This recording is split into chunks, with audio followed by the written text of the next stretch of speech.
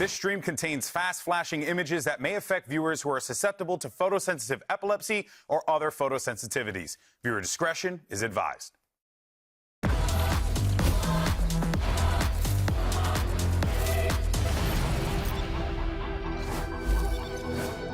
Today, one team will punch their ticket for Masters Bangkok, and one team will see their dreams of making it to the first global of the year dashed away. Hello, everyone, and welcome to Day 10 of VCT Americas Kickoff, coming at you live. Where at? The Riot Games studio. Where are we located? In beautiful, sunny, maybe not in this studio, Los Angeles, California. Hey, what's going on, everyone? It's raining, man. It actually is raining, that's right. You can't just always say it's sunny. I was outside for like a grand total of 3 minutes today, so that's just a skill issue. Is it sunny in Philadelphia right now? Probably. Well, no, it's January. It's definitely not. It's always sunny out there. That's not true. You were looking for. That's what you were like. She's never seen the show. She lives there. She's never seen the show. That's crazy to live in Philadelphia. Seen the show. No, you haven't. Only the first few episodes. I need to watch them. And also, you should watch Abbott Elementary. Anyway, let's go ahead and move on. All right, Abbott's a good show. Now, last week, we had 3 days of intense competition and incredible matches. But here is how our co-streamers reacted to some of the most jaw-dropping moments. Take a look.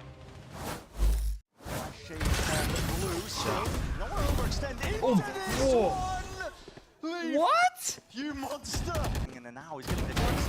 Oh, isolated. He's read down through that fight. Oh my God. Definitely got the read onto it. The tap, baiting. What a flick, dude. Unbelievable. Is he going through? Now given away. He's found one. 2 more. He's gotten it down. Impulse. Wait. He finds a time. Now repositions. Doesn't know where he is. Position now given away. Oh, he's so cold, bro. Fire with fire here. Yeah, He killed him. Scrappy start for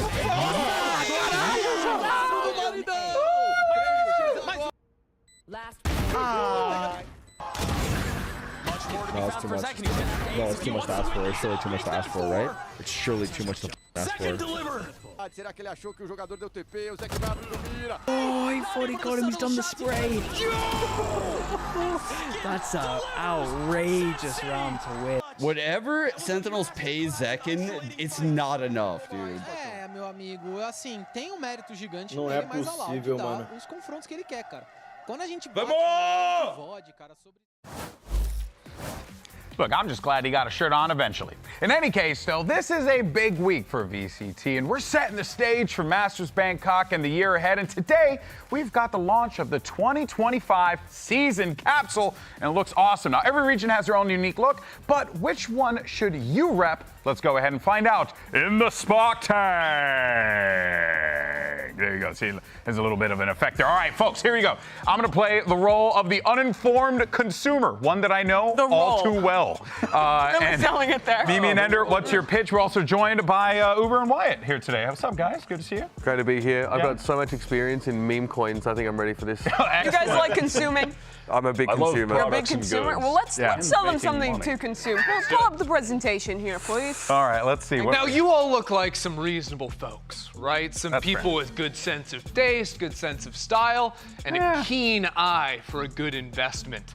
America's team capsules are a great investment. And why should you invest? Well, first of all, I know Golden Boy can't relate to this. Wyatt can. Wyatt totally can. But you're gonna be so popular if you get these skins. How are you gonna be popular? Are you popular right now? How many notifications do you have on your phone right now? Oh, like 12. How many are from Slack?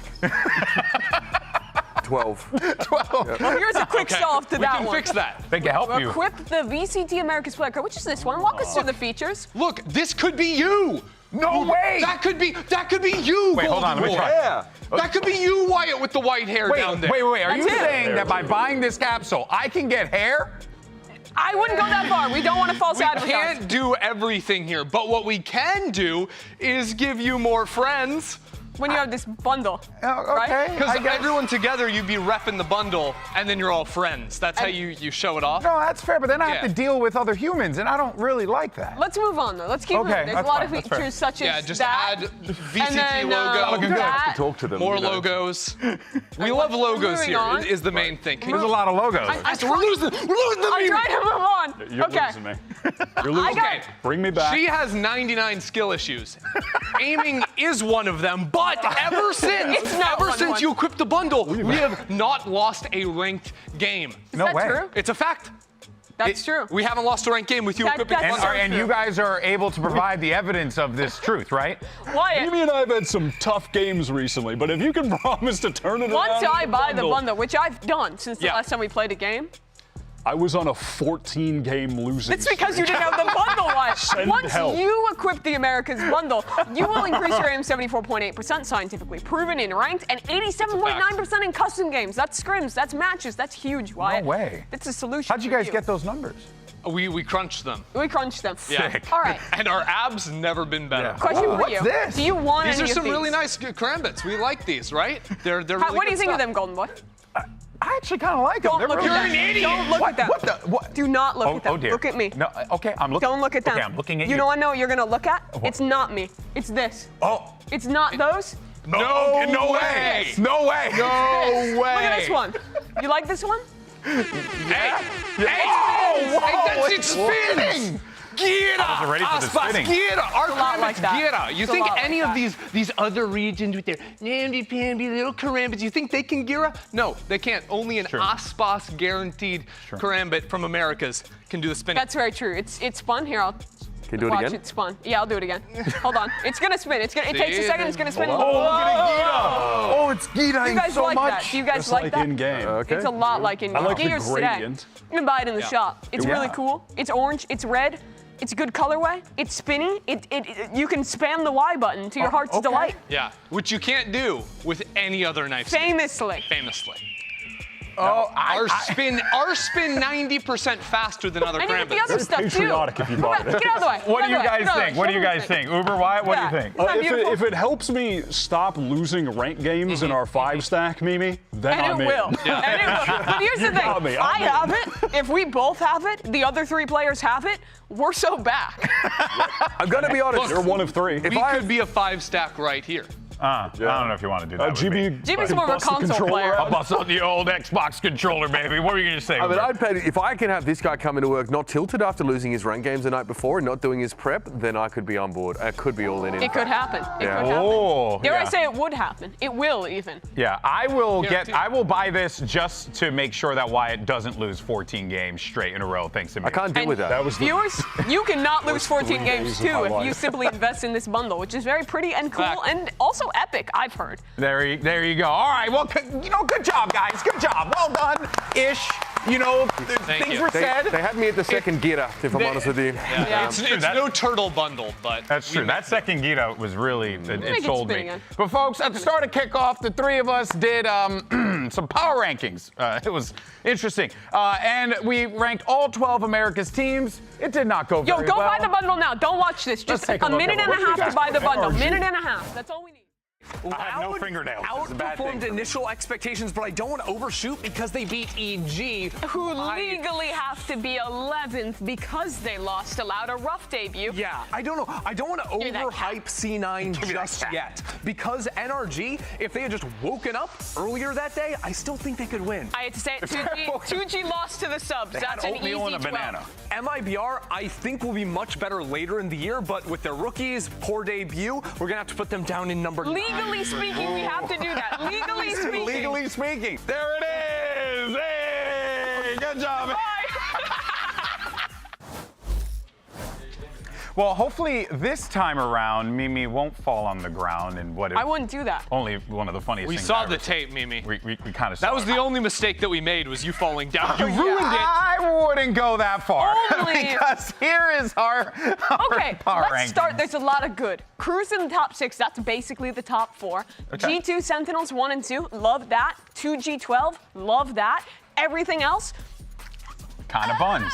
To be fair, we literally watched MIBR get smacked in their first game. We had to put them 9th. It was the law. We could have put them lower And if I we think wanted it's important to know. honestly. I think it is important to know for the viewers at home, right? When we did our initial power rankings, this is like some cope for us. This is some cope for us. Okay, we had a week of rest, and we legally, against the law, we couldn't put the teams that lost their games above the teams that beat them in those games. So, you know, that's kind of where we were. But here's the deal. Here's the deal, folks. All right, we're down now to our final 4 teams, and the stakes couldn't be higher. All right, and we only have 2 slots left for Masters Bangkok, and teams are going to need all the championship points that they can get, and we saw how important those championship points were last season, especially for the Sentinels. So for now, as you take a look at the bracket, here's a closer look at our top 4 finalists, and we're going to break this down with a nice scientific chart here. Basically, what we're trying to say is who's playing the old meta, who's playing the new maps, who's playing the old meta, who's playing the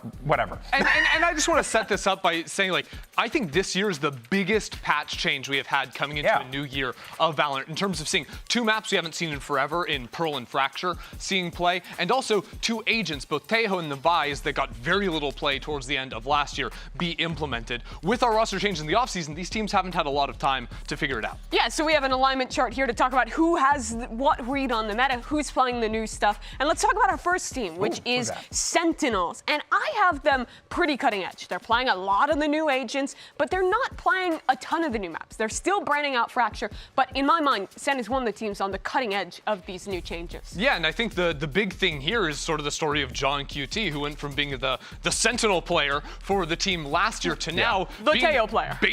Literally just a Tejo one trick, right? He's made this full swap over into the initiator side of things, which has changed Sentinel's playstyle a lot, right? I think last year they were so much around the calling of a lot of macro ideas, playing the slow split style. That was the iconic stuff with the double smokes and a Cypher. Now the Tejo makes them much more exec prone. Yeah, and the implementation hasn't been perfect at times, but they're indexing really heavy into the Vice Tejo Yoru, which I think is probably the strongest 3 agents in the meta right now. You have Yoru to counter out Vice, you have Vice to counter out Tejo, and then you have Tejo, who's just incredibly strong with that refreshable utility. But they're not playing all the new maps. A team that is a little bit more in the past, though, with the stuff they've been playing, is Made in Brazil, because these guys, they have not really done much new at all. They're playing Pearl, but they're almost all the way into comps we've seen before. Yeah, and even like on maps like Split, you have Artsin playing the Raze, they're playing Raze Jet, they're playing this they're running back double duelists. Which is from the ancient times of Paper X, from the olden days. Yeah, but what it makes for is a team that even when you do dip into the very old style of play,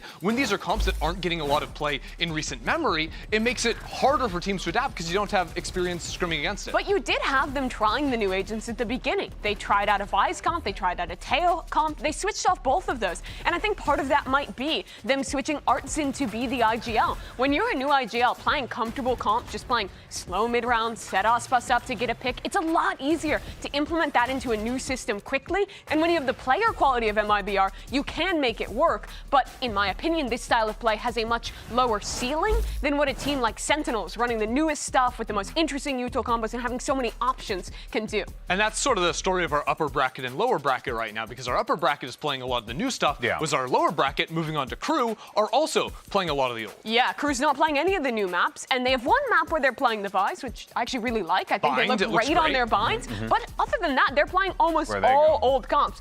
So I'm going to put them a little bit more in the middle of this bottom quadrant here. Not playing Pearl, not playing Fracture, but being a little willing to check out the Vice, while still playing some real old stuff on some of their other maps. The thing that's so interesting to me about this KRU team is how sort of, I want to say, like, binary their attack and defense is, right? Like their attack side is looking really, really weak at the moment, whereas their defense is completely locked in. I think with this KRU team, you have 5 very skilled players. When they're taking fights on their own terms, they can 1v3, they can 1v4, they look very good on their defense, but when it comes to integrating in a team setting, that's where they're struggling right now. When you look at our upper and our lower bracket, you really see this difference, where our lower bracket teams, I think, are very focused on playing slow defaults, letting their duelists get a pick, playing that very classic style of VALORANT with generally pretty old comps, versus the rest of the field, your G2, your Sen, who are very reliant on the new util combos, new ideas, how the util works together. And for me, G2 is the ultimate cutting edge team, because not only are they playing new agents. They're also bringing back old agents like the Chamber in new and interesting ways, and they're so willing to play Pearl and Fracture. Both those maps look great for this squad, so I gotta put them all the way up. Wow. Yeah, honestly, like I love to see what this team is doing because, yes, like you say, I think they're playing the best comp currently on Fracture, integrating the Tejo, but also Pearl. You have Leaf's Chamber that is looking incredibly dominant. You're playing no Flash Initiator, but you're making up for that fact with a Yoru and a Vi, so they've really figured out the puzzle pieces to make the new meta work. One question I have regarding that, though, is, yeah, we're seeing Chamber being used by G2, but how much of that is individuals like Leaf being able to do that and not the meta necessarily? I don't necessarily expect a ton of teams to pick up Chamber, but I think it helps them call around their defense a lot. These heavy initiator, Teo kind of compositions oftentimes rely on you making proactive plays on defense. And I think having a guy like Leaf, who you can guarantee let lock down one side of the map on the Chamber, is such a boon, and he's so good in those positions. Yeah, on the defensive side, on the attack side too, he's locking down and making it impossible for anyone to lurk against him, and also finding very good lurk timings of zone. And I think those are all the reasons why G2 stocks are sky high. They're at the cutting edge of the meta. They're showing incredible individual play. And when you watch them play, they just look a step ahead. They're so prepared in their reads in the mid-round for what their opponents are going to do. They've just looked sublime in their 2 games thus far. Yeah, and to me it seems very clear how we've gotten here with this G2 team, because out of all the teams in Americas, they have gone through the least amount of actual change, right? They've kept 4 of their core players. They've added in Jogamo, which has been completely seamless, whereas the other teams here, Sentinels and KRU, I believe, have kept 3 players. MIBR only kept the 2. So G2 have had a lot more time to focus on implementing and mastering the new stuff, whereas these teams haven't really bothered implementing it. They're playing the old, working on learning their team fundamentals. And Sentinels, they're slowly trying to integrate that in, putting Teo on a bunch of these maps, but the puzzle pieces aren't quite fully aligned for them. And if I also want to, kind of take it back a step further and look even wider out, I mean, this core has been together for such a long time now, and the results kind of speak for themselves. Won Ascension, has succeeded in doing a ton of incredible things. I mean, granted, last year didn't really go, I'm sure, the way that they would have wanted to go, given the way that things have panned out in the early parts of the competition. But as the season went on, we were seeing a G2 team that really rested on their fundamentals. G2 came back at the end of the year, but if there was a learning from last year's kickoff, it was about how important doing well early in kickoff is. Sentinels went on an incredible run to win this tournament, got themselves huge championship points there. Kind of combine that into a win then at Masters Madrid, even more points from that. And they were all but locked in 2 champions from the first few months of play in the year. And even though they struggled in the middle, they managed to come back and look pretty good at champions at the end because of how important their early performance was in 2024. And applying that to this year, I think expectations preseason for G2 and Sentinels were very high. The expectations for MIBR and KRU, while improved upon last year, were maybe not planting them in top 4 just yet, if you saw our power rankings. So I think for these teams especially, if you want to see a KRU make it in on championship points at the end of the year, the better you do here, the better you're going to end up making it long term. And with the championship points spread out across the top 4 seeds, that's very meaningful that they've already made it. Yeah, all these teams are getting points at the very least now, but if you're making it into the finals, if you're making it deep, qualifying to Bangkok, it makes the rest of the year a lot simpler for you, and you don't have to be as reliant as a huge step up, which we have seen from KRU in the past, right? They've always made champions,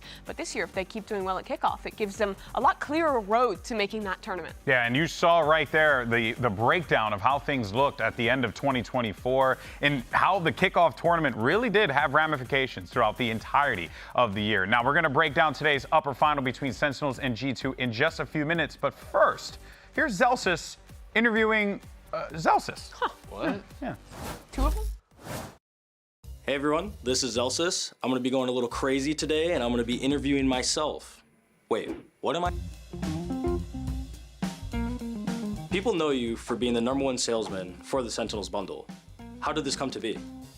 Well, it isn't easy, especially when you have to compete with all the other bundles, but it's definitely a rewarding job for sure because I'm the only bundle in the game. Were you always the Vibe Merchant in your career? And do you take pride in being the Vibe Merchant? Well, I'm glad you asked that, Zellsis. I definitely haven't always been the Vibe Merchant. You could say I was the Vibe Killer at sometimes back in my career. Sometimes you have to be the Vibe Dad because you just have a lot of kids on your team that, have no discipline. But yo, this is not helping my case because I don't know, sometimes I just lose my mind with things and like, yo, you're getting old, Unk. And I'm like, yeah, I'm kind of losing my mind. All right, so you've always said that you wanted to win 1 trophy in your career. Now that you've won 2 trophies, being America's Kickoff and Masters Madrid, what would you like to accomplish now this year? I guess my goal this year is to win as many as I can. I don't want to give up esports. I love esports. I want to be in it after I'm done playing as well. So I guess I want my name to be remembered. I want to be in the top of the NA Americas players, and that would be my dream. Well, that's it for the interview. It was amazing to be able to interview such a talented man such as myself. You should try interviewing yourself sometime. It's actually pretty fun. I will try that sometime there. I do that in my mind all the time. Really? Yeah, you know, I got problems. But you know what, folks? It's going to be a good week. It's going to be a good week of games, good weekend of action here. Are you talking to yourself again, or is that tough? You know, it depends. Hyping it up too. You never know. Yeah. You never TV know. in your head. Yeah. I usually let the little guy in there know, hey, you're doing great. Here's the joint, though, fellas, all right? Let's move on and talk about Sentinels, because this squad had to pull all the stops in order to take down, honestly, a Loud that came into this kickoff with low expectations, but came out of it quite white hot. I'm going to be honest, it was a miracle that Sen won this game. Not from the onset, but what happened in the match. You look at them down a map on Pearl. It's something like 11-11. And then the last 3 rounds, I think Loud makes some big mistakes on the way they're playing B, leaving Pencata backside every time, and they barely scrape by to win that map. Then map 3, they're down on Split. Zekin has a 1v5 ace to bring them back. This was a very classic Sentinels win, where so much went wrong, but in these last few rounds, they always came up with the right call, had the right player make the big play to survive an incredibly close match against Loud. So what you're saying is they're on track to win Kickoff and win Masters Bangkok. It's a similar script to last year, because I will be honest. Literally last year, they played the maximum amount of games. So far, the first 2 series, it's gone 3 games in both. It's been insanely close. They've nearly been eliminated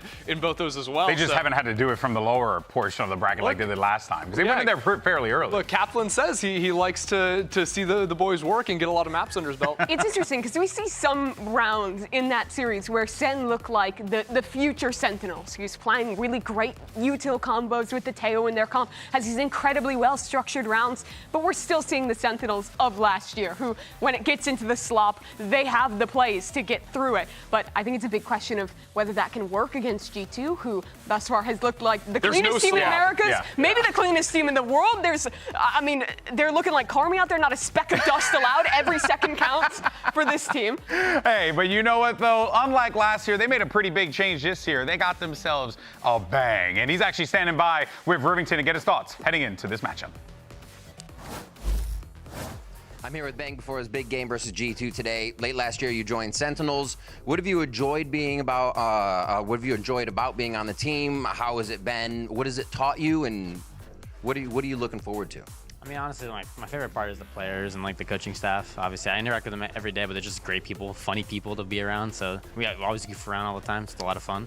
But honestly, it's also taught me, being on Sentinels, like how much some orgs can care about like their players and the management. I feel like they care a lot about us, and they've shown it many times. So we always get catered to our needs, to get food whenever we want. So it's pretty chill. It sounds like a good gig. Good luck in the match today.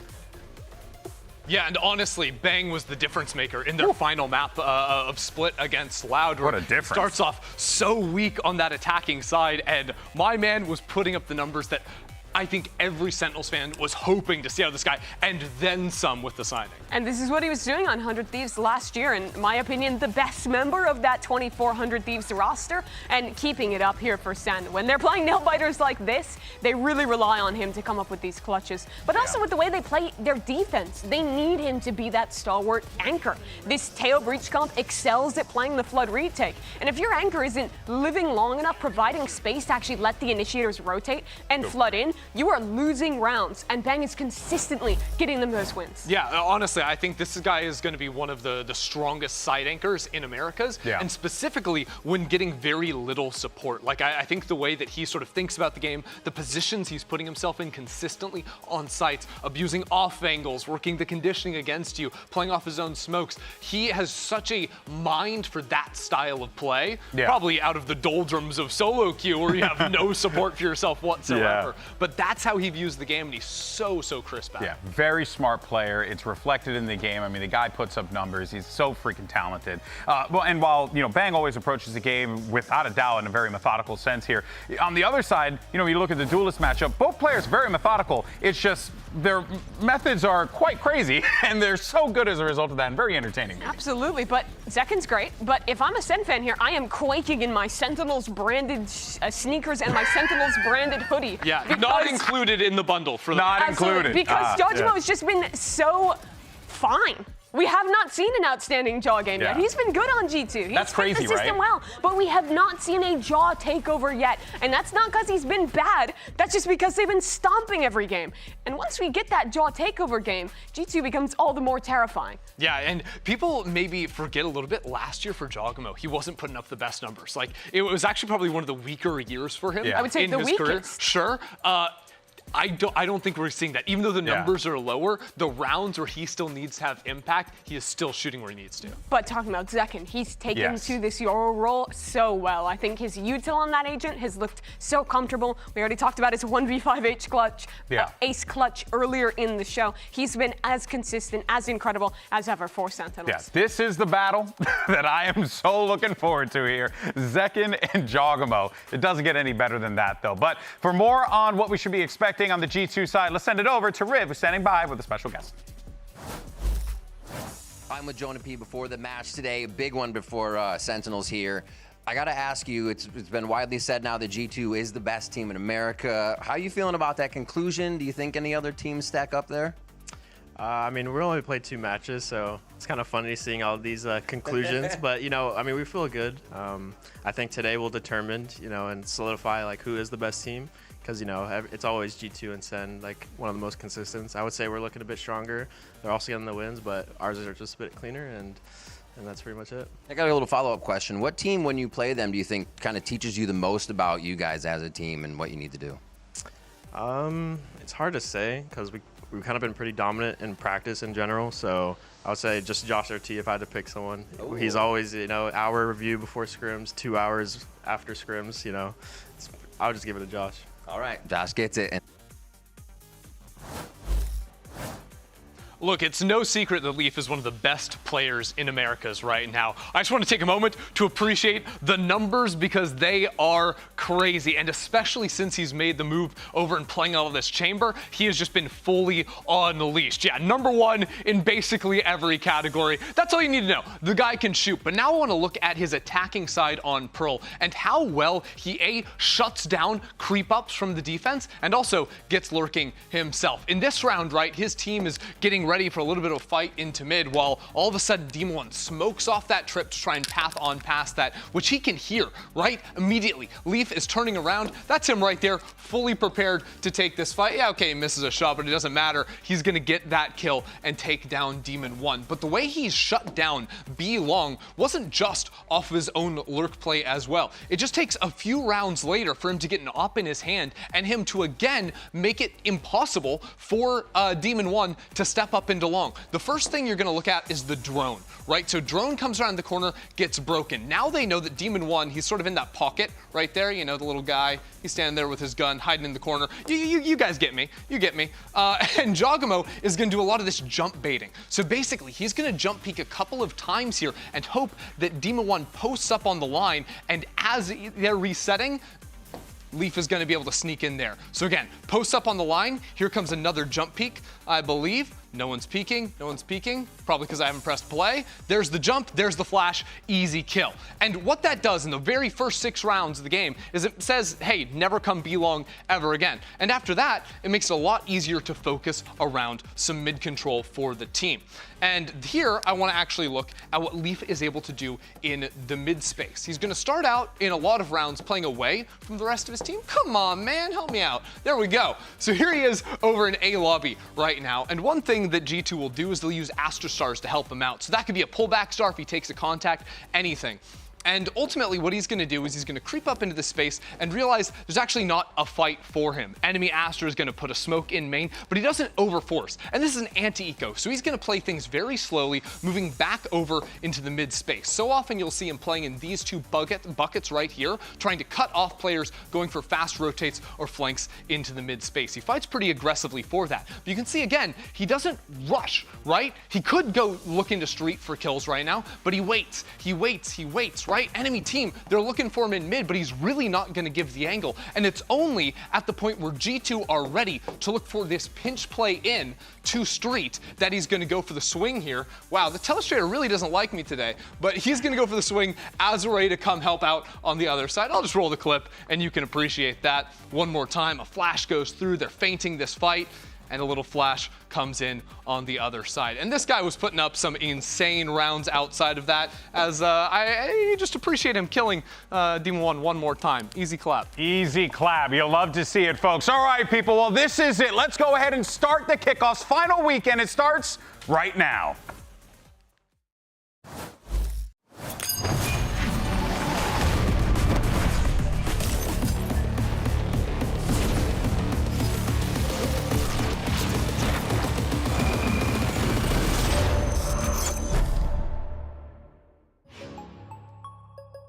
My upcoming match against G2, it'll be a good game as always. I think they're very talented, they're very young, very skilled. I think One Leaf is just in his form right now.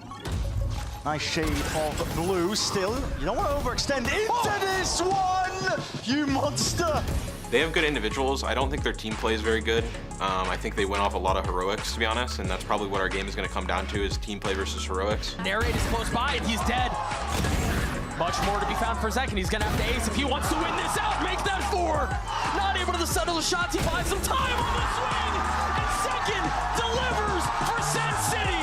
One of them will just go for hero timing and they'll maybe get it, or they won't. But we just need to be very prepared for that kind of stuff and just make sure that we do our best to not let it overtake us. I do think if they make the international stage and they win something, or keep going top 2, then I'll consider them the best team in the world. But right now, sorry G2, but it's just Americas.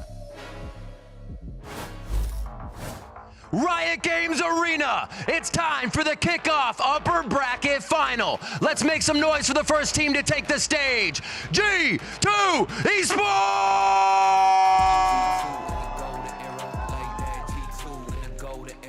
And G2 Esports coming into this one with a lot of hype. And they have every reason to be excited for this. G2 has been on an absolute tear throughout the entirety of kickoffs, looking like a dominant force, Mimi. Can anyone stop them? They look like the team to beat. Their team play has been excellent throughout this tournament. Whenever a round goes wrong, the individuals have won pretty much every time. I cannot say there has been a team who has tested G2 yet. And I think the biggest question for Sentinels is, are they in the same league? Can they actually challenge this G2 team, or are they going to make a run all the way to the Americas Trophy and Bangkok? It's going to be very interesting to see how this all plays out. Let's go ahead and bring out their opponents.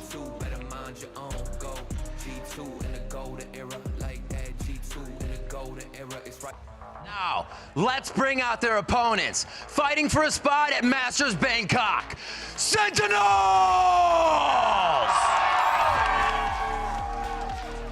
And you can hear the crowd for the Sentinels, most definitely the fan favorite squad. A lot of people love this team, but I mean, there's one team that don't love them on the other side of the stage is G2, and they're looking to shut this one down as soon as they can. You heard Zellsis as well saying, I don't think G2 is the best team in the world, and maybe America's, but we'll see.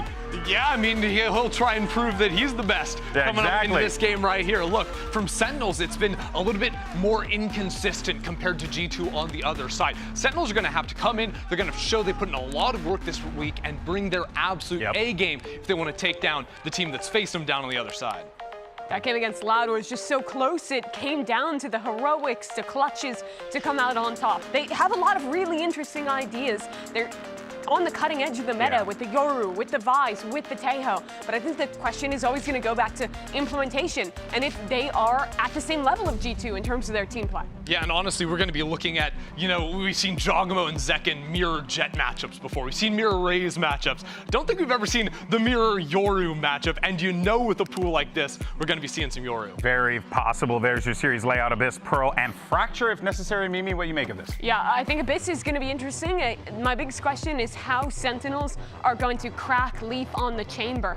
They've only shown that map once thus far, but he was an absolute menace in main when they were on their defensive side. So many resources had to get put into dealing with that one guy. And on top of that, they're playing double Senti as well with the Vise in the mix. It's a very difficult comp to navigate through. Yeah, genuinely, I think that G2 has the best read on the meta of teams in Americas at the moment. They've got some patterns you can look at, sure, like how Leaf is going to approach that mid space on attack, right? Very slow in his play, but ultimately what it means is there's very few gaps to try and punish G2 in a massive way, even if you are looking at those tendencies. This team is very reserved in a way where they don't leave themselves open to a lot of avenues of attack. We haven't seen Sentinels on this map yet in Kickoff, so there's still questions there. But for G2, going back to that same comp, or is that different? Were they playing the Vice before?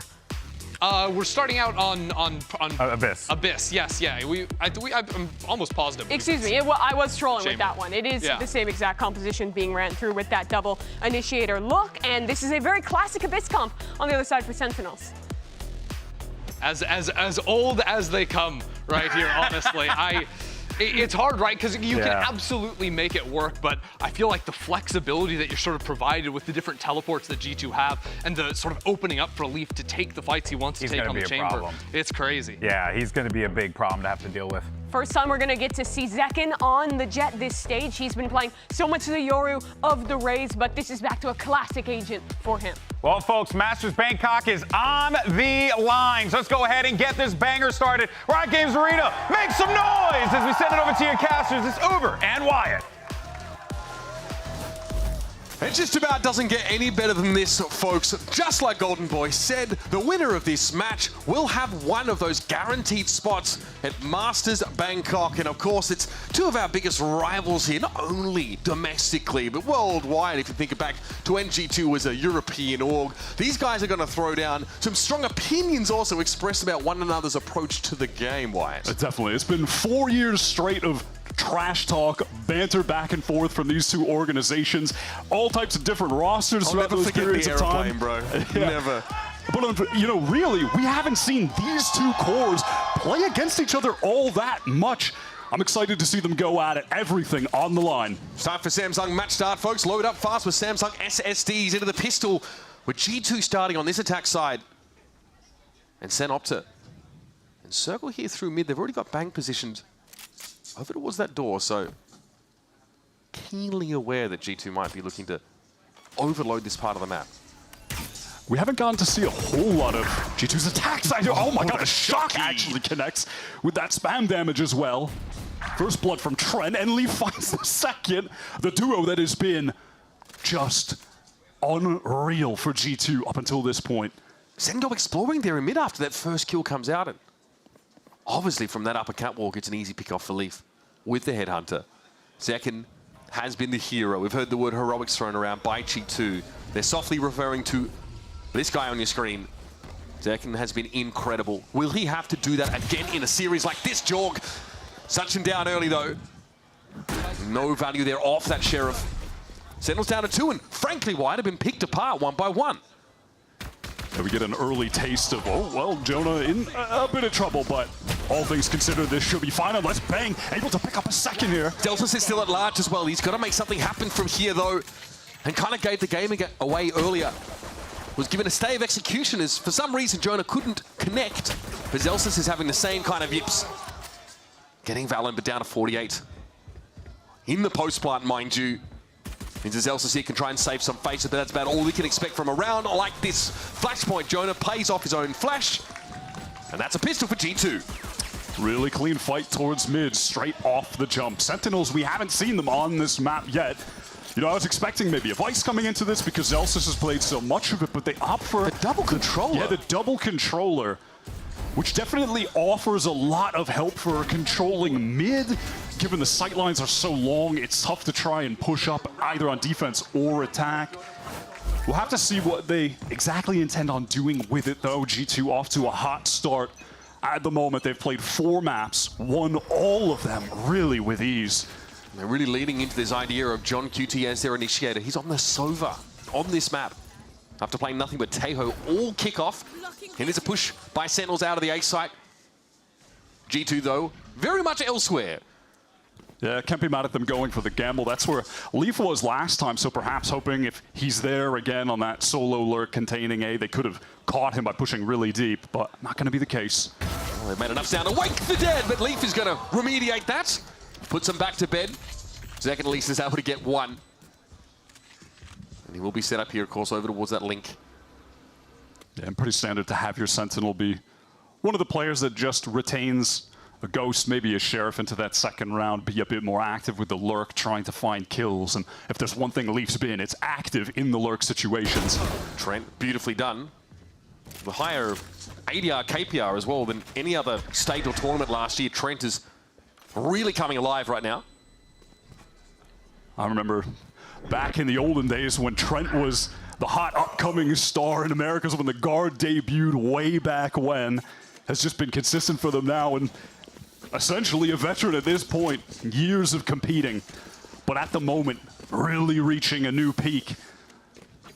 What a battle, by the way. John QT and Valen, who come from the same graduating class, right? Think back, the Guard, M80, these two incredible IGL prospects coming out of North America.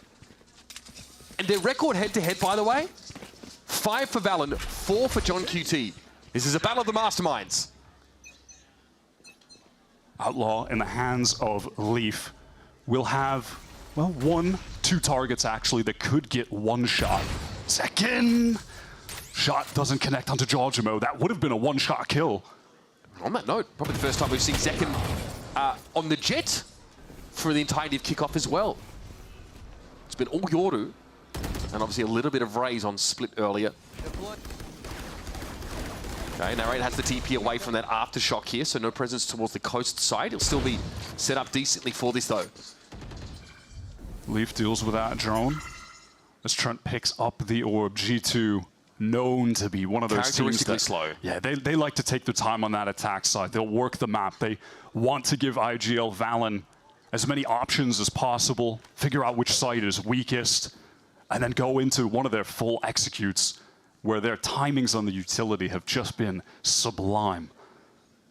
G2 are waiting for much of that util to cycle back up now. Fault line is once more available for Jonah P. We saw that off the rip at the start of the round. Jorgamo here's got some ground to cover, of course, with a stinger in hand. He'd like to make that effective, and Narrate's playing close here. Caught out. It'll swing by Jorg, will secure it. John playing well and truly off the side, but this over util may light the way for Sen, as they've got second tucked up here, nice and close. Spike going to be planted, Zekin Outlaw for the retake, going to be challenging to try and find a kill unless someone from G2 over pushes, but over pushing doesn't seem like that's going to occur whatsoever. They're playing back just to spam the spike on cliffside. Yep, strictly into those post-plant positions, leaving Jorgamo to cause problems up close here with that stinger, get some valued Leaf.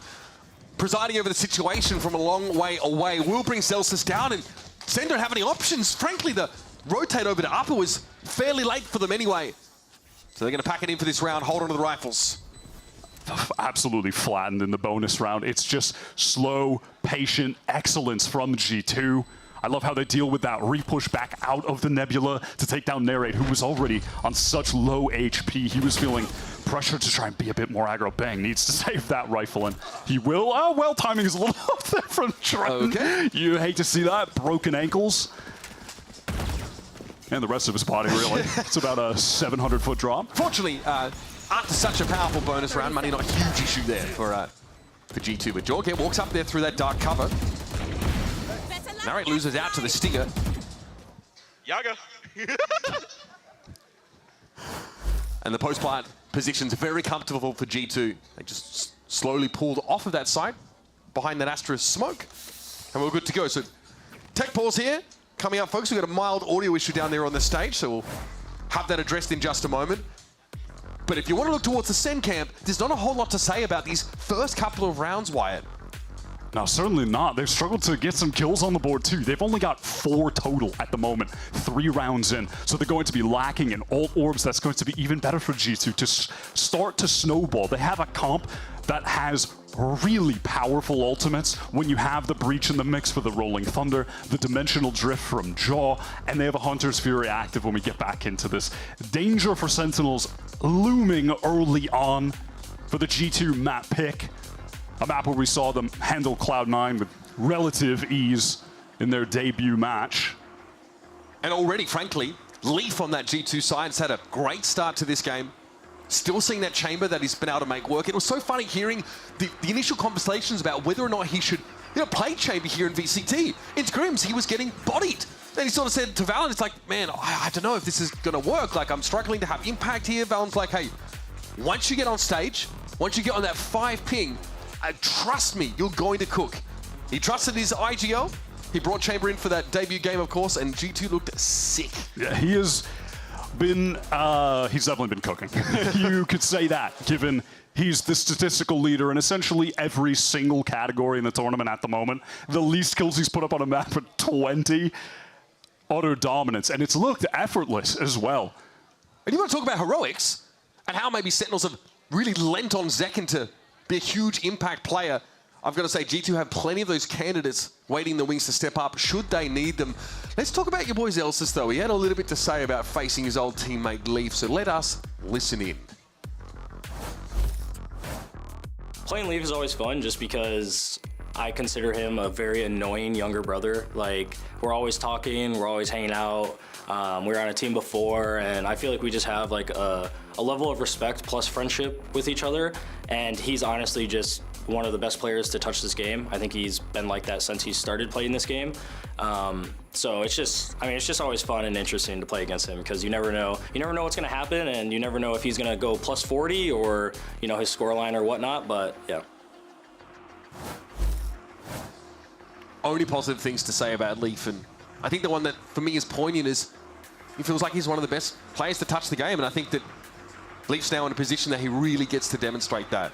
He's got such a cohesive unit to work through in G2 who have kept so much of this roster together for quite some time now. And the dividends for that dedication, White, I believe, are starting to really show this year. Leaf really has consistently been one of the best Americas players for years. Back to when we were pre-VCT and it was still called Challengers, when he was with Cloud9. He's been on these teams that have always been at the top, but just fall short, like G2 getting second twice last year in Stage 1, Stage 2 finals, on Cloud9, where they would just run through teams in the regular season, but fall short in the playoffs.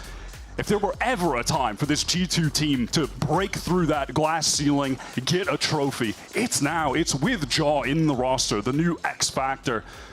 All right, we're on the full buy. What can Sen do? They had a couple rifles saved. And looking all that great for them, of course, after the bonus for G2 went so well for that attack side. Can they make a dent, Sen? A pretty laboured push out of A with no real commitment. It was a pop flash into a recon to try to find an early advantage with the bad buy that they're on. Doesn't manifest itself, and in the meantime, you had Trent over towards B. He expended his drone. He's trying to draw attention, but all for naught. Center still stacked up towards A. Neither John nor Zellsis here at A have good weaponry to work with. This is bad, and Bang was the one actually with the rifle. Crossing to try and pick that up could be dangerous, but Zellsis is able to get there. So the rifle is still in someone's hands, but a huge first pick and Leaf. Okay, I was worried he might not be done, but Zekin finally gets himself into the game here. A late trade, but much needed for Sen. Zekin weak, throws the rifle over to John Cutie, a smart little micro decision. Unfortunately for him, nowhere near the Bladestorm, so he'll be stuck on the Classic. Does Zellsis want to fight this though or get out? He's got no choice, no option. Fault line's going to force him out of the action now. Ajorg scrambling over container. And he's been the one, the tip of the spear so far, to push those smokes and take those fights. It was against Narrate earlier. This time though, he's going to allow Zellsis to stew for a time in security. There might be a crossfire set up here by Valen, so they are ready to work this angle together, but Flash comes in. Valen and Jorg, there they are. Hunter's Fury also feels extraneous at this point. Comfortable round here for G2, and the last of those Sen rifles are torn out of their hands. Just picture-perfect crossfire set out by G2 after getting into the site. It's again that patience on display from them after the initial fight. They don't try to re-clear back into A main too fast. They allow that Outlaw to pay off by slowing the pace of the game. You know, that's something that they've been doing a lot. Prioritizing Leaf getting a scoped weapon on attack. Dare I say, I think Leaf is probably doing more, or rather buying into those scoped weapons, playing with the Outlaw and AWP more in total than I've really ever seen him do in the past. And maybe even, you know, I mean, who else will come close so far in Kickoff? Maybe Digizine, someone else who's really trying to buy into that weapon. He did drop it that last round, but of course, we can upgrade to an operator here. Sentinels calling the timeout. Kaplan trying to fix things early before the game gets completely out of hand. Again, we have to pay attention to the snowball that G2 are on in regard to the ultimates, because Sen were lacking in kills. They were lacking in getting orbs. So as we head into this next one, G2, they're on the cusp of a couple. The dimensional drift one off. And just briefly taking a look ahead, if Sentinels can't get something going here on this map, they've got to rely on their Pearl map pick, which has looked great for them in fairness, but I mean, G2 took us there once and looked stunning. So there's no guarantee that they can even the series up here. They must find some traction on this defense side of Abyss. Now, this is going to be, should be the toughest test for this G2 squad so far. They've been going against better and better opponents as time has gone on. It started with the 2-0 versus C9, and then Leviathan, a 2-0 versus them. But for Sen, this has to be 2-1s. This has to be the real test for them. All right, can Sen get back into this out of the timeout? What has Kaplan cooked up for them? Might get another early pop off a flash on the A side of the map for Sen. Looks like they're going to give it up here. And a smoke placed pretty far forward by Narrate over to B. So Jorgamo's going to have this orb. Yeah, gets them the dimensional drift, prioritizing the ultimates. Again, it's that snowball that they're on economically with the orbs. Offers Zekin. He's trying to control mid. Perhaps have an engagement against Leaf, but we'll have to see. This is the same spot that Narrate was tested in by Jorg walking up at the Stinger a couple of rounds ago. He's elsewhere, though. He's made his way all the way down mid. It might look to wrap around here. Emerge at a pretty dangerous timing here for Sen. He should spot John over there. He's going to be forced off by a fault line. Here comes Jorg. He's on the side, and Narrate gets absolutely flattened. And nobody else for Sentinels is inside B. They've all now got to peer in from the extremities. And once again, G2 can fall back to these post-plant positions after Trent sticks it. Oh, and Jaw, he went back through the gate crash, picks up Bang on the rotate as well. That is so intelligent from the new G2 star. Their one off-season change. And Sen have to just drag themselves here onto the site. They've cleared it at least with a 0 point. They have some information, but Leaf will be waiting on this. Oh, an opportunity to strike, but Zekin is waiting, and he held the line. Now, things get a bit more even. Zellsis able to spray down. Trent's going to have a crack in it, or at least light them up here. Trying to stop the power, but Zekin plants his feet instead. Jorg, though, coming from behind. Zellsis isn't ready for it. The third for Jorg, and now the updraft won't be enough to shake the Yoru. Jorg with 4, and G2 cannot be stopped. Jaw is just too good. He is the X factor for this team. The reason we're looking for them to have finally, you know, push things over the top. This roster is just so good. All 5 players. Man, that guy put in some mileage last round. Right here, this moment, that flash into the fault line. Look at how it leaves Narrate on an island, and then that snappy shot. Teleports back to mid, cuts off Bang on the rotate from A, and then reacts with a flank. The pathing in that round from him is perfection. This guy is so different. Sen got completely exposed in that round. And now, of course, we go back to take some humble pie. Just the pistols to work with now. Bladestorm for Zekin, any edge that Sen could possibly get in a round like this, any way to keep a lid on the economy. They've gone back to the well of push A main, try and find an opening there, which hasn't worked so far. Zekin spotted by the drone, and he's going to be on the run. Trenton's just ready for it. Playing in a safe proximity, clearing with the hour drone, and Sen re-explore immediately back into A main. They are adamant about getting their pistol value, such that Zekin even extends to get some damage on Trent. And G2 don't like what they see. Now they take control of mid for the attackers. Again, it's slow from G2. They want to get that information around the map. They know that there's got to be, I mean, minimum 2, probably 3 players fighting for a main, so they gather up B. But Sentinels kind of beating them to the punch. They've got rotates here. Can they try and get in for Narrate? John is playing from upper instead of Link this time. Narrate's going to get hit with all of the util here, though. He is stunned for the foreseeable future. And Jorg emerges, another double. Zeka with the Blade Storm, desperately trying to even the odds. But this is oppressive from G2. The fundamentals on G2 have been lights out. This is the 5th map in a row on this tournament where you never spot a situation where a player is pushed forward and there isn't that second player behind him ready to trade. They are always there for each other.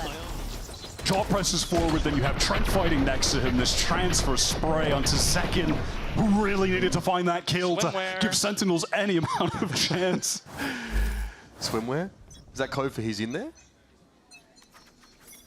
6-0 here for G2. Once again, Sentinels back to the buy. A Cosmic Divide here, that's set up by VALORANT.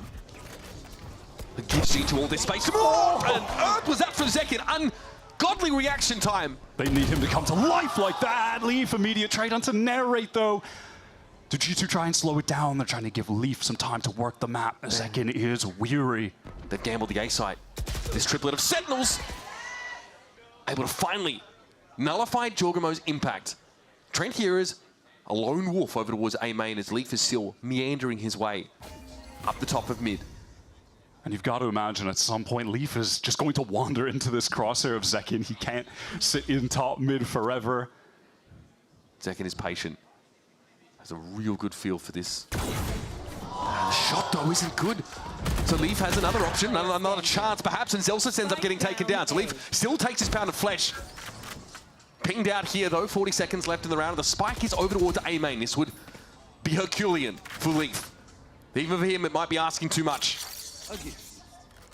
Okay. 30 seconds left. Oh, that's unreal. Bang gets hit with a trademark there. Easy to spray him down. He was slowed. But again, up against the odds was Leaf, and finally Sen City get the lights turned on. Feels like they either found or are just trying to force confidence in that round. But I want to see that from Zekin. He really has been the key to success for Sentinels. Like Leaf said in that interview before the game, he feels that this team is relying on heroics. The hero has been Zekin. He comes up with that lovely first kill. Brick by Brick is right. Been a very lackluster start here for Sentinels so far, but now something a little bit more to hang your hat on.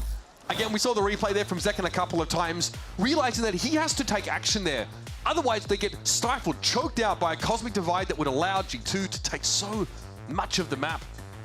It was important that he intervened in that situation. We also see Zellsis get more active over towards the A main. Took a kill of his own. And once again, ironing out just a minor audio issue here. Sentinels, of course, know they have a bit of a climb. G2 have been flawless, though, in so many of these rounds. And again, that was a round I'd pin on heroics to some degree from Sentinels. Are the fundamentals going to be there in a long series against their arch nemesis? That was a cool attempt at that split A hit from G2.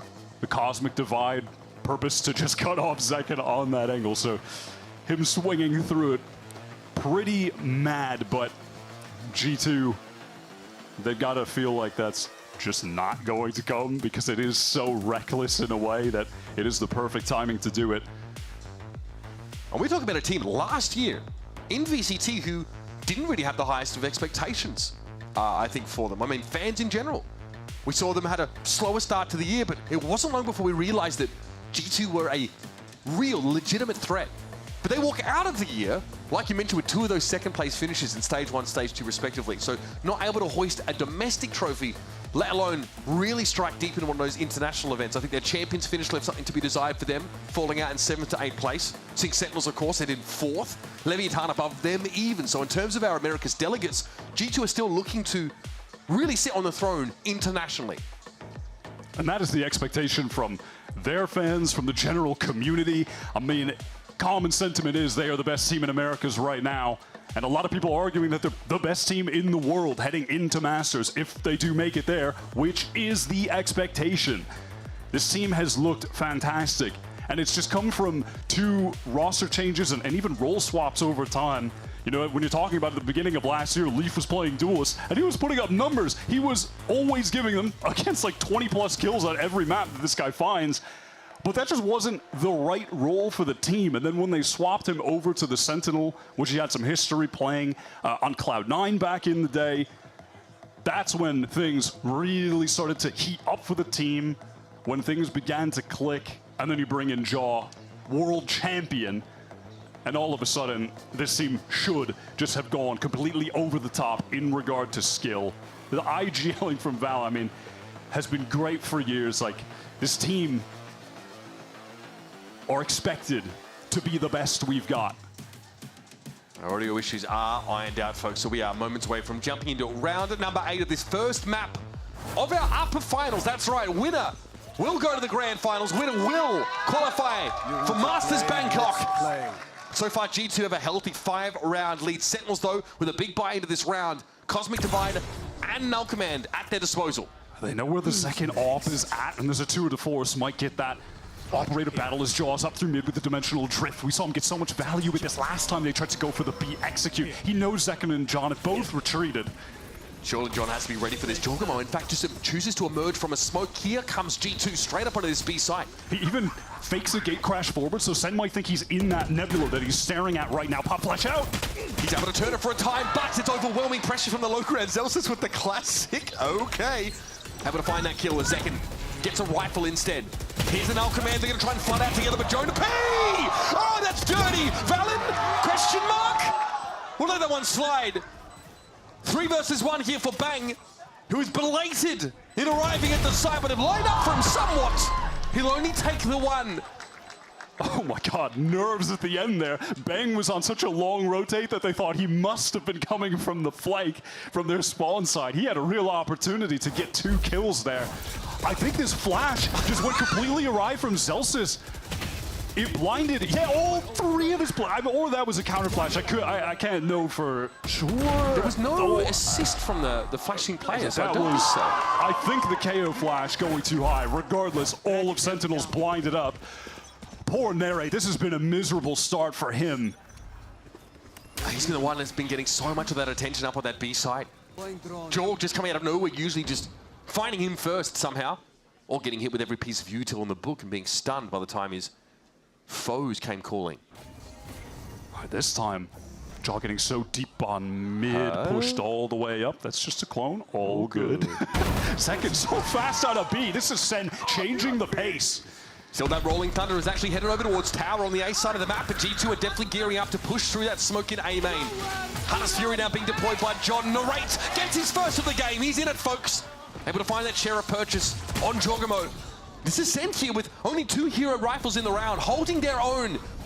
But now G2 are really going to come to call on his A side. An opportunity for Jonah P.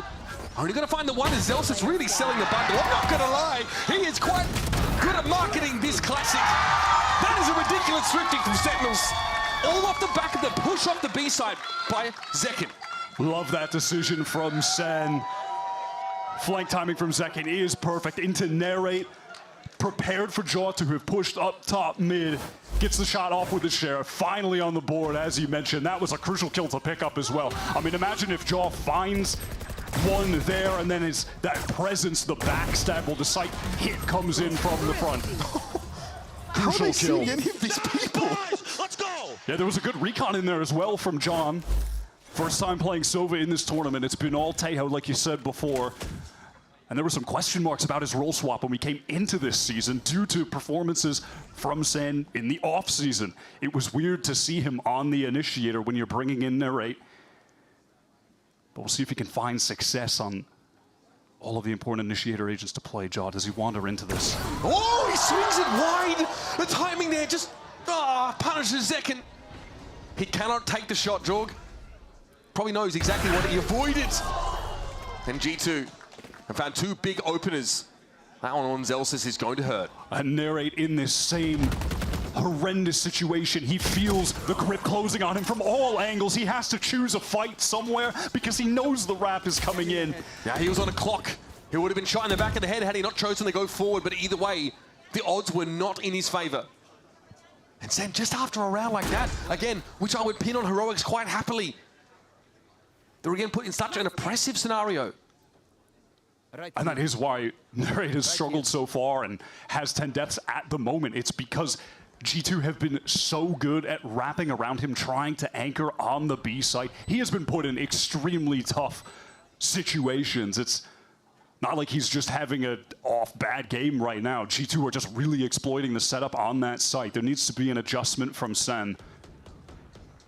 They're running out of time in this half, Wyatt. That's the issue. Enough money to still have a full buy in this next round. But again, we are headed into round number 11, and they have only those 2 rounds to their name. Jonah P trying to dot his I's, cross his T's, but Bang is waiting for him. Okay. Not too shabby. You'll notice that G2 aren't exactly swimming in gold coffers. 2 Still rounds worth left. going for the hunt, though, with the state of the money that they've got.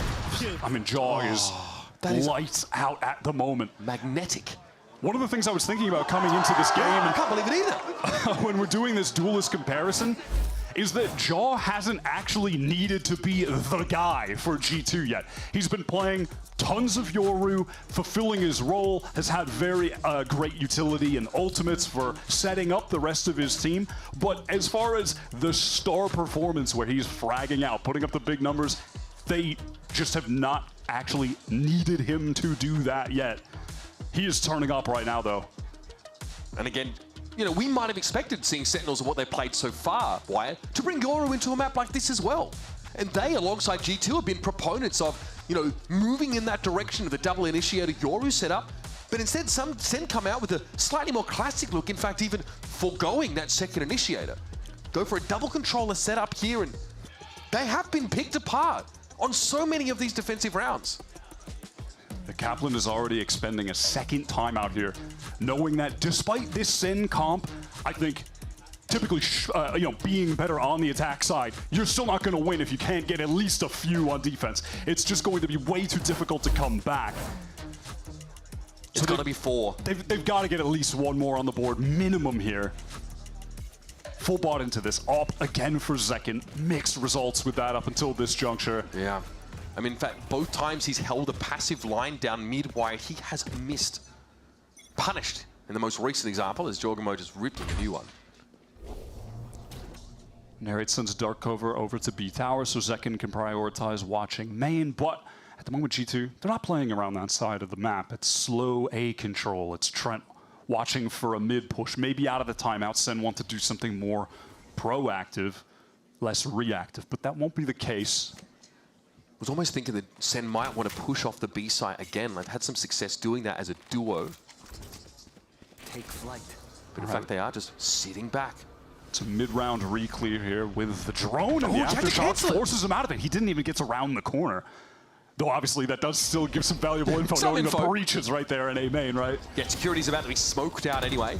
Trent gets it out, drone in, knows there's a player at the back of the site. Here goes Sentinels. They do need to get their ducks in a row.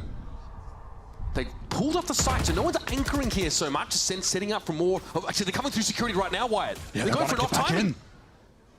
Smokes in the way. Narrate those C's. Jonah up on that higher ground. Jorgs is going to trade it out. John swings in. That's a tough one to win. And send it down to 2. They have to win this round. Zellsis trying to find the timing up into heaven. The smoke comes down. That might have saved him, but ultimately it's going to make it more than uncomfortable and less than ideal to get back into this site. Though he does have a flash. He can pop flash out of this. There it is, but oh, it doesn't connect onto Trent. They have every angle covered, Wyatt. They had security, A main, tower, all eyes on those locations. Okay. Link is bombing up there, being a nuisance. Second will punish him for his audacity. But there's not much more that he can do in this round. He has to walk away. He's being chased as well. Trent is right behind him and he knows it. He's heard it. He needs to hit the shot. They need to save the op into this next round. Trent is jiggling the angles perfectly. He's on the run and he gets punished. Gun down. Operator lost, and the economy is in a tragic situation for Sen with the timeouts expended. He didn't have a chance to reload the shorty. I think he pulled it out for a split second and realized that he had to turn tail and run. Oh, that's heartbreaking stuff. It doesn't matter how good their attack side is going to be. This comeback feels insurmountable. They need this last third round so desperately. Unfortunately, right now, things are not clicking. No, they tried to get back into the site with the paranoia. Why are you running? But it just didn't end up mattering. Oh, and Leaf punishes the push, reading that with Ezo G2 and Giorgio swinging onto it. This is only the second time that they've tried it this half. How did G2 read into this? Oh man, that is devastating. Now Sen on their last legs in this round already. A faster pace switch up here for G2 has left them without a leg to stand on. Trying to play aggressively on defense against this G2 team, you are just wandering into a trap. Leaf is going to have the AWP on the angle. They're going to be ready to re-swing onto you with flashes from Jaw. This is next to impossible for Bang. He gets the first. All those post-plant positions, though, there's an easy double swing here for G2 with some Jonah Peak U-tool to set it up. Smoke is well placed. Here's that Hunter's Fury now. Bang just doesn't really have the time to get to the spike where he's needed. He's able to dodge that one. Give it a tickle again. Step forward from the smoke and shut down. 10 rounds to a paltry 2. G2 clowning on Sen on this map so far. Abyss has looked so clean for them. We didn't know what to expect from Sen, but so far, we're not impressed. Phenomenal play, working the map from G2, how they exploited mid into the B splits. Dude, I thought me saying pause would get you like 5 kills. Were it only that easy. It's a rough start here, an 8-round deficit for Sen, but Riv is standing by with a couple of retirees enjoying the show here at the Riot Games Arena. Thank you very much, gentlemen. I am over here with Tens and Tarek. We're just hanging out. Don't need the fire extinguisher just yet, right, guys? Things are semi-okay? Yeah, no, they're okay. Everything's going according to plan, of course. Okay, cool. So what was the discussion over here when you guys were thinking what needs to be changed, what needs to be done? 10-2 isn't... It's not great. Yeah. It's not great. Okay, I think I speak for the entire community. I think we've just had enough of Abyss.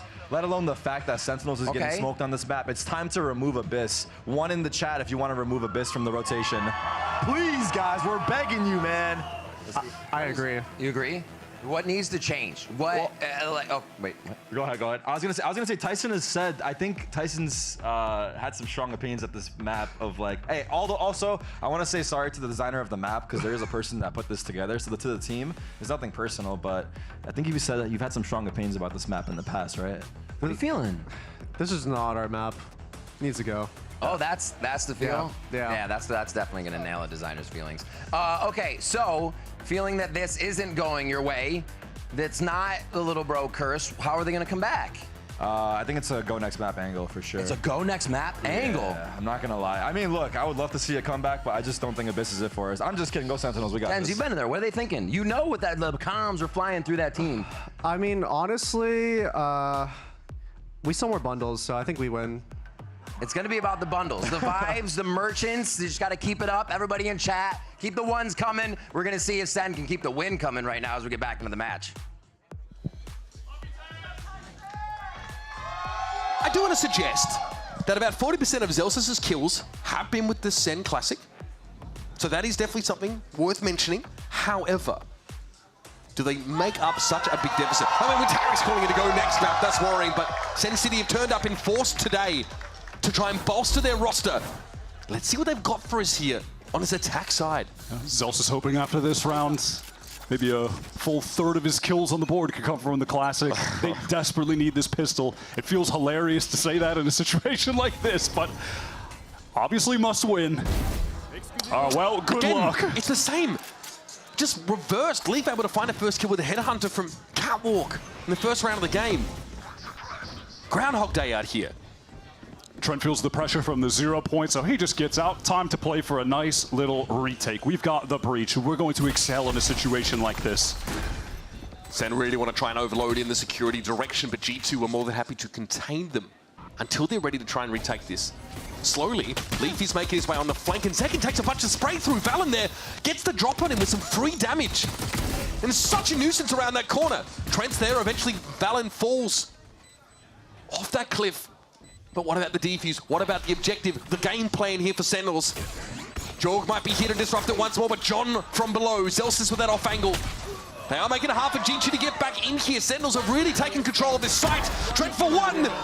He's had 3 in the round, but there's just no time to go for a defuse at this rate. And Zekin, you better believe, will keep himself scarce until it's time to strike.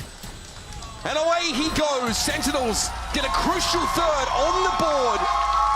That's how they had to start this half. Yeah, and I'm starting to feel like Tarek. This might just be a go next type play for... Oh, wait, I mean, well, we'll see. They've got... I mean, decent enough start. I'm a little worried still. Leaf's positioning in mid is going to be quite troublesome. Takes a lot to convince you, Dr. River. I'm still worried, man. I'm still worried. Boys, let's go. That push into spawn was pretty good, but it required some pretty miraculous timings and some great shots from Zellsis. Bulldogs and Guardian here for second. Sentinels now have an opportunity to try and make hay while the sun shines. Another round here would be a huge step forward. They need a clean conversion here, Sentinels. They're working into A main. They're going to have to deal with Trent. That's the lone player, and he's just got a classic. This should be an easy cleanup. Made the right call, Sentinels. It's like a very elaborate 3-stack flash setup over a B that now must be dismantled and moved. Like a... Okay. Bang able to win that out. That was Jorg pushing up on that B side still. There's going to be more push from Val in there, but elsewhere. G2 need to get in position. Drop down from security. Johnny's there. And the draws of the Bulldog will have their fill. Yeah, that is Trent just trying to find the timing. Gets punished. Bang on the long rotate back. Should be easy cleanup unless Leaf can maybe find a kill with that Headhunter. Still has 4 bullets in the chamber. Not too shabby here from Sen. Slow the pace down, of course. Yet to even plant until about 40 seconds into that round. Fast hit over to the A side. Leaf again strikes with that Headhunter like you alluded to, but I think for the rest of G2. They take the honorable way out. Yeah, and in that situation, Leaf getting 1 is ultimately pretty irrelevant since one of the players, that was Bang, just had the ghost, so he's able to retrieve the Bulldog. If Sen can win this bonus, I'm going to start to believe. This comp should be better on the attack side. This is a crucial round, though. This was the push-up here by Jorgamo. But obviously the action here was over towards this A site. Couple of moments there from G2, but Sentinels here, like they said in that first round win, brick by brick. Have themselves the bonus now. Zellsis having quite the map, all things considered. Here's Bang, the one of the fault line. Pressure, and Jorg gets him. I don't know if they realized Zekken was back there behind that cloud burst, but he takes a big hit as well. That was a great aggressive play to throw in the mix from G2. Fault line into the flash. That's that first kill, and now Zekken wants to get back on that line. Low HP with the Guardian in hands. I'm definitely going to be paying attention to how Sen are using these smokes to try and exploit mid, push up. It's tough to play that part of the map typically, but when you have the smokes covering up those multiple angles, you can get those nice contact walks, get up close. Kind of the incentive for playing this double controller style. Okay, slow around here for Sentinels, much more of a G2-esque pace. Starting now to inch their way up towards that B site. Jorg's having to take the shot. He gets a lot of information there. Zekken's still quite low, and John ends up falling. That's just sprayed through the wall by the looks of things. Flash to play off of Leaf capitalizes, and Zekken is down, and Sen starting to fall apart. Zellsis is not in a position to have a real impact in terms of advancing their win condition. And it's up to Narrate, who always seems to be alone against a horde. And a flawless round for G2. That is a gut punch for Sen, who were just trying to build back into the game. And it really just comes off the back of that early round aggressive play, pushing down out of B, and then after the fact, comfortable to continue anchoring the sites while Sen are a man down. Right here, that swing off the fall line. Second forced to retreat. Oh my God, that is a ridiculous shot. This is Jaw in peak form right now. Trent also having another fantastic game. I don't know what it's been about Kickoff for him, but he has been incredible. All right, Sen, of course, with that pretty smoke-heavy composition, can chop up the map a little bit and move up like they are now. Yeah, they've got that Nebula and the dark cover, right? So here it is, the contact walk up after the recon. More smokes. Playing towards that vent door, just wants to keep an eye on it. And look at the rotation. This is forcing from G2. They have to pick up far more passive angles at this point. Yep. You get top mid basically for free, Wyatt. Okay, this could be a little bit dicey. I like the idea. The trend is going to end up going down. Here comes that null command now. Zellsis getting serious about hitting this A site. No one really proximate for G2 to stop them moving through A main. Much of the fight is going to happen through these links here. Valen for one. The jump isn't enough for Narrate. He eventually gets caught out. 3 for each to work with. Leaf now trying to get into tower. Zellsis ready for him, but Leaf is far too cunning to overexpose himself. He's playing this so well, Leaf, but Zellsis still able to find it. That is crucial. That should be the round winner. Talk about an impact kill. And that Nova Pulse, it's too late to catch Zellsis out. Now, G2 might have to draw upon some heroics of their own. Tap of the spike, presumably for Jorgamo here. Valen has to be aware of what's going over in main, and of course, his Astra setup means the post plant is hard to play through. Half comes up for Valen! What? That is unreal! Far from done, Zellsis with a third, but Jorg, how does he get the defuse, man? That is just raw! Just able to stick the spike, the accuracy from Valen. One of the best IGL fraggers that we have in the game. Sick two-piece. Heartbreaking. That kill from Zellsis in Vent, that really should have been the round winner. Able to pressure from the flank because of it. He gets both, man. Oh, the timing is so brutal that John is firing the shock dart. So then by the time he re-swings, Valen picks up that second angle. If he had the gun out, which, look, he can't know that. I mean, that's just so tough, such a tough timing. It's just plot armor. G2 shrug off another close round here for Sen, and now obviously the map winner is here. Sen just bullied their way out of the A site and bowled Jonah P over in the process. He didn't have any backup to rely on at the time. John, despite being Nova Pulse, is able to get a plant down. Shock dart up to tower. Gatecrash being deployed over towards tower as well here by Jorgamo, give him a place to fall back to. And actually gets blown up instead. Clone gives him the flash. Leaves it with a headhunter.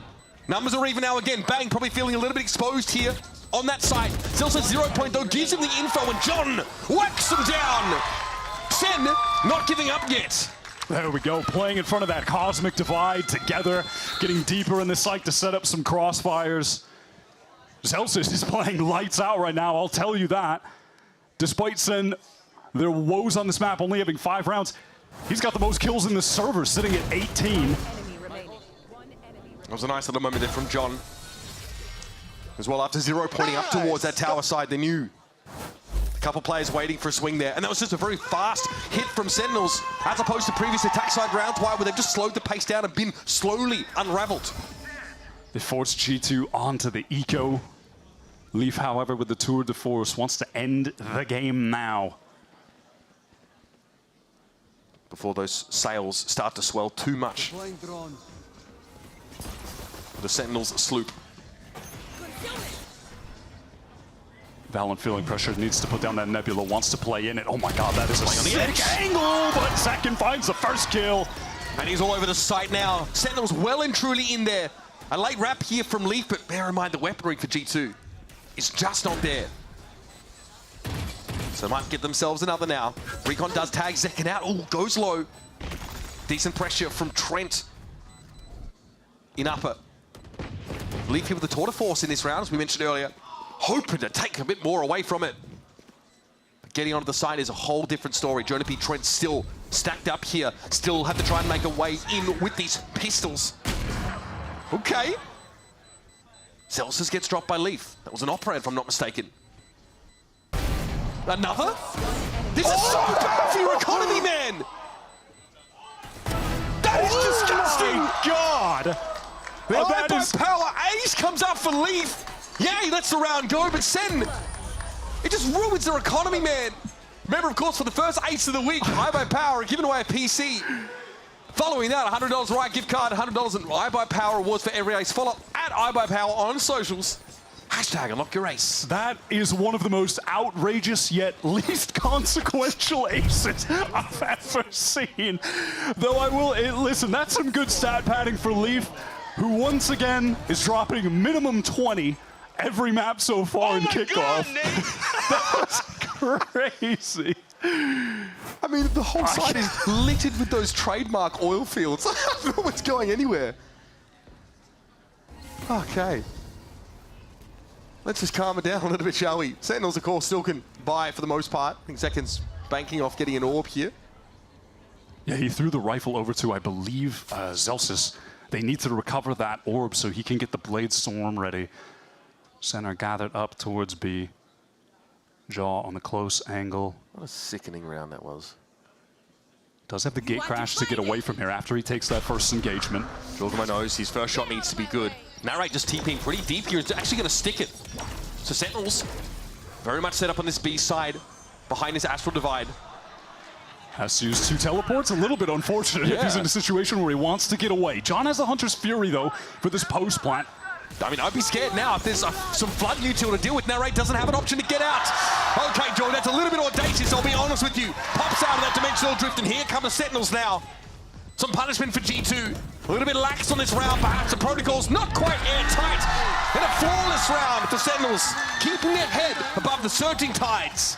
Yeah, you said it. Rare moment where the fundamentals are off for G2. A bit of life for Sentinels as Jorgamo is punished, trying to get out of the Dimensional Drift with that Hunter's Fury ringing off from Trent. But the timing just isn't there. That's 2 ults, 2 big ults gone now for G2. And the economy Nice, boys, let's go! in tatters again. Zellsis to get excited about, for sure. He's keeping that energy up, as always. Narrate's been under so much pressure this game. Had to deal with the emerging Jorgamo. But he handled it cleanly. And you've got Jaw pressed pretty far forward on B. Leaf taking contact for him. But it's slow from Sen at the moment. We're talking Outlaw and a single hero rifle outside of that for G2. They have to take their foot off the gas in this round.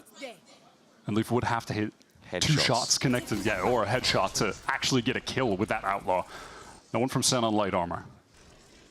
Jorg, of course, the one with the rifle. Here. Playing up here on coast, and that's the ping. They know that there's something afoot over on the B side, but Sen are pulling out of that part of the map. Valen on this walk-up might get a lot of value here. That Recon's not going to spot him out. He can rat this corner. But looks like Sen are grouping for a full A run. Yeah, Valen is hearing the footsteps, so G2, they're trying to beat them over towards A. Null command popped off. That'll stop Jonah from getting any breach util in here. Well, Valen also can't make use of that Astra util. He got caught out by that null command and suppressed. But second is down. Professor P from up on high. Oh my goodness! Narrate perforated as he tries to go for a plant. And Sentinels only have 2 left to work with. Jonah P stays off the aggression now as a clone drops down. Zellsis realizes it. Flash follow it up. Jorgamo with the rifle still. A real threat. Where's the plant coming from? John has to put it down now, but a fault line is going to interrupt. He still has to stick it. Eventually take it down, and it's on Zellsis. Up to him in a 1 versus 3 to salvage the game for Sentinels. Professor P puts the period on the sentence, and G2 will claim Abyss. At the end of the day, that just comes down to their excellence on defense. Sen, they have a comp that certainly will be better on the attack side. Look, but the rounds they got, just 2, it's not going to be enough, even with a pistol round win. Insurmountable lead, but at least a bit of momentum coming their way with Zellsis in particular playing excellent on that map despite the loss. They're going to Pearl, that's their map pick next. And at least now it's feeling a bit more competitive, but this run of G2 winning maps with ease continues. 5 in a row, and 5 in a row where Leaf has dropped minimum 20 kills. Outlandish. The guys cannot be stopped. Some ridiculous moments in this game, an odd map as well. Especially seeing where Sentinels found their strength. Zellsis had a great showing in general. We saw the ceiling of Sentinels at times, but I've got to say the floor of G2 felt like it was much, much higher consistently over the course of this map.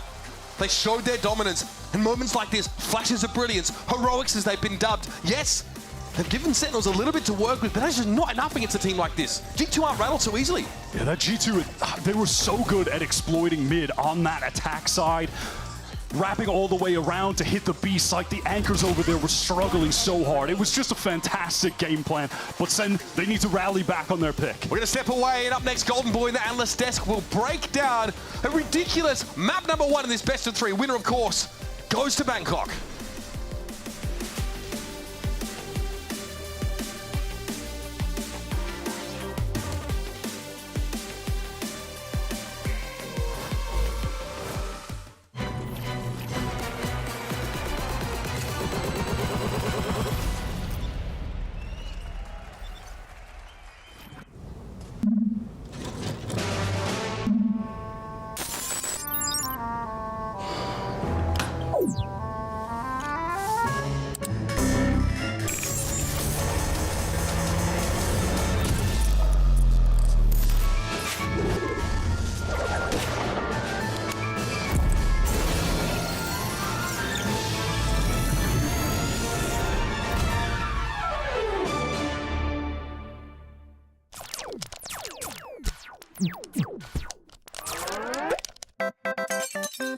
Red Bull gives you wings.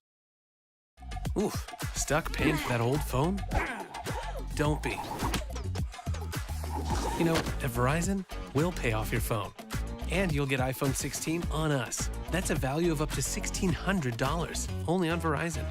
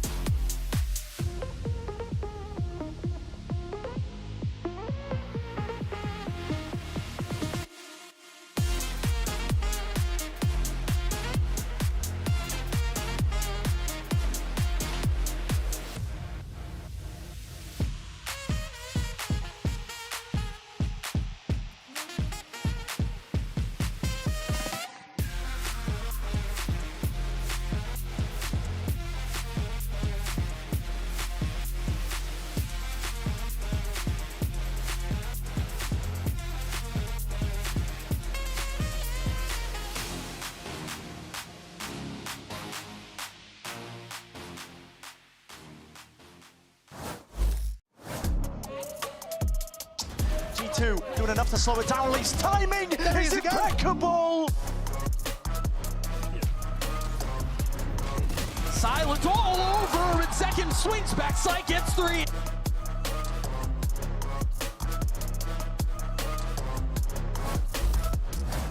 I am here with Josh RT before the next map. I got to ask you, the consistency, even though just a few games we've seen from the team so far, it's been so good. How is the team taking control of games so fast? What's the focus, and what are you able to pinpoint in your opponents? I think it's all about being confident in like what we're want to do in each round. Identify like what the enemy is trying to do, and just figure out a solution for it. Yeah, we just try to keep a humble approach, because we know like things can get out of hand really quickly in this game. So it's just staying on our toes and just like always play the game that's in front of us, really. Confidence, calm, cool, collected. It's bringing in the wins. Best of luck in the next games. Well, it's clear G2 figured it out in most of those rounds. A dominant start to their series here, and now just one map away from Masters Bangkok. I'm Mimi, and I'm joined by a very special guest now, MCE, former coach of Cloud9, now coach of Maryville Esports. Welcome. Thanks so much for joining me. Thanks for having me. Yeah, well, an incredible first match from G2 there. They've looked so good all tournament, and this dominant win on Abyss. What impressed you the most from watching that game? I think a lot of what you watch in G2 and what stands out is not only are their players very good mechanically, but the decisions they make in rounds are incredible. One of the last rounds you saw VALORANT push through completely, didn't over push, and had the entire information for the rotate. Every single player on that team is capable of that. They're all extremely high IQ players, and they just have such good trap plays and fundamentals and things set up from the coaching staff that, I mean, G2 looks great. And, you know, their Abyss has been great. They've been amazing on everything so far. Yeah, they've looked outstanding. But one of those high IQ players you're talking about is Leaf, who you coached during your stint with Cloud9 and VCT Americas, and before that, very early in his career on Chaos Esports Club. Talk to me about your time working with Leaf. What makes him special as a player? I mean, you see some of these players and you get to work with, you know, younger guys that come up and they haven't like had any experience. And people like Trent, people like Leaf, people like, you know, these kids that come up, they just do things and you're like, you know, why would you do something like that? And they're like, oh, I saw this, this, and this, or I heard these 3 comms put together in the round where everyone was. And they make decisions so quickly that it's crazy to follow.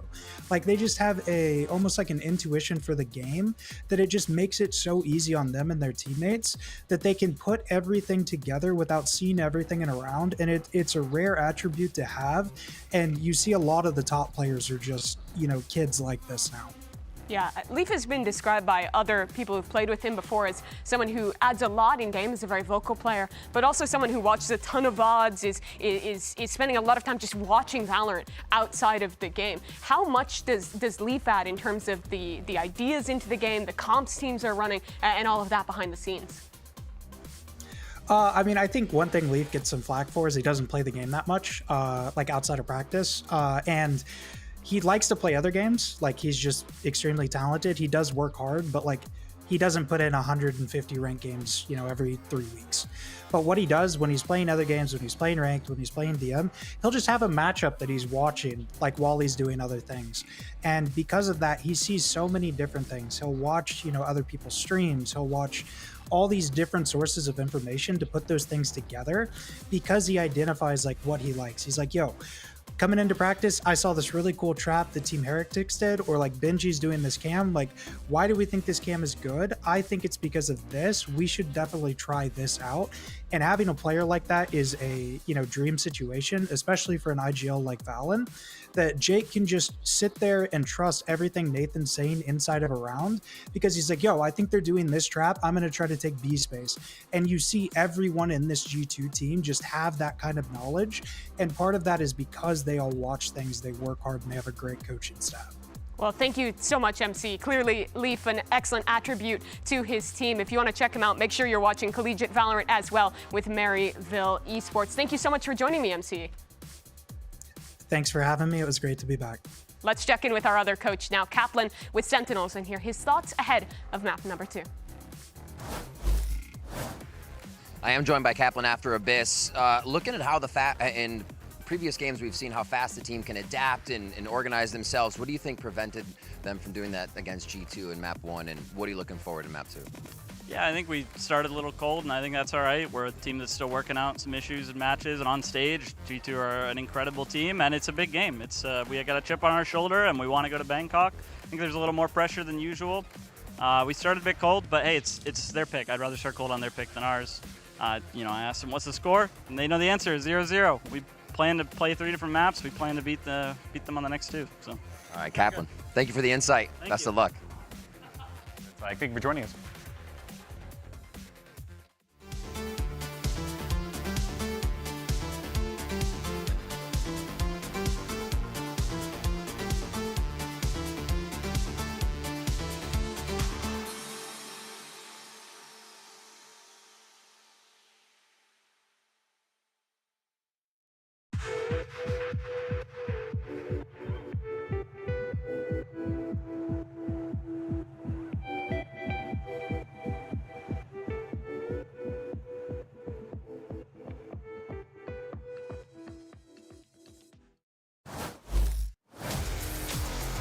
Every single series for Sentinels here in our 2025 kickoff has gone to 3 maps. This one is going to be no exception if they have any hope of qualifying here and now for Masters Bangkok, getting into our grand finals. And how have all those series gone for G2 so far? 2-0, 2-0, and right now it's 1-0. But we are headed to Sen's map pick Pearl, where they've been playing a hell of a lot of Taeho. That's what John has been on the entire tournament up until that last map. And really, that was the first time we saw Sen playing. Now, obviously, Double Controller is a little unorthodox, but still playing a lot of the default Abyss agents that we saw prior when it came in 2024. But for everything else, all the other maps, we're looking at these two teams as two of the teams that are trying to push the meta forward. They are playing the new agents a lot of Taeho, a lot of Vice, and a lot of Chamber in the case of Leaf. We saw this double Sentinel comp from G2 just tear Leviathan apart. Sen, though, they've got the VOD footage. They can get answers to this. Both teams have shown us a fair bit of their Pearl play style. This is the expected Sentinels composition. Taeho for John QT again, who's obviously spent most of his kickoff on this particular agent. Again, probably like one of the players with the highest number of kills just off the salvos, so been very good. But some criticism that, you know, Sen have drawn is that they play these really intricate compositions with a lot of moving parts, Wyatt. And what let them down against Loud, especially in the first half of that series, was that the fundamentals kind of weren't there. They were too busy just spamming util with their guns put away. We want to see that fundamental, that floor rise to meet this occasion, as G2 definitely no slouches in that department. Yeah, when this machine of Sentinels with this utility dense comp is working at its best, though, it is phenomenal. It is so tough to deal with the barrage of initiator util that they have on offer. They want to fight for A early, G2 meeting them, but ultimately routed due to those guiding salvos. You just have to get out of the way. That's what they do. G2 also no presence here towards Art or Connector there. So it is just going to be the two-player crossfire over on the A side for the time being. They're right playing very far back, and there is going to be some movement here in the other side of that mid door. Curious to see if Jaw wants to get even more proactive, try and push past that door. There is a trademark here outside of Art. It's going to be smoked out, though. Here comes Sentinels working on this A side. Now they're going to get activated in A main as well. Arcrose there's going to flash Trent out, but he's still going to set this one up, trying to get information with a recon, but Sentinels are way too fast. They break upon them like waves on rock. And now they're sat in this side proper. Leaf gets picked off there as the smoke clears. Jorg is good for only the one. And Jonah P, a spectator in this round so far. Spike planted. We'll have a chance to get involved with Sentinels with a late re-clear through Art and then a very quick A-side take. It's a pace that G2 were not ready for. Absolutely not. It was that smoking of the trademark and then walking up to the site, hitting the gas. Trent, wanted to make a play off of this recon, but they just swing right into him. The flash as well disrupts Valen's ability to get the kill on Zek and trade that out. One of my big takeaways from this round two, good to see Narrate start with a three-piece. He was in so many tough situations, map one. We did it! The vibes are back. I think Narrate really needed that. Yeah. He's an ultra-talented player, was a prospect in Tier 2, played in VCT over in Europe last year, now back on NA soil. He's got to get into the mix. He does on round one. Dink onto Leaf, and he's forced to retreat. Yeah, Leaf was hoping to intervene there as the orb was once again secured. And John might just be left here towards the A side. There's no attempt for G2 to push up, or they can't really push up on A because of that early Taeho util that gets thrown at them. It forces them right into the back of the map and more of a big biased setup. And with that gate crash heading over towards A, you can fully expect Zekin to make some noise over towards B, and then just teleport away back to the rest of the squad, who are going to have to deal with Leaf, but a very, very low HP Leaf. Zekin is one orb away from Dimensional already. There's the drone. Zekin here, gate crash over towards this A side. They're going to hit it hard, and instantly Leaf already plucked out of the mix. So once again, an open side here for Sentinels. G2's gamble doesn't stand up under scrutiny. I think that stealth drone even actually got the suppress on Leaf, so he couldn't teleport away. Just caught trying to retreat into Flowers. It's all classics for G2. Sen would love to have a clean bonus round, bring 4 Bulldogs into it. Yeah, that second go roaming here. A little bit of extra cash. And live or die. He's going to get the dimensional drift for the bonus round. There it is. And why not stat pad as well? Time to jump. Every orb has been funneled to Zekken. Gate crashing across the map to secure them both. And look at this, they're just trying to optimize these ult orbs. Now Narrate is on the hunt, trying to find the G2 players over in spawn. I love that. Get him an early nightfall here if possible. Well, won't spot anything. Out of order it goes. His ult orbs just vaporize right before him. All good. I like that Sen are locked in on that level, though. Yeah. That shows you that their heads are in the game, despite map 1 being an absolute challenge. Oh, you're right. Yep, completely suppressed. Was Leaf? Here we go. are proper orb maxing here, Wyatt. Killed Valen and Trent 2 rounds in a row. Well, I killed Valen. Yeah, Zekken off to a good start as well. Two of the teams that have really loved running this Yoru, positioning it as the best duelist in the meta in their opinions, respectively. Here's Leaf, though. Early Outlaw. Pressed up into a main. Hey, Leaf is here. I imagine he'll be forced to vacate this area. He doesn't, in fact, choose to do so. Zekken, he's a marksman! Okay, gets it in with the Bucky. Leaf is down. Trent's going to be forced back now by those salvos that come a little bit later from John. And the man himself is going to creep up on this site. And that haunt not being broken allows Sen to just walk in. They know they can skill into the site for free. Spike planted in the open. How do they position here? They want to go towards Art together. It's going to be the counter flood. And now they're just waiting as well. John doesn't have his utility yet, but they want those guided salvos to cycle to deny a plant after the grab wheel goes off. G2 have to tap this. They have to get the util out. Here's the haunt coming down that was destroyed straight away. Razor Vine also could not be deployed. Sentinels peer in here. They're just going to contact check this. Narain's able to get one, though. He's had a decent game to start with. The defuse, of course, the Teo util is going to be there. Valor's still standing. It's up to John. All up to John. Trent drops.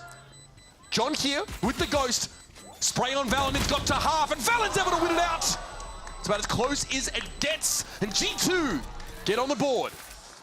Barely. Valen, 34 HP remaining. Significant damage dealt by Sentinels, who worked into that site beautifully off the dimensional drift, that early ultimate that Zekken acquired, getting all the kills on the prior 2 rounds.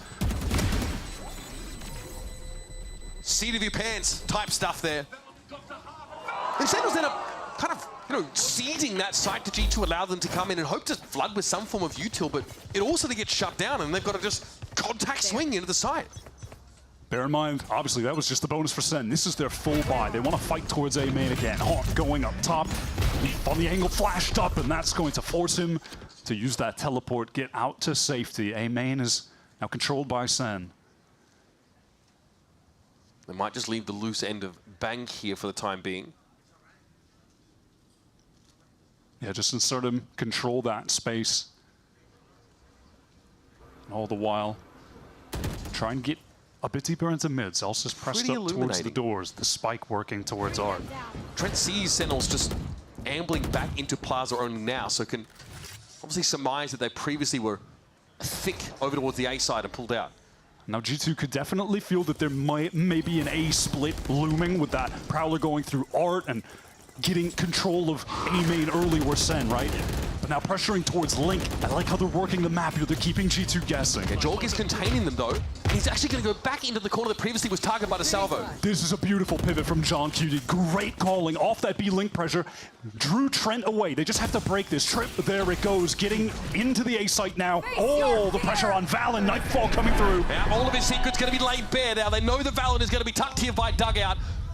That's just a clone, he knows it. Flash here, Zekken trying to work his way around the corner. Lead gets his first of the game though. Forced to play from behind the grab wheel for now. Zellsis aware there could be a wrap, and it's a pretty quick one for Jorgamo. Not the range you want to be at with that stinger, but still good damage done onto Zellsis now as Leaf is snarled up amongst that Razor Vine.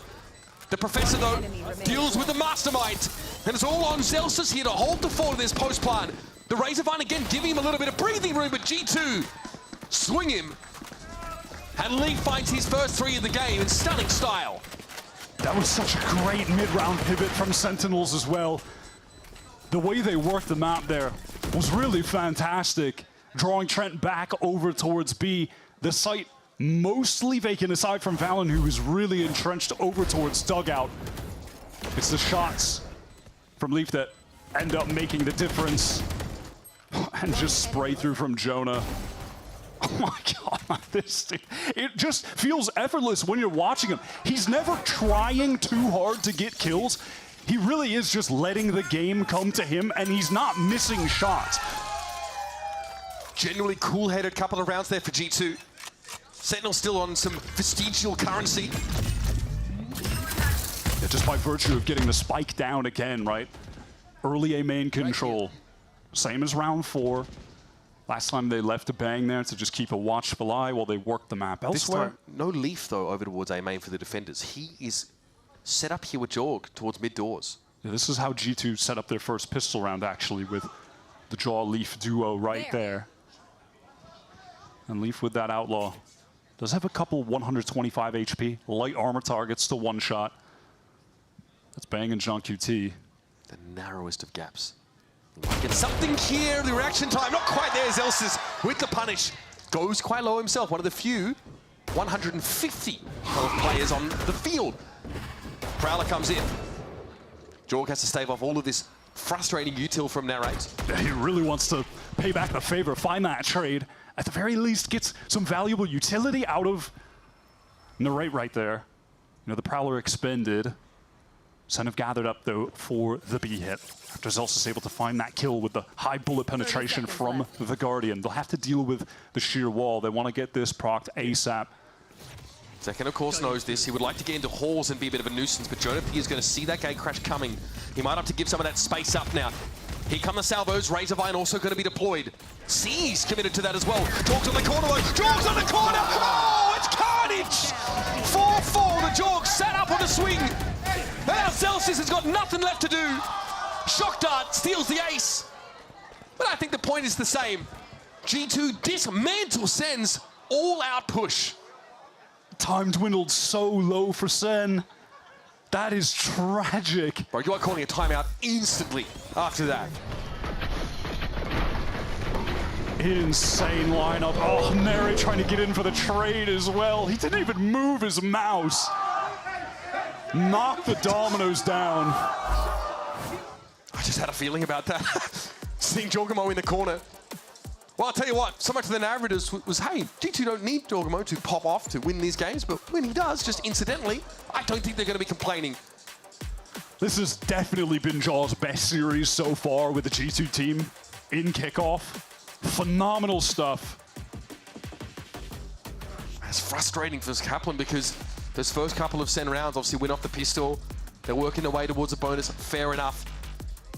But it's in the post-plant that the wheels tend to fall off. When Sen have those pretty fast hits, they slow down the tempo so much in that round. And they know what they're going up against. They know they've got to deal with the Vice util. They know they have to hit the side through the Seas wall, but they've got the Tejo to keep so much of the defenders at bay, but they don't account for Jorgamo. What's frustrating for Sen is that they've had good mid-rounding. 2 rounds ago, that pivot that John called going over to A with the site only having one player, then they end up losing post-plant. There, the real mistake was letting time get so low against the Vice, they have to wait out the wall, so when they actually get into that execute together, they have so much to cover in such a short period of time that Jaw really just goes unnoticed when the focus was on Jonah P playing back halls. So tough. So tough. Zekken has the Sheriff into this round, the only weapon of any note for Sen. Okay, different setup here. This time for G2, they've actually sent Leaf over towards Art. Just hold a contact angle. And Sen do fight a little bit for A. Probably not expecting to be allowed to get so far. That probably tells them that the chamber is not on the A site right now. At the moment, G2, they don't have to do a thing. You have Jonah jump peeking over at B long, spotting nothing out. Passive angle being held from Leaf. Outlaw again. Definitely the player taking the most advantage of this weapon right now in Americas 2025. Has Art on lock. Yeah, Sen are very wary of Art, and the double swing just doesn't give them any catharsis. Leaf has 1 bullet for each of them. Jorgamo's going to give them some room here now. Let them trundle straight down Link. And the Razor Vine does nothing to catch him. Just another example in the long line of them in Kickoff so far. We're doing this again, guys. Oh, I love that. Okay, beautiful little high-low. Zekken actually just swung that from the off angle. Right, so away we go. Outlaw to hand here for Narrate. He's picked that one up at 3 plays here for Sen. 17 seconds left in the round. They're going to go for the plant. Once again, Clone whistles past. Narrate takes damage from God knows where. It's going to be second to find Valen though. Trent is tucked in here. He can stand in the safe zone though between those two salvos. But it needs to be impactful. John! Beautifully done. Sen bundle once more striking. And Steltron is going to check water. Won't have enough time to wrap though towards Flowers. Oh, Judgeable with the first and up too fast, second too low on HP. Still, the matter of the defuse is at hand. Narrate is going to have to do it again. Feels like him against the world. Straight through the corner of the masonry. Jorgamo goes down. Jonah is healthy though. Looking to get this to half. Narrate sees him. And it's a shot through the jugular to claim the round. Another hard-fought one for Sentinels. But they breathe still. Zekin out of thin air manifests a round win from nothing, less than nothing, 3 versus 5. I was ready to go on a little diatribe about how Leaf is letting the game come to him yet again and just getting these free kills, holding angles. Well, he got his 2, but oh my god, man, how does Zekin bring that back? Outrageous. And it's putting G2 in a dangerous situation economically here with multiple players below 1K. So many ults on the board for both teams in a pivotal round 7. Yeah, tour de force though here for Leaf. So it can play similarly. Jorgamo pushed up here in A main yet again. Hunter's Fury comes out. So much of this early util. Oh, Zekin! I thought he might have had that one, but Valen was ready and Trent finds one with the Hunter's Fury. Aldo is going to check over towards Connector, spots 2 Sentinels players. And he's at Steel Garden. G2 disarmed for the time being. They've got to give this space up. That forces Trent out, but they can play for the retake. They have a Cosmic Divide as well to cut off one of the crucial angles when getting back in. Bang stuck on default. Narrate far forward. Those 2 players have to go off, and Narrate gets the first. Down to 33, but he might be able to take that space up here over towards Flowers. There's nobody else there from G2. They're all trying to come in from Secret. There's that retake wall coming down now. Narrate has the wrap. He has a golden opportunity to send this one out to the fences. It's just Valen standing. Now on the 1 versus 2, but this is carpeted in utility. 31 points of health. He'll go through the wall. Absolutely unhinged stuff from G2's IGL, and Bang. He's in just the right spot. Narrate has come to life. Rejuvenated after map 1. He is determined to show that what happened over on Abyss is nowhere near his standard. This is lights out. That first duel win against Jonah, mega impact. And he just happens to call the 3-1 split between Flower and Secret. He knows he can get through there. That's instrumental. And Bang clutches things out. Nice! Marsh, what a fucking... Let's go, baby. Let's go. Well, we tried to cut that off as fast as we could. Well, NT, I guess. Yeah, win some, you lose some. Timeout here for G2, of course, as Wyatt alluded to. Their money was in a precarious position coming into that round anyway.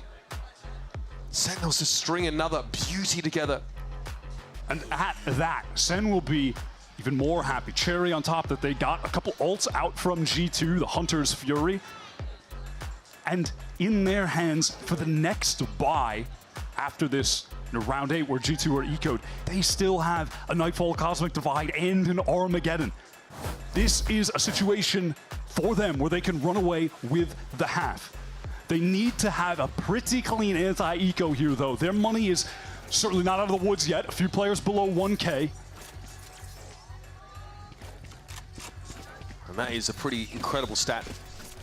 Half the time able to win those 4v5s. It's pretty ridiculous comeback rate. So don't count Sentinels out if they come into the mid-round short-handed. Okay, looks like we are gambling on the A side for G2. Sen wasting pretty little time despite being into an anti-eco. Sen will be happy that they don't have to deal with the shear here either. It was placed by Jonah P over towards the B link. So they'll be able to get into this site with ease, and they're actually just going to go for the safe plant as well. You know, due to that economic situation we discussed, they want to keep this round as clean as possible. Yeah. Draw G2 out into the sunlight, force them to expose themselves to the longer sight lines that are being held, and John QT sees Valen's head pop through the wall and instantly will puncture it. Yeah, now they can just retreat and play for spam. Jorgamo falls off the aggressive play, and only Leaf remains. Zellsis does not take that gate crash seriously. He expects it to be cancelled. but has a reaction, of course, to whip around and take the kill. And all things considered, as far as anti-ecos go, this is what Sentinels were looking for. That would have been a tough correction for Leaf to have made, and Zellsis will get out of the rounds. This is the first time really in any maps that G2 have played in this tournament that they are not in the driver's seat early, that they are starting to feel the walls close around them. This is so dangerous. Now this is where Sen can run around in the run away with the half, excuse me, this next gun round. Like you mentioned, they actually still kept, of course, those key ultimates into this gun round, with the exception of that Cosmic Divide to make a safe post-plant setup for themselves in round 8. Yeah, which is more than well worth it when you see that all of their players have thousands of credits at this point each. Early on, double initiator drones used. It was a Prowler into B-Link from Sen, as well as that stealth drone from John. And that's going to insert Zekken a bit deep towards B. This is a classic setup, right? You've got your Yoru pushing A. And of course the long line being held by your chamber. That was a clone. So Leaf has to give up that line briefly. Narrate just glides across into the crosshairs for Jonah. Opportunistic posting there for the Professor gives him that early kill. Unfortunately, that was the Nightfall as well. That's now removed from this buy round. Senna thinking about art now. Trenton Valen with a pseudo high-low.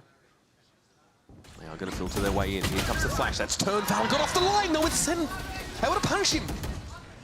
Now they're going to be smoked off the situation. Caution to the wind.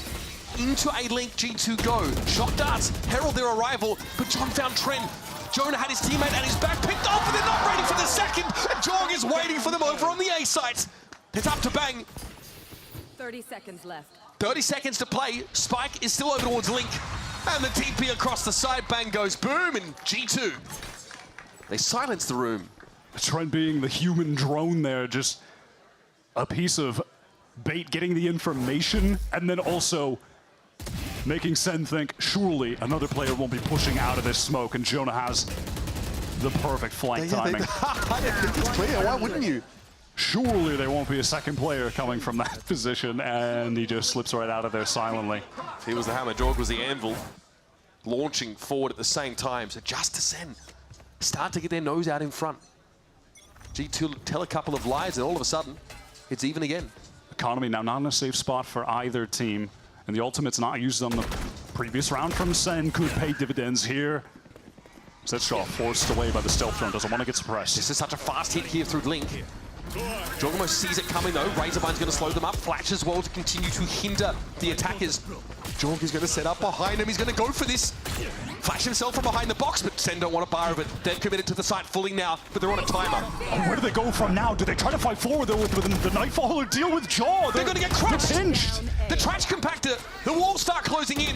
Bang was able to find the one, but second they can just see the corner of his model around the corner, and Valid is there for two. Zellsis again has to do more than sell vibes. He's going to sell a dream. Jonah Pre snuffs it out. After Jaw teleports behind them, matter of fact, his gate crash expired. He had no choice but to fight from that position.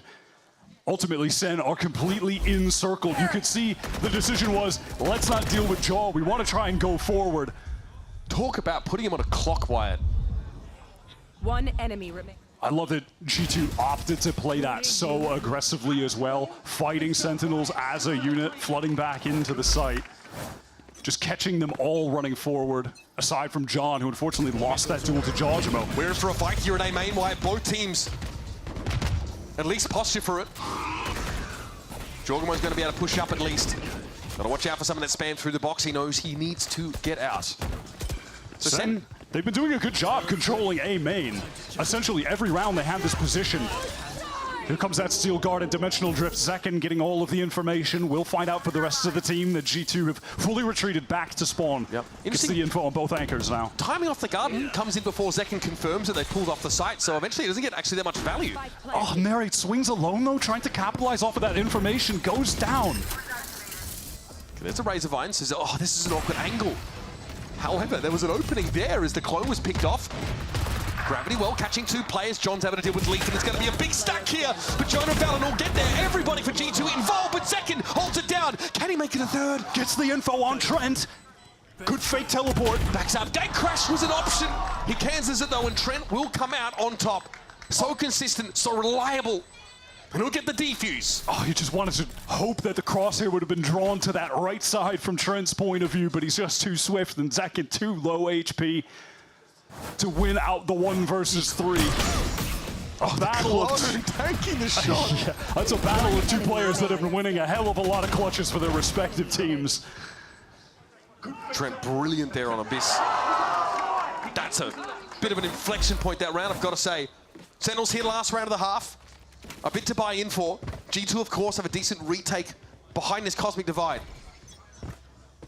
Sentinels have, of course, fully invested here. This is the last round of the half, the last opportunity. It hasn't been too bad so far, though. A pretty competent attack side. They'd love to tie things up here. Maybe get Bang and Orb, have that Cosmic Divide ready to go.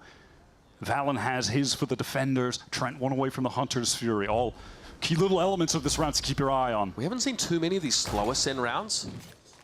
And when they ended up finding nothing in mid and pivoted to be late, they were picked apart. Well, Jorg also just flattened 4 of them, but that's just a detail, really. So John is exploring that B side of the map. A bit of overkill for just 1 drone, but sending a message, RG2, do not come to B. Sentinels acquiesce. Trent gets a bit of info, just shock darts away, gets to safety. This is Sentinels trying to get through Art quickly into the A site. They've struggled in the post plants here. G2 have been so good. The timing, oh, there's no way you're ready for that. Zellsis, Narrate's able to get away with it though. He does take a fair chunk of damage in doing so, and there's still no plant quite yet. Sen have not committed, but there's 33 seconds in the round. Cosmic now getting thrown up to waylay them even further. Sen have to make a decision. They're slowing things down, and G2 are falling off. They're going towards B right now. The site is lighter. Second Cosmic Divide. They're going to double back. Map getting cut up here. And then Jorg over the top finds one. Valen has been so good on these retakes. This round, no exception. Finds himself 3. Put G2 ahead by 2 at the half. Both sides displaying some great play at that A site at times, but towards the end of the half, it was all G2. Flooding in at the right moments together. Again, just displaying the fundamentals, the way that they're all able to push through this Cosmic Divide together. Off that flash from Joe. Oh. God, Valen is a shooter when he needs to be. He's a problem. That is raw sauce, no ketchup, Wyatt. And there's been a couple of those moments from Valen in similar situations. Guy's been so crisp today. We're going to go to a break, folks. When we come back, a second half of what still might be a decider map in this series if G2 have their way. Winner, of course, goes to Bangkok. We'll see you in a moment.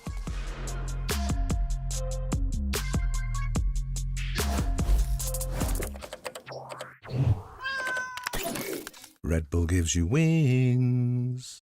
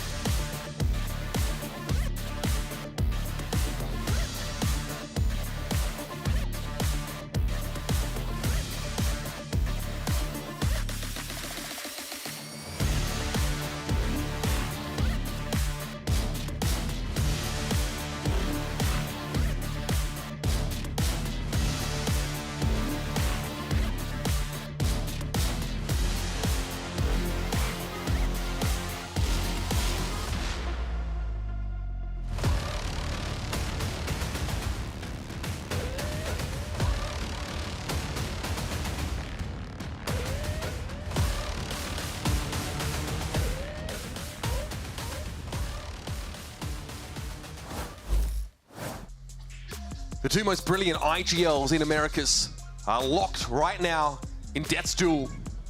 It's been Valen and John QT calling the shots across both of these 2 maps. The first one, of course, looking very favorable for G2, and Sen had a great start here on Pearl, but that momentum started to peter out. Yeah, the 2 IGLs who came up during essentially the exact same era, playing against each other in Challengers in the Ascension Finals a couple years ago, and then both finding their way into the top of VCT Americas. That next generation of the best we have in the region. What's it going to be, Sen City? A big pistol around here is a great way to make a statement. Give yourself a staging ground. Jorg just lazily walks on out there. Bang is clean. And now Sen been able to push up pretty nicely here towards Plaza. Trent just antics around the corner, gets rid of Zellsis, makes it a 3 versus 3. Oh, great stealth from... I mean, Leaf is just so sickening with the headhunter. The amount of first bullet taps he gets, man. There's just no one shooting like him. And just the timing as well as they look to capitalize off the stealth drone. John, I mean, the rest of Sen thought they were home free to find those picks. And that shut them up real quick. What more can Bang do? He gets his 2. Gets them the advantage, but Zellsis isolated. Time is dwindling at the moment. Trent has a recon cycled back up. That's going to be really dangerous. Could go past the Nebula, maybe light somebody up. And I tell you, U2 just went towards clearing holes that G2 have given There's up. so much to clear for Sen right now. Zekin's going to have to hit some really quick headshots. I've seen this before. I've seen this before from Zekin. Pushing up in the post plant towards long. He knows VALORANT is playing back there as well, but eventually it's just too much for him to deal with. And another here, pistol for G2. Just to Sen, we're looking to even up the game. Sadly for Sen, there's just too much to clear and not enough time once they actually get onto the spike and they're hit by that grav well. Further delay. It's such a frustrating experience to have to defuse in that kind of situation. Sen are on the back foot. G2 in the driver's seat. A win here gets them into the grand finals, but even more importantly, it sends them straight to Masters Bangkok. Yeah, it locks up that Masters stint.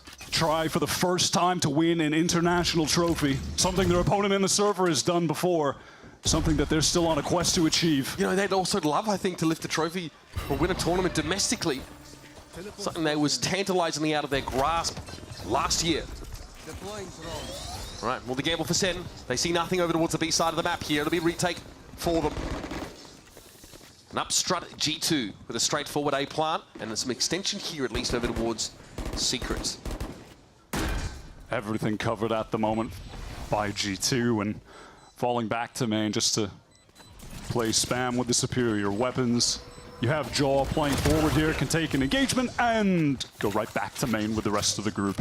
Also that regen shield as well, gonna top him back up, means he's still good to throw down and brawl a little bit. Hang on, we're at half. Zekin got off of it. Jaw goes, he doubles back, gets another. John found 2 though with the classics. Haunt dealt with and Jonah P needs to explode here. The spray is good though. We'll be up to narrate. It's doable. Time not on his side though, and definitely the better weapon in Jonah P's hands. I mean, how are they winning the spam battle with classics? I do not know. What was that, a hat trick from John? How did he get the last one? Just some player that got also damaged top heavy, I suppose, and just got a body shot in there. Definitely need to see that on the replay. These spam down post plants are really supposed to not be favored. I mean, that's an players. awkward timing with the recon coming in after Valen's swing. So he goes down looking a little bit silly from Sen's point of view. Listen, Sentinels will definitely take that. They'll be happy to deal all that damage. They've got G2 on a trash buy now. Yep, there you're right. It's a little bit awkward. But a little bit of half armor though. There's still plenty for that Outlaw to do. And okay, Zeki can't get out in time. Here come G2. Yeah, too swift on the trade. Nere forced back by multiple utility pieces from the initiator, John in tow. They want to lock this down. They look committed to anchoring this. They're not fully retreating yet, but now backing off to safer positions. John jiggling for main as G2 cut noise. Jonah's preempting a fast wrap here.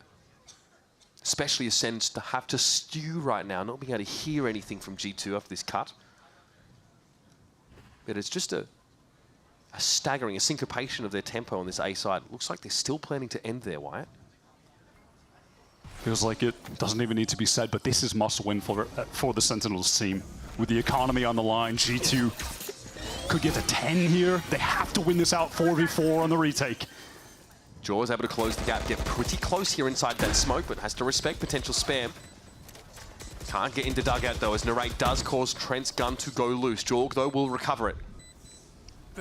Narrate's pushed up pretty far there towards dugout, jump spotting this A little bit of spray down through the wall, but he's unperturbed. Now, John does have some missiles as well to get back in here, but they've got to go soon. They're waiting for Zellsis on this rotate. John fighting forward. Almost had a timing, but takes a bunch of damage. No time for the regen shield to get back. Jonah P. Good for owning the one, and Leaf is completely out of the picture here. There's going to be bodies upon bodies to try and get through towards stop this. You can't get there. There with a defuse for John. Bang for 3. And there's that solid retake that Sen desperately needed. On account of Neri getting a spam kill through early, patient. They wait for Zellsis to make the rotate over to them in spawn, and then Jaw was exposed on sight. Great swings from Bang. And Leaf just out with the ideal spam weapon from main. The outlaw there while the spike is being stuck. And John sets it up by finding, what, 3 kills on that pistol round in the post plant with a spam through the smoke. Now we can see some real emphasis on the ult orbs here. You have Trent 1 away from the Hunters, Fury, and then you have Second and John over on Sen, 1 away from their ults respectively. They're getting up into A main, so John's going to get the Armageddon now. Oh, Zellsis is punished. Yeah, they're emphasizing that mid-doors position a little bit more. They just left Trent passively spotting towards that A side and didn't fight for the orb at all. And look at Bang. You can tell he's feeling the pressure now. He's jump spotting. He wants to see where these players are coming from because he doesn't have the best info on B long. With Zellsis going down, that sheer wall is irrelevant. Jorgamo ended up faking that gate crash down mid. But the jump spot was more than enough for Bang to see that single player up towards double doors. Now Zekin right now does have a good position in A main. That's allowing Sen to try and post up towards B. Bang spotted out, dangerous. Bang trying to get away now, but stunned out in the open. Exposed and eliminated. John QT sat back behind those smokes there. Little gap in the corner. Valen could see it, but he's going to walk up instead. John opts to give that ground up. Conceding space now to the attackers. John wanted to find a pick with the Armageddon, isn't able to do so, and now Jaws on this late flank, Sen trying to push forward. Jonah on default. God, everything's being thrown at him. Decayed down, sheer wall does come up here, but Jonah still ends up getting the raid out of the game. And second, in what's a must-win round, look at the money here for Sentinels. It's dire straits for Sentinels now as G2 have a pretty clean round. 4 guns come out of it for them. They get to 10. Oh, unfortunately, Sen would have even benefited from some damage being done to G2 there, with all their players basically on effective 0 in terms of the credits. But now the economy will begin to get bolstered a little bit. They have a lot of ults moving forward. Oh, Bang wanted to anchor so desperately. Bang as an anchor is really the hallmark of his play. That is where he excels, but G2 hit him with a flood of utility into the back halls, the recon spotting him out into the gravel. It's just impossible to navigate around that minefield. G2 have a safe post plant, in theory, behind this Cosmic Divide if they want to play anti-eco protocol on B. That might be the plan, but there is, of course, that initial Vice util that does have to be respected. They want to ensure they get to 11. Sen are trying to stop them with a force buy, by the way. They've invested everything into this. Oh no, Bang! He emerges on the other side of the wall, so he doesn't get the sound cue, just swings it. That's dirty stuff for Jorg. Drops down, would put Batman to shame. And now you've got 2 guns left for Sen. Jorg just doubles back through the wall, and John can't even get a lucky kill. Now you're in that post plant. Sentinels just forcing for the rest of the game at this rate. Narrate finds the one, but Jorgamo has been tearing them to shreds one by one. A Jaguar unleashed. And Narrate doesn't have the bullets to get him out of this one. 4 for Jorg, 11 for G2. And frowns for Sen City. Man, said it prior, but for Jaw, this has been his best series so far. Picks it up, has the Leaf-like stat line with 20 kills at the moment. Would this be Leaf's first map without 20 kills or more? It would be his first. That is just so intelligent, circumventing the Cosmic Divide and Bang not getting the audio cue.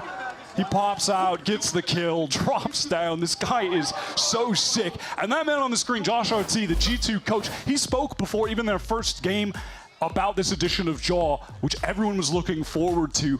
How he is such a different player from the G2 core. He pushes the pace. He will go for the wild plays like that, while the rest of them, traditionally, more of a conservative approach to the game. But with him on the team, Josh has found that they can be dynamic in the pace that they're playing at. They can have their trademark slow rounds that we saw on Abyss, where they dismantled the aggressive efforts from Sen, but they can push the pace now like that. They have the X factor. And it doesn't cloud their identity. I mean, Jorgamo definitely wasn't compatible with the G2 of last year, but both Jorg and G2 have met in the middle, created something completely different. And it's resulted in this team that is just, at the moment, defined by excellence, en route to win 6 maps in a row, not dropping a single one, 2 rounds away from making it, again, not just to the grand final, but to the first Masters tournament of the year. And Wyatt, this just isn't particularly close right now. Abyss wasn't either. Sen risked it all on that last buy. They forced into it with 2 stingers. That's resulted in an eco round here. 4 sheriffs among them. Fast push up B. Maybe some ultimates, if they get a couple headshots, can turn the tide. There's the flash. Leaf's got to get up that line. Oh, no escape. The Teho Yuta's going to lock him in here. I like that. They overwhelm Leaf and get themselves an outlaw. That is an excellent punish. Now G2 and Leaf calling all of that information over to them. IGL Valen, he knows that it's time to just hit the gas, get into A, and now they're playing this forward position with this spike planted for Secret. They're going to meet Sen in the spawn. Still flashes to work with for Sen. Okay, Zekken's going to see all of this now. Can he ready off back efficiently? It's Zellsis with that recovered outlaw. Trent now realizes he's going to be in a bit of danger if he sticks around. John gets there with the Sheriff. Zekken with the wrap. It's not good enough. Trent for 4. Hang on, where did he come from? One away from the ace here is Trent, and he's waiting for Zellsis to walk right on up. Jonah P, though, secures it. Sen looked like they had a great opener there, but they could not stick the landing. And you're not surprised. They're nothing but pistols in that round. We are on match point. G2 1 round away from qualifying for Masters Bangkok. They were throwing haymakers at G2. Every ultimate expended in that situation. The Nightfall was perfect. This was the moment where Trent changed the complexion of that late round. He had to go down there. And if he does, that should be a Sentinels win. They would have been back in the game. Here we go, folks. Sentinels with a desperate last-ditch effort now in this round number 19. Second on the line, punishes the shoulder pick from Tweb, but Jorg's already deep. He's real deep. Will he stick it into Halls? He does. He gets behind Advice Util. So they have a mole. There is an imposter among us. Wow, Leaf is actually pushing up into Link at the exact same time, meeting with Valen over there. Still Garden. It's going to be Jorg on his own here behind this Cosmic Divide. At some point, G2 have to intervene. It's a pistol round. It's a shorty off, in fact. Now G2 want to come back here, but it might be too late for that center flooding into the site. They have it under control with Valen. Valen at a timing. It's not bad, but it's not enough. Not yet. Jonah P stunned up by that special delivery. In the meantime, the defuse goes down. Life still for Sen. Perfect stun from John, and they really, Sentinels were just able to circumvent those link positions from G2, smoking it off, fighting forward on the site. Sure, you know, Valen makes an attempt late, that second player coming in from that angle, but at that point, numbers overwhelming for Sen. And now this is where Sen, despite this being a very dangerous situation, go back to what worked for them so well on this map against Loud. Get that, you know, A main control, leave Zekken there quite often. You want to play, and work the B side too. 5 opportunities for G2 to close this out. Get to Masters. Can Sen make this comeback a reality? Zekken push forward, excuse me, has to get out. Oh my God, Trent is just too accurate with a Hunter's Fury. Zellsis is a steaming pair of shoes, that's it. Zekken was forced off the line, but the clone and hasn't had an impact in this round. The beat presence for G2 is minimal as they have pivoted to an A main that was uncontested, to a site that's only being populated by Bang. And he's about to get real busy. This might just be another fantastic call from Valen to close out the game, hitting the site with only 1 player. The multi-swing is just too much to deal with. Bang feeling like Narrate from that first map, all on his own. An island that is covered by the G2 tsunami, and now we fall back to the post-plant positions. G2 don't have any deep site positions. No one at dugout. All playing from A main, and a late wrap here through Art should come. Oh, and Leaf gets the kill onto second. They have post-plant utility as well. The shots exchanged. Goes low. John QT managed to hit that big 140 shot, and Narate's able to move up there. Checks Art. The late flank is thwarted. Here's the C's. No one caught in it, and Jorgamo. It'll have to be him. Narate, try as he might. Can't do it. And G2 is more than just a statement. G2-0. It's a lifestyle, baby. This team is just simply excellence. 6 maps won in a row. A whole bunch of different maps too, by the way. It feels like their map pool is just everything at the moment. And off this sick run, they've made it into the grand finals. They've made it to the first Masters of the year. And they are living up to the enormous expectations that have been placed upon them by the community, by the fans. The roster has lived up to the hype. Jaw showing why he is a world champion. This is his best series that he's played so far, and it's been against the toughest opponent they've ran into so far. What a showing. And much like the Sentinels of 2024, this is a G2 that put the work in the off-season to get Jorgamo acclimated so they could hit the ground running here in Americas. And their performance so far has been nothing short of flawless. They now will wait in that grand final. They may be looking at Sentinels again in that game. The lower bracket is a treacherous place to be sent to at this point in kickoff. I've got to say though, that clean play, the team play, just as Leaf highlighted, was more than enough to overcome the heroics today. And since a couple years ago when that rivalry between the M80 team and the Guard back then with the 2 IGLs of John Cutie and Valen, this is the 10th time they've gone back and forth in matches. Valen is up 6-4. They are 2 of the best that we have in the region, if not the 2 best. Sentinels have brought out some of these really interesting compositions with a lot of bells and whistles, but the fundamentals let them down a little bit against Loud. They made that a really close map, and up against G2, you can't come in half-baked. You can't come in without all of your hatches battened down. And multiple points, we saw Sentinels get exposed, despite some moments from individuals that you've come to expect from this team. They were not able to show that level of play consistently enough to topple this juggernaut in Americas. G2 are the real deal. That second map was the first one where Leaf actually had an off game.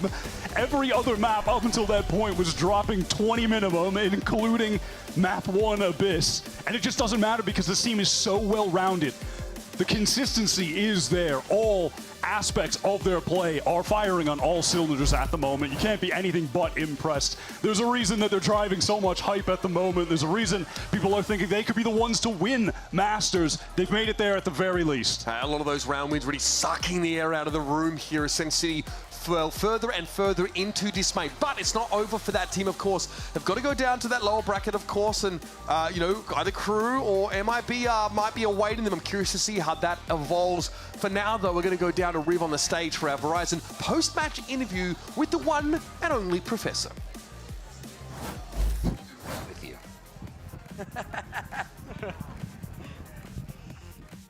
We're doing it live, no worries.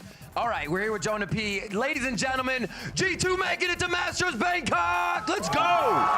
Congratulations to G2, to Jonah P. I got to ask you, how's it feel now that you've locked in the Masters Bangkok ticket? It feels great. I would say we expected this. Okay. Our practice have been really drilled. You know, everyone online is like saying we're the best team. This is true. But we're, you know, qualifying for Bangkok was really the goal. But for us, we actually want to win a stage for once. It's our 3rd time in a row, so we're going for it all. Yeah, you got it. It's in your sight. I got to ask you why. Starting with the maps, let's go back to the game. Why was Abyss so dominant? I just want to start there. You guys came out firing. I think our comp is just unique, and plus we have Leaf. He's been insane on Chamber. Whenever Leaf's on Chamber, we just know like our confidence is just skyrocketed. So it's just basically him. And this always seems to be a good matchup. Obviously, map 2 went a little bit closer. What do you think it is the hardest thing about playing against Sen when you do match up against them? Definitely you guys. The energy of the crowd is probably the hardest part to deal with. Whenever they get an insane round, you know, we definitely can hear them, and I think just having that swing of momentum shift for them is is very important for them. Just wild to think about. Yeah, and also just this meta in general is very, very overwhelming and hard. So it's like you want to play at home, but it's their home too. It's more so their home. So great job, crowd. Great job. Got to do better next time, though. Yeah, G2 fans, you did great. Great job. Yep. Looking at how the team is always on top, how do you stay there? What do you do to battle complacency, to continue to innovate, to make sure that you are actually doing the right thing that nobody else is doing yet? I mean, I don't think we've ever really been at the top yet until now. So, like you said, try not to get too complacent. Just keep grinding, keep innovating. Don't get comfortable, basically. You know, I was gonna call out NRG, but you know, NRG had their win in the offseason. Everyone predicted them, and then you know, I'm not saying they got lazy, but I think that's like standard for teams when they win an event is, you know, to get laid back, and that's not what we're gonna do. So. Right on. And for you, final question for the professor: what homework have you given yourself this year? What are you working on, and what are you looking forward to? Honestly, what I've been working on, I pretty much just stare at my mini-map with stun out every round, and Jogamo tells me who to stun, and I either say he's stunned or, oh shit, I'm sorry, I missed him. And, you know, that's pretty much it. Right on. Well, everything's working. Congratulations on the match. Congratulations on Masters Bangkok. Let's hear it for G2 Esports one more time. We are going to go to a quick commercial break, but when we come back, we have MIBR versus KRU. Don't go anywhere.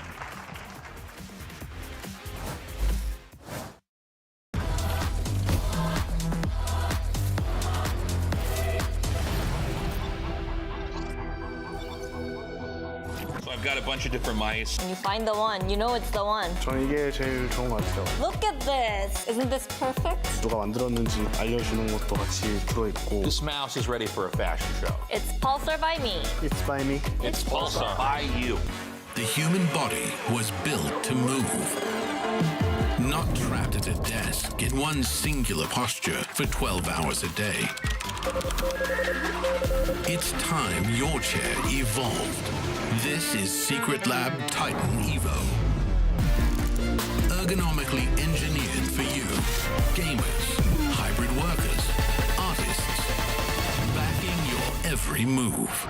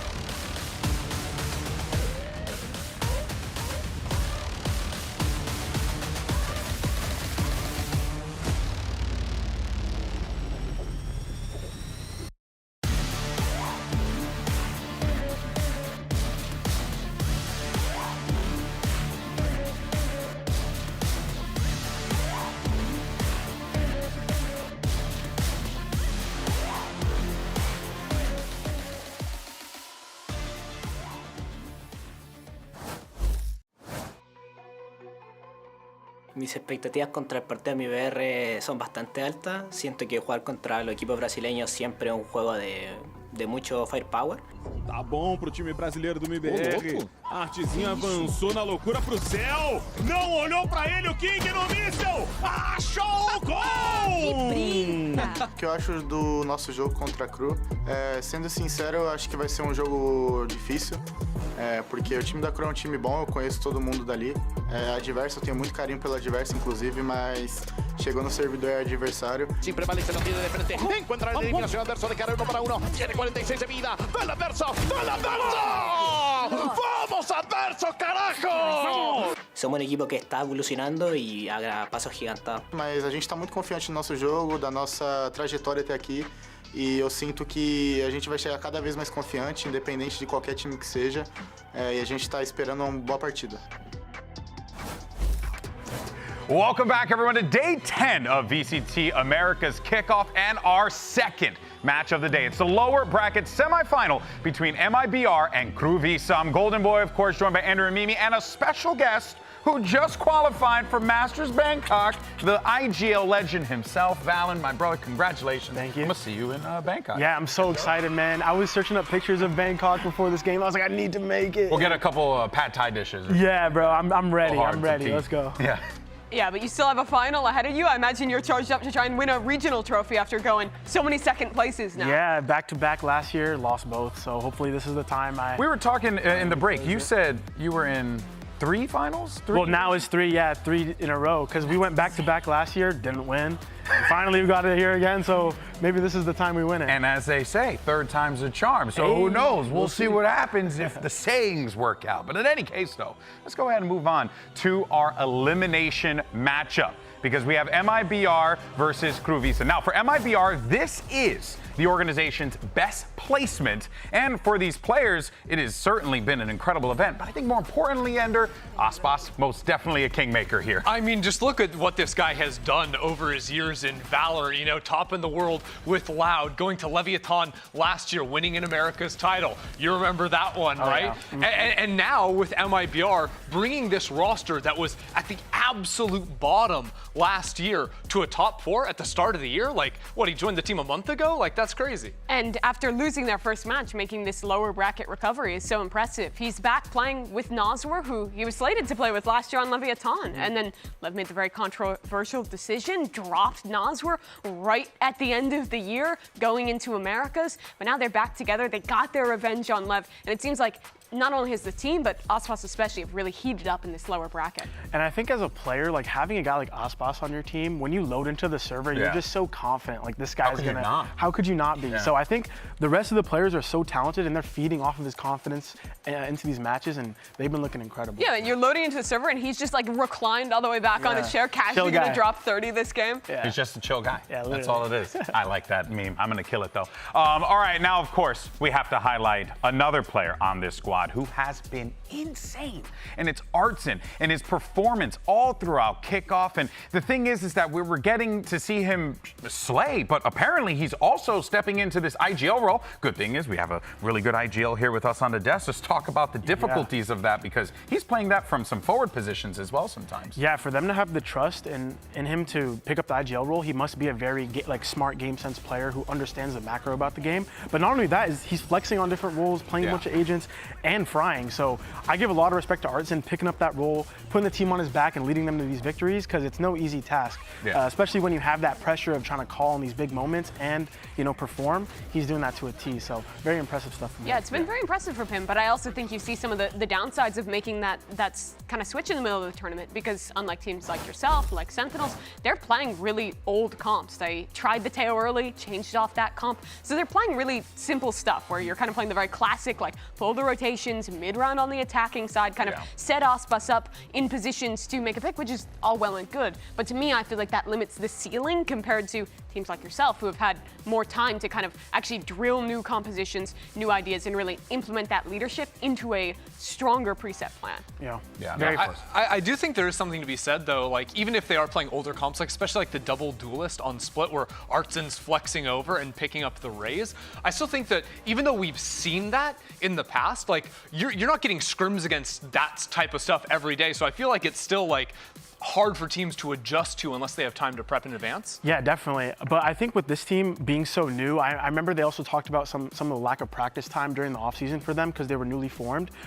Sometimes stuff just clicks. Do you think that this could also be a reflection of that? Like the amount of agents that they're going for is also like, hey, we don't really know, but let's figure it out on the fly? Yeah, and they're doing that great. Like that's very tall task to complete, just picking up new agents, new comps, but they're doing it well.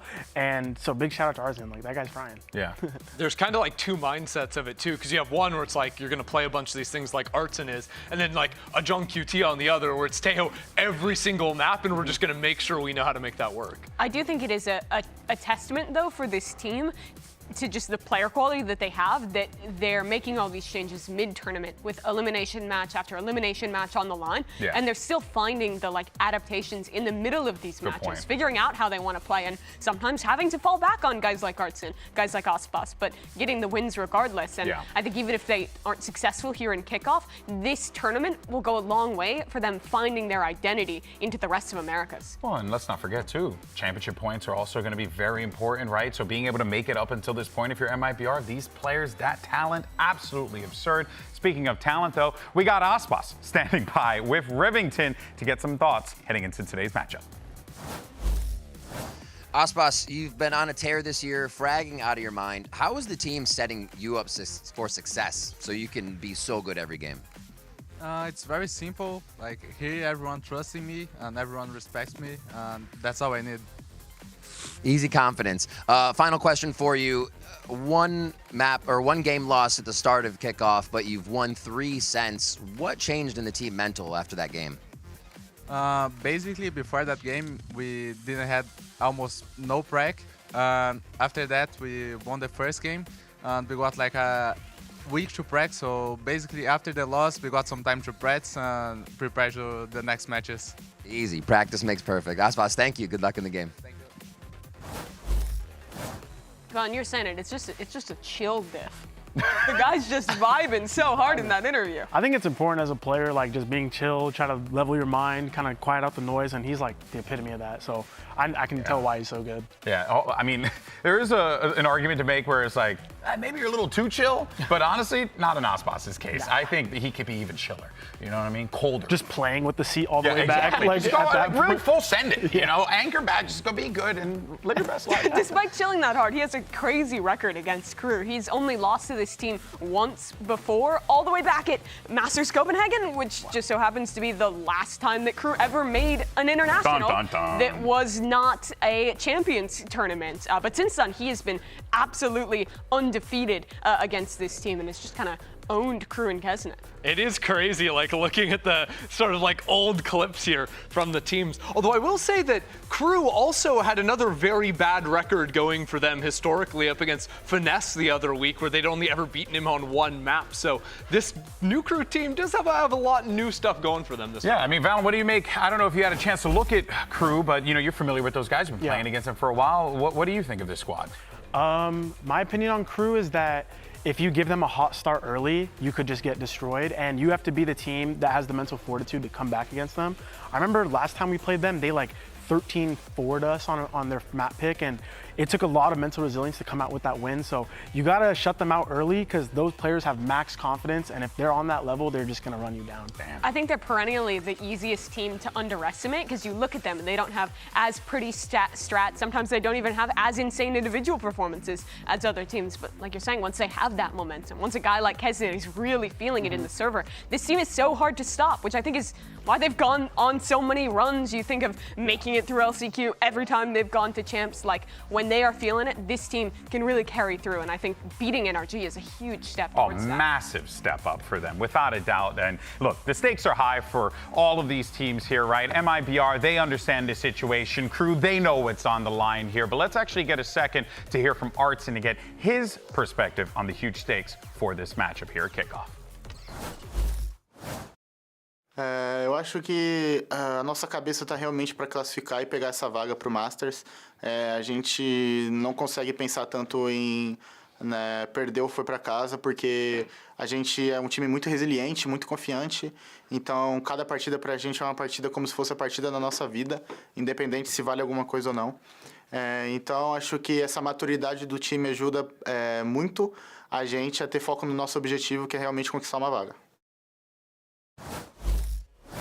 Well, there you heard right there some resiliency from Artson. Without a doubt, is going to be the thing that MIBR needs to take them over the finish line. But that takes us over to their opponents on the other side. We were talking about them beforehand, and that is, of course, KRU, a team that exudes confidence and resiliency as well. Now, this is a squad that, you know, were not the favorites in any match that they ever play, but Ender, they always find a way, just as we were talking about, to dig deep because of these individuals. And honestly, I think this match was especially impressive because they got smoked by Loud in their opening match of the tournament, right? So then to come back and have this performance where, yeah, the first game's kind of a blowout on their key pick, but then it comes super down to the wire on the second. To have that resiliency in that fight in them was really nice to see.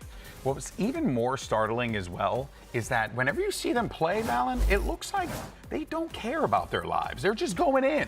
They're just like, screw it. Let's just see what happens. And if we get two, hey, we get two. And if we die, we die. Yeah, I mean, the pack mentality in VALORANT is a really good game plan because of all the utility and how this meta is developing of like a lot of Breach Teho. It's a lot of pack fights right now, and they do that like some They of are the the best. pack fighters. Yeah. And speaking on like the revenge against Loud, I know like as a player, rematches are always very difficult as the winner because you come out and you watch the VOD and you're like, okay, we did this well, and you know, our game plan worked. For the other team, they're looking at what they did wrong, how they can improve it, what's the next step for us to beat this team. And so when I saw that result come out, I wasn't too shocked, honestly. Like, rematches are difficult in VALORANT just because, you know, you figure out why you lost and you learn from it. Yeah, that's fair. I do think this match is so interesting compared to the first one of today, because I think we got to see you with G2, who's very indexed into the new stuff, trying out the chamber again, and really experimenting with the Teo, Sentinels, who's also super bought into that and the Vice and all the kind of new meta stuff, versus these two teams that feel very classic, very fundamental, very reliant on kind of pop-off performances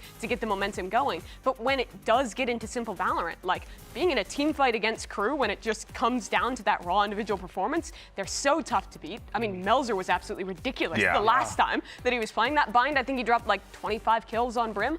Yeah, no, honestly, like the individual skill on this team is really scary, but to me, it's still a bit perplexing how different they look on their sides. Like, their defensive side looks unbelievable, like how they actually anchor on sites when players are coming into them and they sort of play on their own terms, especially like Adverso and Shy anchoring down a B side is just absolutely next level. But I do think this team struggles on their attacking side. We've seen it clearly on Haven, but I think it even exists on other maps where maybe because it's bringing in new pieces or whatnot, certain corners aren't getting cleared, darts aren't being broken. There's like a lot of these like micro errors of playing together as a team that I think some teams in the past have been able to exploit, and it makes me concerned for them the higher and higher level of competition that they end up facing off against. That is an excellent point there. I mean, we saw some heroics without a doubt, especially from Shy. You even mentioned before what he was doing, I believe, on that Vice. There is a lot to be excited for KRU, but there's also a lot to be concerned about. But for now, though, let's actually send it over to Riv yet again, who's standing by with another member of KRU. Shy, before your match, I gotta ask, you've been playing incredible lately. Are you feeling this? Are you seeing it? You know, how does it feel to be just fragging and clutching almost every round? La verdad es que estos días me han tocado a mí como resaltar harto, pero la verdad es que siento que tengo un equipo que todos podemos resaltar, jugamos demasiado al juego y me siento confiado en cada uno de mis compañeros y no siento que se trate solo de mí, sino que la verdad del equipo. The truth is, this past couple days, I've been highlighted a lot, but the truth is, it's more of our team. The whole team is capable of being highlighted in some specific scenarios, so it's not really about me, it's about the team. And I got one more question for you. KRU always has these lower bracket runs. Why are you guys so dominant once you get down here? O sea, está el dicho de que si no se sufre no es KRU, y también lo otro es, yo lo definiría como la garra latina. Siento que todos sabemos de dónde venimos y el hecho de estar acá es una oportunidad única y siento que eso al final nos va a dar más que el resto y por eso no logramos ser tan dominantes en esta etapa. There's a saying that if we don't suffer, it's not KRU. So a part of it is that, but we also have the strength of Latin America. So that is something that, you know, you're sacrificing a lot to be here. It takes a lot to be here. So it is that it has that we take to the stage. Awesome, Shy. Thank you. Good luck in the game. Try it. Thank you.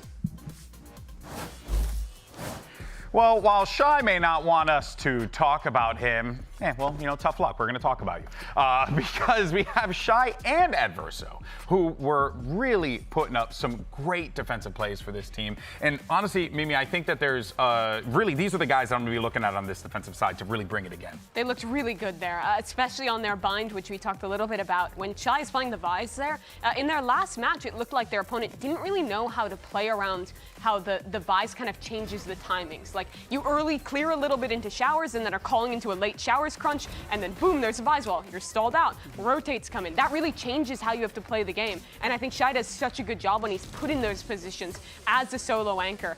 He's really excelled thus far this season. I think also KRU do a really good job of just cycling their defensive utility on bind especially. Like, it is actually very hard to find windows where you can exec into a site unless you've like signaled your intention for the last 20 seconds, in which case KRU are already cheating some rotates over and are ready to and then he's doing whatever this is. Yeah, that's... Hey. Yeah, bring that to the club, Poppy. Let's do it. We roll up in there, throw down some Lil Jon, we'll lose our minds. Helps him like dodge bullets, or? Hey, thank you for the air horn. I need that, Gotta go back to my club days. What do you think about those moves, Valen? Oh no, those were star moves. But I kind of wanted to talk about the layering on defense, on bind especially, when it's a 2-choke map like this, and it's already hard to jump out hookah. You have Vise util, Viper util, and Brim. So at that point, it's so hard to crack in these sites, and like Ender was talking about, you have to put your intention there if you want to go, because you have to break Vise util, bait out Viper Molly, bait out Viper Gas. And at that point, they could have 4 there, or they push through flanked on bind. So it is one of the hardest comps to play against when you're the attacker versus them, and I'm not surprised to see them have such good stats on that, because it is a great win con, and it's the reason they're closing these maps out, because those are like the star roles on the defense on those comps. So props to them, they're playing it well, and I would hate to be playing against them on if you can... Might have to. Yeah, I was going to say, how do you break it? You know what I mean? Like, is there anything that you can do to like break through? There are, but I was trying to get some info from you, and then you failed. Yeah, I'm pretty sure it's go A. Just go the other way. Okay, that's fair. Yeah, well, let's go ahead and hear what Shy had to say about his new IGL Adverso and just his overall thoughts. Let's take a listen. La verdad es que de mi equipo han impresionado todos, pero yo diría que el que más me está impresionando es Adverso, porque la verdad es que con todos los temas que ha tenido, de que viene el Tier 2, le ha llegado mucho hate, y la verdad es que está dando un paso adelante como capitán, IGL, y sobre todo el Firepower se está notando que es un IGL que está pegando demasiado, así que orgulloso de él, también admirable porque siempre quise jugar de nuevo con él. Now, while there are a lot of great players on this KRU team, that we can talk about, one individual in particular started off this competition, I would say a little slowly, a little slower behind everyone else, but then really found himself to be the top fragger for the team. Of course, I'm talking about Melzer.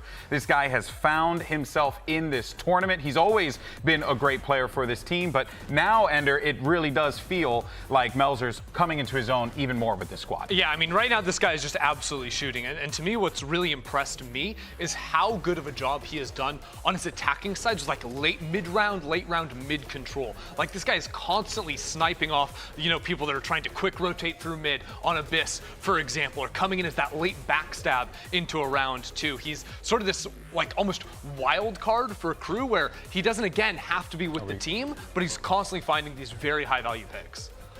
Yeah, no, of course Melzer has really just so many positives to build off of for him that if this is where you are at kickoff, you got to be excited for what could potentially come from this. But obviously the challenge at hand, Mimi, this matchup, it's going to be really difficult because you're going up against an MIBR that has equal amounts of talent. For sure, he is definitely a star, and like you're mentioning, I think this game's going to be super momentum-based for either of these teams, getting Tesin or Aspas respectively off the ground early, building that momentum for KRU especially, fixing some of their holes in the attacking side. I want to ask you, Valen, for either of these teams, who do you think would have a better chance against Sentinels if they were to win this game? Ooh, that's a good one. I want to say KRU, because I think versus Sentinels, you want to have that pack mentality as well, and they play that so great, but I think both teams have a very good fight against Sen. It kind of comes down to the form base because we're talking about how momentum-based they are, how they love to take these fights. So if you're not hitting the shots versus Sen, obviously you're going to lose. But I think they both have, honestly, a pretty good shot.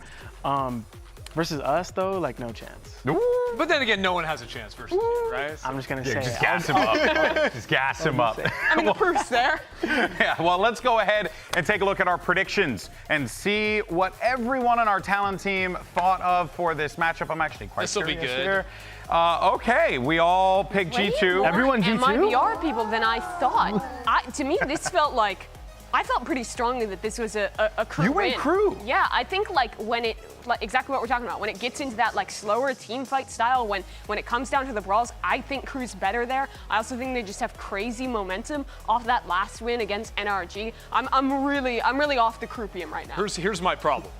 Okay. Is crew permaban fracture and their Haven is abysmal. Like this team cannot play the attacking side of Haven. It is a huge. That mid area was literally open the entire time. It was not great. So, to me, that map is going to be in the pool. That's, in my mind, I know they just won it, an auto loss for them against MIBR. And I think MIBR is good enough to take another map off of them. You know, so I'm a hard sell. I went with MIBR because I listened to you guys on Plat Chat, and I believe. What do we say? I never get it right. Why are you guys were talking? I forget who it was, but there was a lot of great discussion about it. So I believed. I don't remember what I said. I bet Plat Chat went full Sentinels on the first series. No, I bet we you went did. full G2. With your track record, I don't know. I don't believe it. I don't watch. It's a guarantee, and it was. Are you crouping? I love both teams, and I got friends on both teams. Oh, yeah. But are you crouping? Are you crouping? But I think I'm crouping. He's I'm not gonna lie. crouping, chat. Holy snap! We didn't think it'd be possible. Guys, MIBR have Usboss. Did we forget that is true. Chill Maxer? And that was honestly the reason why it was like ultimately it's like I just felt dirty betting against Ospas. Why that work? He's not a guy you want to bet against. I mean, honestly, right? Like you see Ospas on the other side of the team, you're like, I don't know, might have to go and take that. All right, we have 1 minute left before we jump into this one.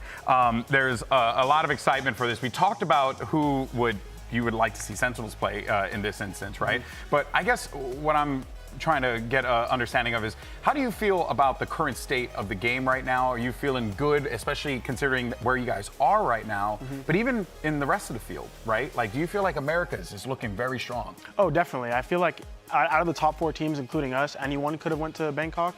Yeah. So I'm excited to see how this shakes out because you feel like the 4 that are here can compete against anyone? Yes, I do think so. Especially MIBR getting a little bit more time if they were to qualify, have that preparation. I think they could take anybody. So Americas is definitely the best region. I could say that like every single day. Yeah, no bias. No bias, of course. That's right.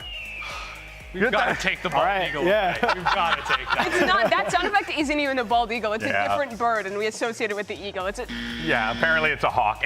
Give me your best bald eagle. Let's go ahead and do this bad boy. The winner of this one heads to tomorrow's best of 5, lower bracket final. It's of course going to be a tough one. Let's just go ahead and start the show. I'm on the edge of my seat, GB.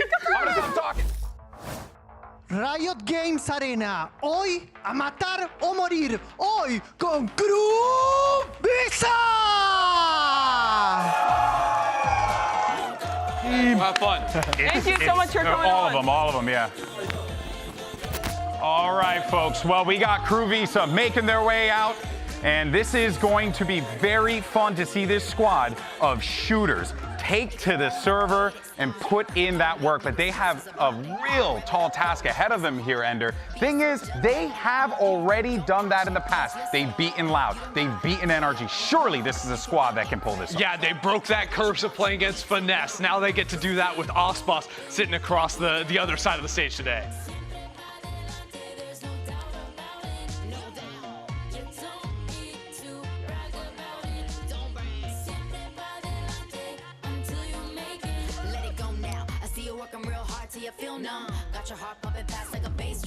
Acredita, brasileirinho, a nossa última esperança. Façam muito barulho para o MIBR!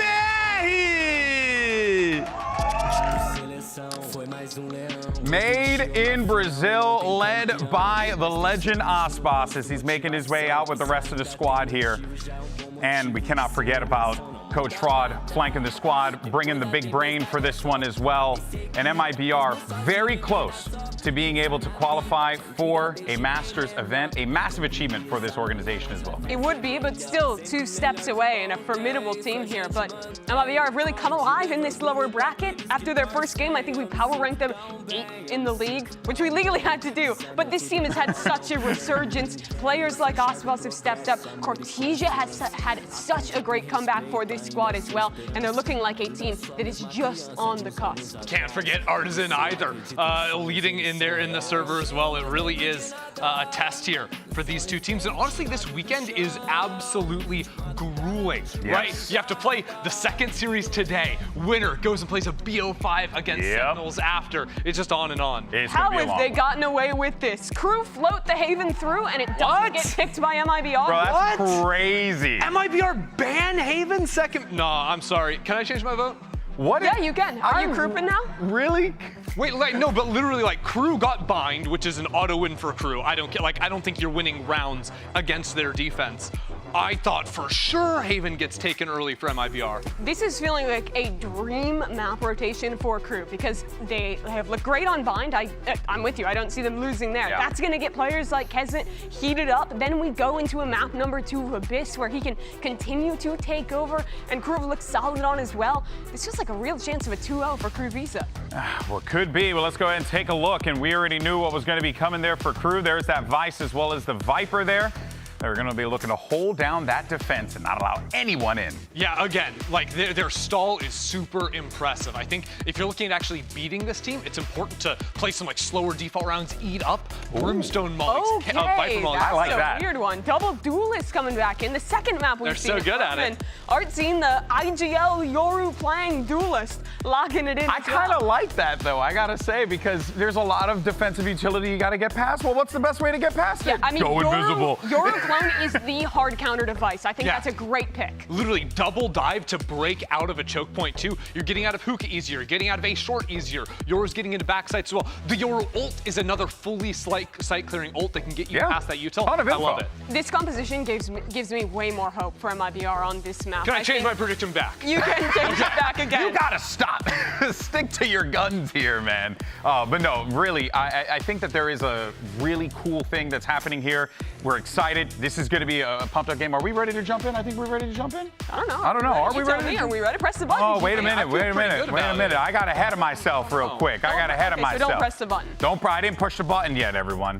Once we're ready to go, we'll push the button. I will say this is like the continuation of the nuclear arms race where everyone sees there is Teo. Okay, I don't think it's that extreme. Not that extreme. No. Let me explain my point. Okay. More teams are playing Teho, now. which makes Killjoy and Cypher weaker because you're bullying out that utility. Vice util is unbreakable, and Thorns are one of the strongest abilities right now. So people start playing Vise. Then, how do you counter Vise? You need something to deal with her. So you pick into the Yoru, and then you lock that in, and then we just have everyone with Vice. Right, and Yoru and we win.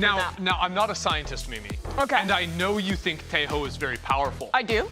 I don't think he's quite as powerful as that thing you were comparing him to. Well, no, I'm just saying, like, I saw the Oppenheimer It's the trailer. arms race. It's like one team is doing one thing, and then you keep doing. It's mutually assured destruction, is what I'm saying. One of these teams wins, one of them loses. It's not anything like the situation you're describing, Mimi. The agent select does have some Why don't you just say the similarity. space race? It's like, oh, the first one to make it to the lower fight. You could go so many different directions. There really were. I liked my analogy. It's crazy because you went for the literal nuclear option, and you got exactly what you wanted. It's a pause. It's a pause. I'm allowed to have a little fun. That's true. It's true. We're waiting to get things going on the Mimi, stage don't here. press the button. We're waiting for Mimi to push the button, chat. Once she does so, we'll be ready to go. Game to start the game. To start. And I don't have that power. Well, that's what they say. That is what they say. Well, I did get some word, though, that we are going to have just a little bit of a delay. We want to make sure everything's all good to go. Yes, I know. I am so sorry. But for now, why don't you go ahead and watch this really cool video? I don't know. Why not? Is it cool? Yeah. Cool. Si ganamos, siento que nos daría como seguir con el momentum que llevamos en el torneo. Siento que el hecho de ganar nos va a dar como más tiempo de qué es lo que necesita este equipo. La verdad, siento que nos llegamos un poco justo de tiempo al inicio del torneo y a la larga se ha demostrado que somos un equipo que está evolucionando y a pasos gigantados. Y si perdemos, sería bastante triste porque siento que ahora el equipo está tomando un rumbo y ese rumbo está bastante como ya encaminado y es cosa de tiempo de que estemos para grandes cosas, para llevar incluso Stage 1 y futuras competencias. Así que sería un poco triste, pero nada, igual es como mirar el vaso medio lleno y se ve como un gran futuro en el equipo. All right, well, an interesting thing I wanted to talk about here is he was saying, oh, you know, if we don't make it, we're going to be sad. And obviously that makes a lot of sense. You know, you're right there, so close from being able to qualify for a Masters event. But given how both of these teams started kickoff, the question for you guys is, who actually had the better bounce back? MIBR or KRU? I would personally say MIBR because I still believed, like, we know the players on KRU, right? Yeah. We sort of expected them to be better than that opening showing that they had. But for MIBR, bringing in a couple of new rookies, right? Like, our stocks on them were high because the rookies were exciting, and then they underperformed, so we were ready to write them off. I am very impressed at how those younger players have returned to form. Especially Cortesia having such a, honestly, bad debut with this team and then really showing who he is, why people were so excited about him down in this lower bracket.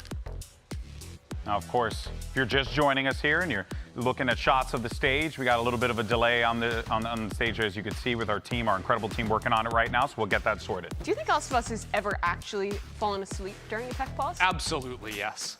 You think? Yeah, 100%. You think he's just that I think chill? he achieves a level of zen that is almost impossible to fathom. Right? Because you have to imagine, to be a player as good as him, his resting heart rate must already be so incredibly low. Let's talk about his resting heart rate. Love it. Sorry, this is real stuff. I don't know why you're laughing at me. You're right. It's just funny the way you're saying it, because it was like his resting heart rate. I'm like, okay, Dr. Christie. Yeah, like, look, I mean, there's absolutely no quaking in his hams. Like, this guy is calm. He's great. So the second that chair reclines, I think he immediately loses consciousness. Yeah. Well, we'll see. When you see that chair recline, you know we're gonna be... The chair's comfy, but I don't know about immediate. I'm gonna say immediately. Okay. I think I still think he should play from that position at least one round. Just give it to us. What? Just go full JDM mode? Yeah, just do the thing. Yeah. I don't see a reason why not. All right. Well, we should be jumping into the action here. You can see the players loading up into the server. And of course, we want to hear from you guys. Let us know who you think is going to win. You know, go ahead and pop off in the chat. Is it going to be KRU? Is it going to be MIBR? Let's find out. But for now, Riot Games Arena, let's start the matchup and send it over to your casters. It's, of course, two people who I love quite dearly. It's Bren and Sideshow, kind of. Yeah, let's get to it then. Finally, here, it's KRU and MIBR. Elimination again on the line for these teams. That's what you get in the tournament structure, man. You just get these lower bracket games that just keep delivering. And two of these teams as well that have just gone on an absolute surge through that lower bracket. A turn of events. The armchair analysts fuming. Plat Chat flip the power rankings every season start, and you're probably going to be better off. Well, both of these teams came out with really rough performances to open. MIBR got crushed, rolled over, dominated by 100 Thieves. And KRU had to get their revenge on Loud. And one of the big changes that KRU made, one of the big changes that MIBR made, is to change around their IGLing. Artazine now in control of the reins of this team, and they've also changed their composition here on Bind.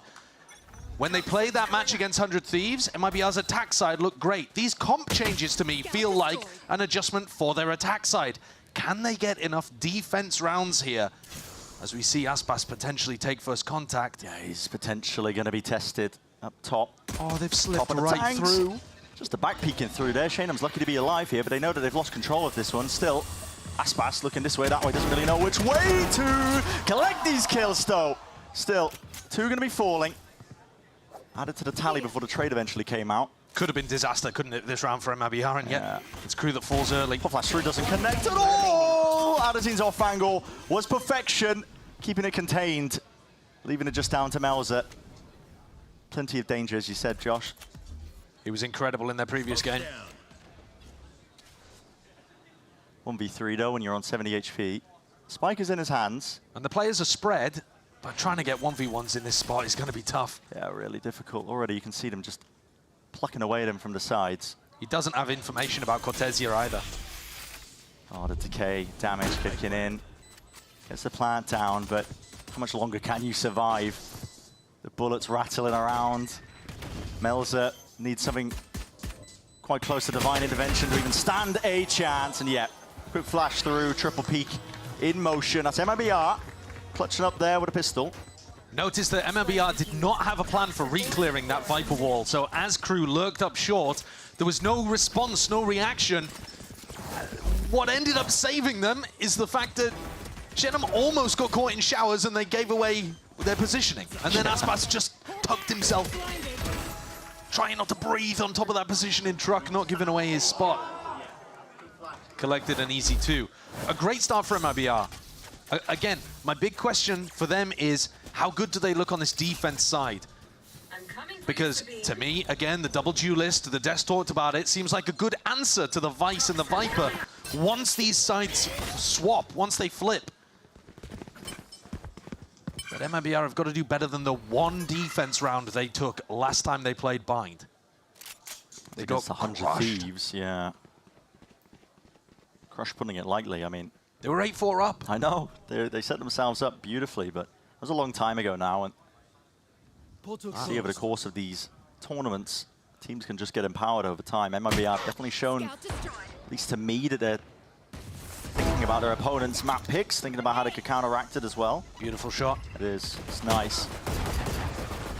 Bit of pressure coming down onto Aspas here, but just pistol bullets raining down, so easy to shrug off.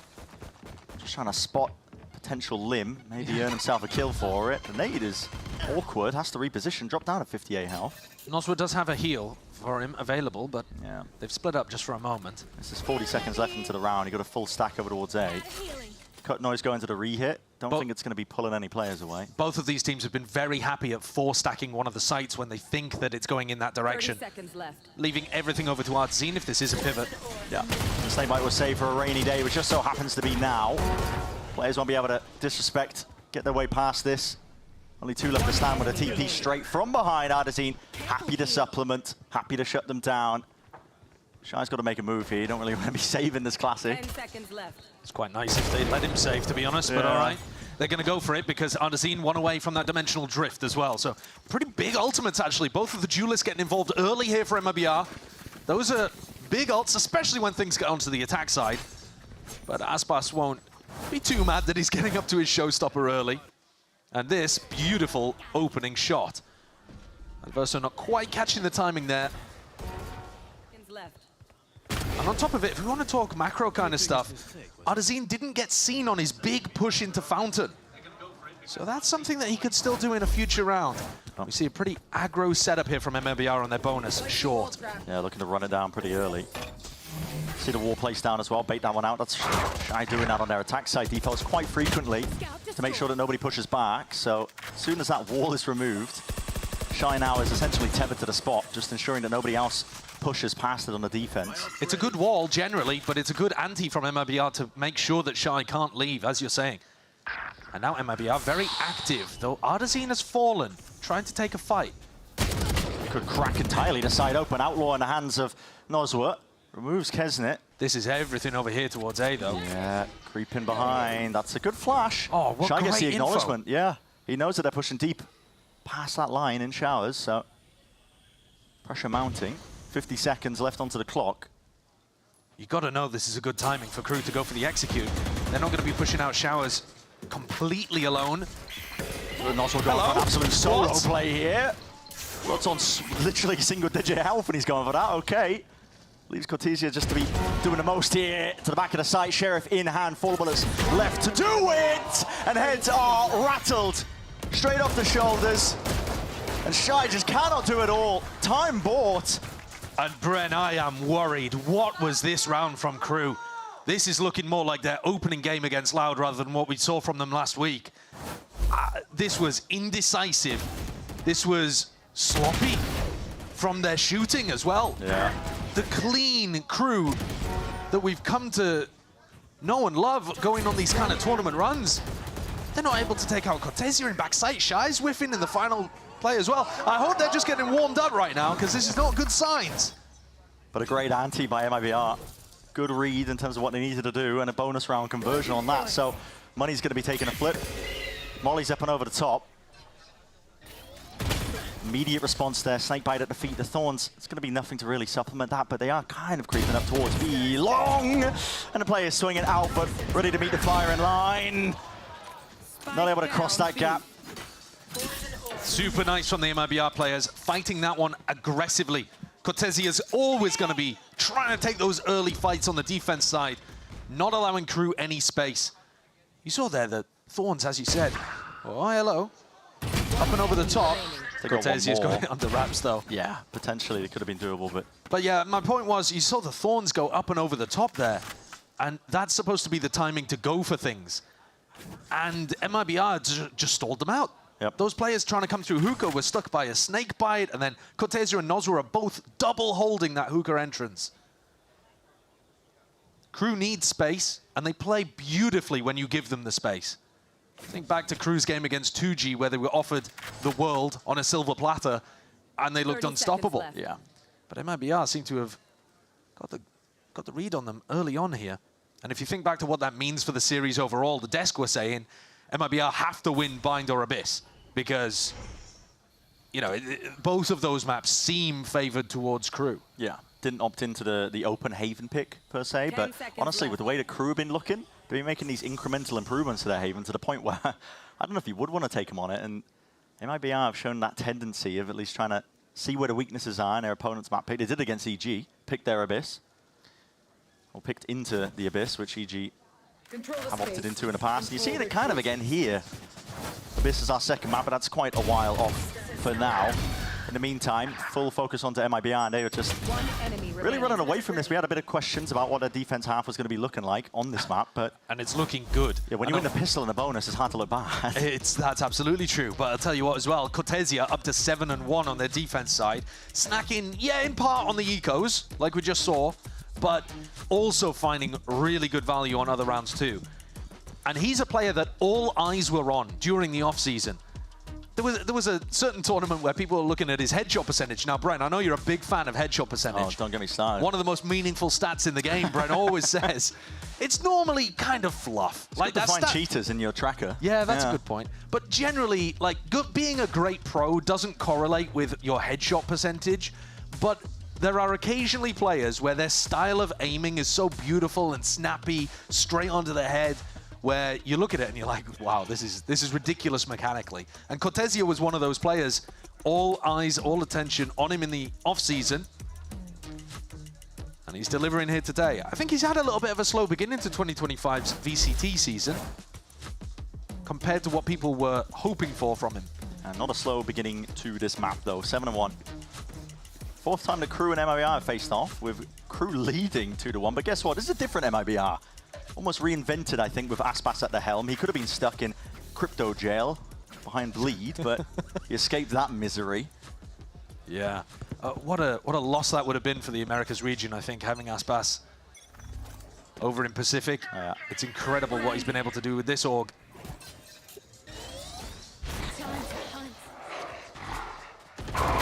Guns in the hands of the KRU players, going to look to see if they can get a bit of space up towards B long. Difficulties lie, though, in the fact that the Viper's Pit already been earned. Yeah, lay it down towards A short. And how do you take hookah control in a round like this? Oh, they're going for a pivot through back over to A, but this is into the showstopper. KRU will have been hoping that they pulled Aspas away. You cannot get through this choke point against a showstopper here, surely. A bit of spam onto the corner as well, and do you even expect them to be up here? Okay, they have slightly pulled Chenom over towards A, but with Aspas not seeing any entrance, he's starting to drift back to the site that KRU are ending on. 50 seconds and this macro game has not worked for KRU. Ardazine's TP is going to be fading at some point, but we'll see if he ends up committing to it early. 40 seconds on the mark. I think he's got about another 10 seconds left on it. Flash into the corner. Get some sort of connection here. There's going to be an orbital strike as well, just to try and blow this up. Crack, open the site for KRU. Oswert creeping inside that elbow smoke, and noise has been cut as well. There's uncertainty, but as soon as you hear the footsteps as well, now is the time to strike. Coverage to be called for. 20 seconds left. They haven't cleared out this hookah player. Ardazine, happy feet, trying to dance and dodge and weave around the bullets. Can't dodge most of that still. Cortesia happy to oblige right from the flank now, but left at least in that 2v3. Ult turns as well for Kesney. He's got a showstopper sitting in the back pocket. Same could be said for Aspas, but they're going to need potentially one more kill to make it winnable. Important fight. Kesnet wins it. And with that, turning up the heat. What a slow round from KRU. They got the job done. The entrance through B long, and Kesnit cracks things open for them. That was a tough round to crack. There it is, the Brimalt, and Kesnit hopping up on top of this hut. That was how they got themselves in. And then navigated around the operator pretty nicely too. I thought Artezine was good for one for sure. And that was a spot where Melzer played his life beautifully.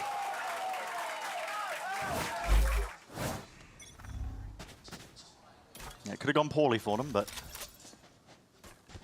another big test for Cortesia. Orb in the face of a few of the players. KRU just happy to show off the rifles. Praying that they can get that early pick. Ooh, Flash and the boombot broken. Dog as well, all being pulled out of KRU just to try and gain control of B long. And once more, they have the operator on one side of the map and the showstopper on the other. So this still looks really difficult for KRU to get in. They're trying to play these slow rounds so that they wait out the gate crashes from Artezine. His final gate crash is about to expire soon, just closed. Discipline play. Oh, skipping a hop across as well with a TP. Straight back and away. Shayna, Molly at the feet. Not willing to step over the line. 40 seconds left. A very weak B site. If Cortesia dies on this flank, KRU could still pivot back to B. 35 seconds to slow play. It's been the name of the game here for KRU now. Seeker's going to be leading the charge on top of that with a flash as well. Not quite did it. It's going to be an ult popped off. Shaynham, no more for this war, but up and over. Comes around as well. Aspas happy to return that fire once more. Tizine, where the hell is he getting these up shots from? Inside the smokes as well. Pop black through and around.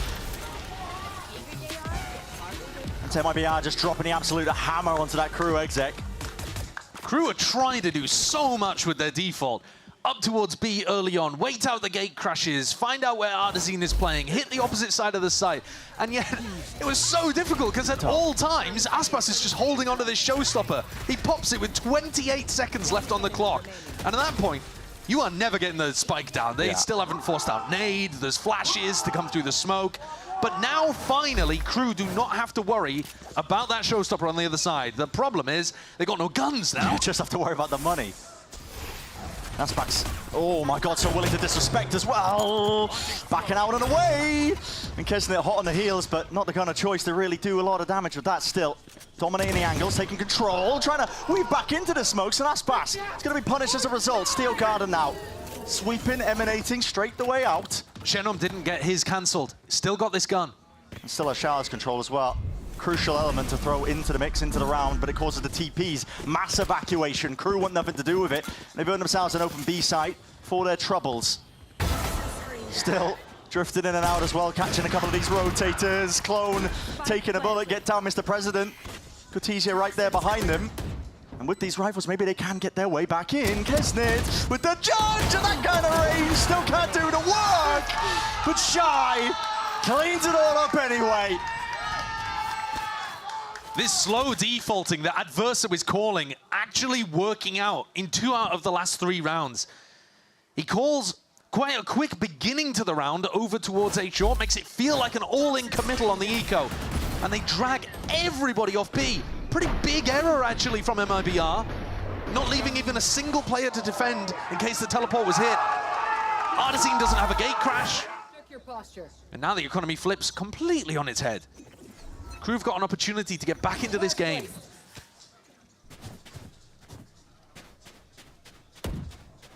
That pack mentality, the desk was talking about it. KRU willing to group up. Anti-flash played as well, so Kesnit is the bait on the end of a stick. Maybe he gets lucky with a pick. In case they do try and refind over that space. Now we can see MIBR, no intention of that. Ratty positions with the shotguns. And again, Adverso calling a slow round, waiting for the gate crash to expire. Artezine now has no ability to exit hookah, no ability to go and reinforce the A site. Scout destroyed. Trailblazer. Not going to be leading them too far forwards. One of the problems, Bren, with some of this calling could be that on a round like this, when MIBR are more likely to take risks and stack, you might end up running the time a little too low, but KRU are trying to pick this before the 30-second mark. And they have found the weak site as well. That's going to be looking to lock down Lamps control. Molly up and over as well to delay, deny. But pretty important fight. Aspas wins it. Close quarters combat. That's what the Stinger's going to be called for. It's 20 seconds. And here it is. Kesnit, plant, down. Nothing else to really delay and deny this one. Still at oh.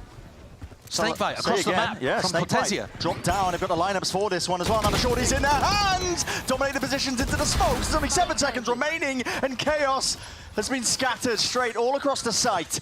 An attempt now from MIBR. They got the weaker guns, but it might not even matter one bit. Picking up the upgrade. Aspas, the goat himself, steps up to that challenge, and they know that they've got KRU corralled into the corner. Out through short, flash to the side, broken almost immediately at that. Kills it to flood in, and the feed is filling up with red. KRU might have just done enough. Cortesia out in the open, just the pistol, and a trade shortly after from Mazzino. So it got dicey, got a bit worrying, but still, it's KRU able to navigate their way through. And there you see the danger that's going to be present when you call those kind of slow rounds, but the composure as well from KRU to be able to sail through those waters. They had 2 players inside that defense brim smoke, knowing that somebody was going to be jumping in there with a shorty. The awareness is good. They're thinking about how MIBR are going to try to set up win conditions. So now we get back to a rifle situation. Artazine once more with an operator in hand, makes his way over towards Showers. And think about the conditioning here. MIBR are expecting KRU to play slowly. Pressure at the start for sure, but not go into a fast exec. Battle line's drawn off pretty early. Yeah, once more, a little bit of defaulting, take an area, but then slow things down.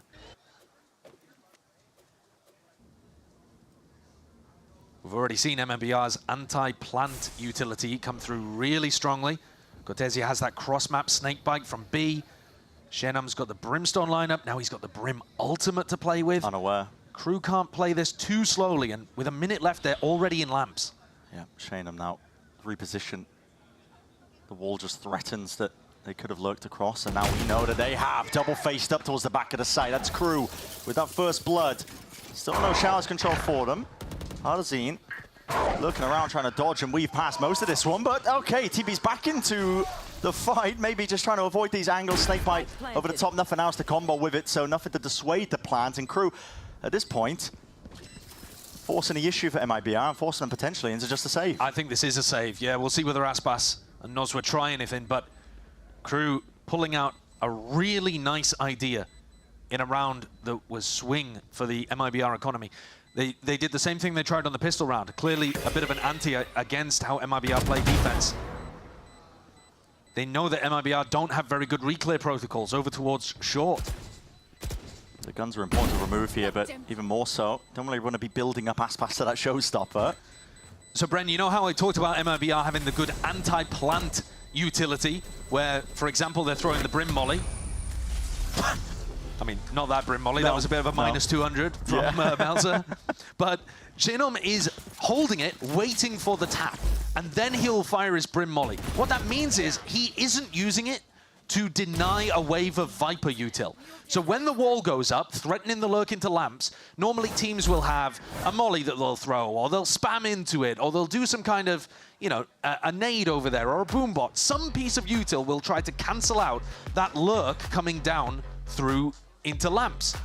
MIBR are doing none of that. They're saving their utility, and they're just saying, okay, I don't think you're actually going to lurk into lamps as much as you're threatening.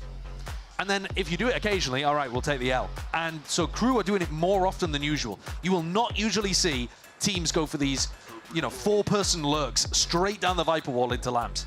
But they've got a hard read on how MIBR are playing right now, and MIBR need to shift some stuff up. Maybe have Cortesia play inside lamps, for example. Maybe do some kind of double hold with lamps and pocket. Yeah. Perhaps push out through Showers so that even if you give up lamps, you're not too worried about things, because they left Shenam in the back of sight there to just get timinged. Yeah, overwhelmed. He can't cover that many positions at once. I think if you're looking at the grand picture, though, here, if we're expecting MIBR's compositional adjustments to be good on the attack side, and to be able to actually give KRU's Vice and Viper a run for their money, they might have done enough with 5. We're going to still keep track of the next 3 rounds, of course, but I don't think MIBR will be too mad even if they lose the next 3 in a row. That is true. Yeah, a lot of our speculation was that, you know, when you move around in compositions like that, it's mainly to have an answer to Shy's Vice on the defense. Okay, well, you're seeing a switch up. The util just being expended early to try and deny them from taking control of this one, but just Mazzino alone with a Trailblazer. Orbital Strike being held too. About using the Orbital Strike there. Yeah, interesting. Maybe if there was a bit more punch behind it. Same short lurk. And they've lurked all the way through. Kesnit on a fantastic angle. High ground. Willing to do the damage here, and Aspas hard committed onto the corner. Cleans up almost instantaneously. It's a showstopper, let loose and around. And also was traded out with the bullets before that could even get any sort of value. The snake bites still flying up overhead. Onto the feet. It's going to make it really difficult to try and get the hell through. And Artisan's come into this round with a glass cannon Vandal. No armor. Yeah, good luck at this point. 2v3. Heroics. Needed flash through and around. Patience played done by these crew players, and the right timings are just there for them. This is 5-5. Bit of a rough adjustment coming out of the timeout there. Not a fan of what MIBR showcased. They used the molly early, so they did adjust that. They're not trying to hold their util to deny plant. They're trying to use it early, but they're controlling showers instead of trying to push out showers. Which means that by the time they go back over towards the site, they've already lost all of these angles. God. It looks like a ridiculous shot, but that's exactly what Kesnit's looking for. One moment, one opportunity like that. Shenum falls again, and there goes the Orbital Strike to do anything like re-clear over towards Lamps. They have to make an adjustment, and in this round they have. They put Artesine in Lamps with a Bucky.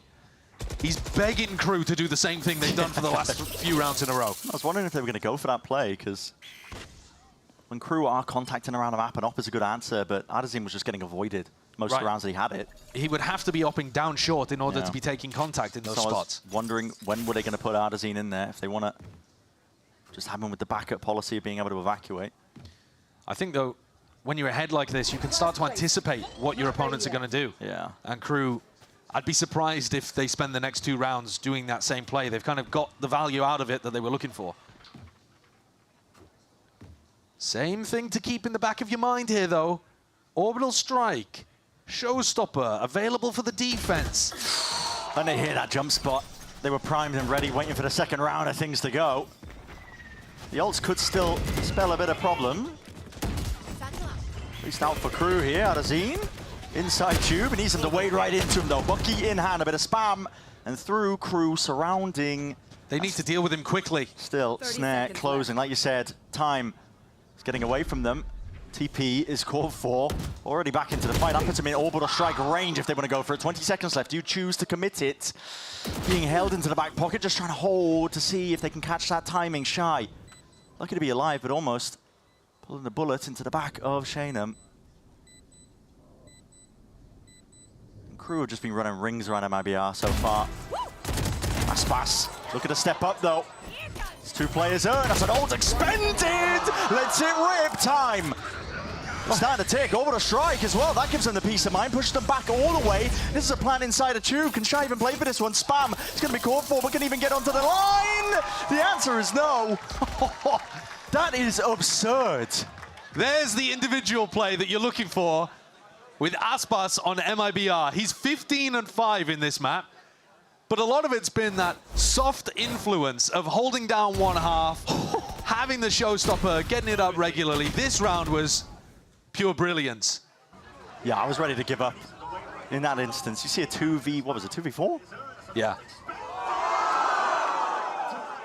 Huge play from the player that's taken MIBR from a team that even the Brazilian fans were not too keen on to a top 4 spot in kickoff. Relevancy and an early pick as well. Kesnit toppled, trying to fight for control of Hookah. There's a bit of fluidity into the approach, but it's going to be punished at that. When the money's flourishing, why not? Buy an operator, punish one of the peaks. Not expecting that.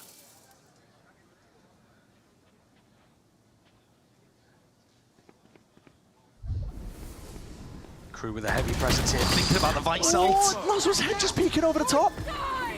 Wasn't going to be able to find that angle. Steer Garden does not connect. Shenum's alive with the gun out. primed and ready.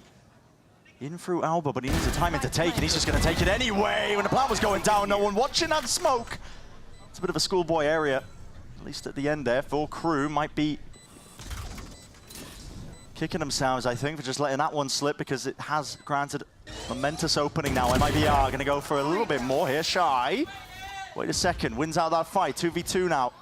Smoke still bloomed and blossomed in a pit in the back pocket. Verso says, why not? This is the time to do it. Offloads it. Players are in though.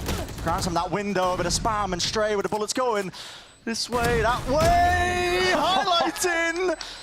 And Aspas, wick burning, options limited. Adverso, the pivot play towards the end, leads KRU 6-6. Good IGLing from Adverso to get KRU back into this half. A devastating loss in round 11 to an individual play from Aspas, but I think MIBR will be fairly happy about what they put together on that defense side.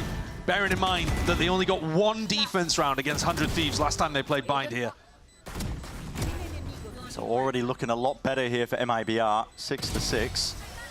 It's a map where KRU would expect to be potentially favored on, but the ideas are being put in by MIBR. The KRU have got all the momentum on the backside of that first half.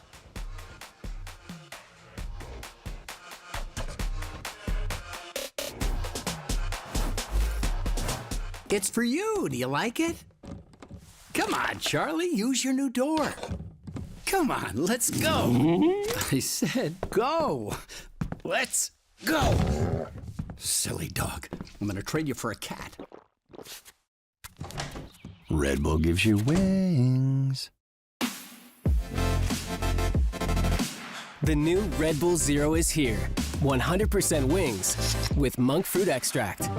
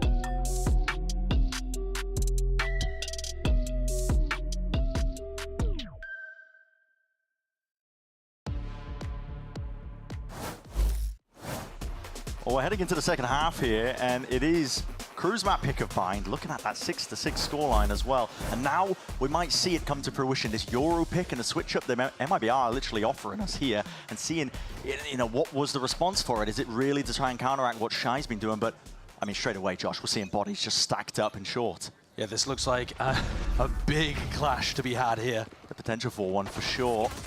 Smokes up in their faces. Trying to peek past that haze, see if they can claim a kill or two. Adazine, early take and control out towards Showers. Picks up that space nice and early. Flash through, this time trying to dominate his angles and play it, but anti-flash is caught for. Still KRU looking to get away just even. 3-3 in terms of the body count. Mazino's not going to read that. Yeah, and he's just being squeezed there. Full grip occurring. Back through, trying to flip the map. Not quite, actually. Second guessing themselves for it still. Wait a second. Oh, that's filthy. Just a pixel of an angle, and Kesnit capitalizes. Noswood could die to that nade. Rebounds it. It's definitely going to push them off the plant. You got to respect it. Options opened! And you got to square up, stand your ground, and try and take the fight, but Adazine chooses for evacuation instead. The spike in its grasp, and an open B side as well to work with. And not just this, a flash to play off. So if Kesnit and Melzer try to find a fast timing, they could end up with a flash in their face. Primed, held in the hands, takes it, but Melzer steady with the aim, and he leads KRU to a pistol round win. They need Melzer to come alive. He had a fantastic previous match, but it was Kesnit really that I thought was the hero in this one. And from his position over towards A Heaven. A lovely setup from Shy again, by the way. But what is that shot onto Cortesia? Last player standing. Take a look at Shy's setups, though, as we go throughout this map. Because he and Adverso have been a nightmare for these teams to get through on the attack side. As much as MIBR are going to be coming into this one with anti-strats and with ideas of how to use the double duelist, either with the clone to bait out the wall or with double dive to get in past the thorns, you've got to be looking at the variety of stuff and how sharp Shy has been. I definitely think a clear anti-strat from MIBR. One of the big things that was essentially tripping up teams when they're going up against KRU is Shower's control. When Shy got that deep wall, he hasn't opted into it, at least for this round here, but I imagine you're going to be seeing Artazine playing over towards Showers for most of the rounds just to punish the fact that if that wall is placed down. Yeah. If Artazine can default over towards Showers, he'll be able to bait any potential Vice wall, I guess kill Melza, and then teleport away. Is the gun close enough to retrieve? Is there even a gun to pick up? Not too sure. Adverso was also playing this spot all the time. Didn't get caught by grab net, nade combos, that kind of thing. If you're doing any level of anti-stratting against KRU, you should know that Adverso plays lamps a ton. Yeah, an early exchange of that util as well this time, getting a bit of a run on MIBR. Making moves over towards B. And Shy, his wall, up in the face of these players. Xenon's going to hear it. Yeah. See it. They know it's there, but it's about... Can you all... Exactly. Can you all pop through it at once? They're seeing an Olympic level stagger into the side as well, but it's split them up! And Shy tears them to pieces. 3 in a round, 2 remain. The crowd is calling for it. 15 HP though. They'll take the round win at the end of the day. And get extremely close to the Vice ultimate as well. Shy had a great beginning, and he's just snacked on a couple of ecos there too. That's a really difficult wall to bait. It is. So I'm already seeing adjustments by Shy going up against a Yoru, because normally he's placing that right up at the barrier. But instead he's pulling it a little bit further back to the window. So if they do use their clone in that way to try and bait it out, adjustments made by Shy, I think he's definitely thinking about how to counteract it. In this round, holding on to it as well. Gonna throw it over towards Showers. Yeah. So this is where we're expecting the Yoru defaulting to find some value, but instead MIBR have picked a B-leaning attack. Okay. Going fast with the Yoru ult. That's 3 spotted as well. Dimensional drift, beautiful to try and crack open a lot of these sights and defenses. Trying to take this fight straight to them, man, and then we're blinded up. Out through the back though, still Melza dropping these players and popping heads.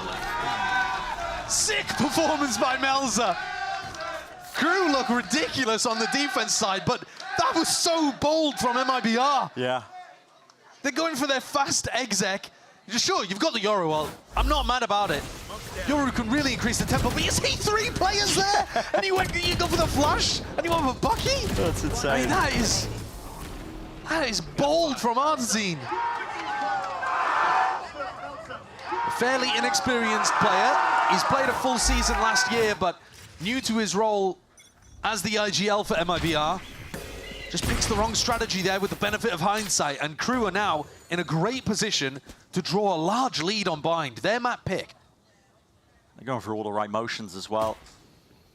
Denying info, space, money knocked down for MIBR. A lot of space though given up over towards B long. And here's that wall that you were talking about, Bren, where Shine pushes it up towards the spawn barrier at Hookah. He loves variety with his Vice setups. Yeah, which always makes keep him guessing. It makes it very difficult to build a strategy against it, because you have no idea where it is when you start the round off. It takes you 30 seconds to figure out what the Vice setup is. But something you always know is that Adverso is going to be right here. Do MIBR have an idea of what to do against that? Wall's up.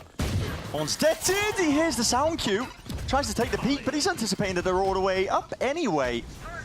Hands over the gun. It's just a Spectre at the end of the day, but it might make the difference here for MIBR.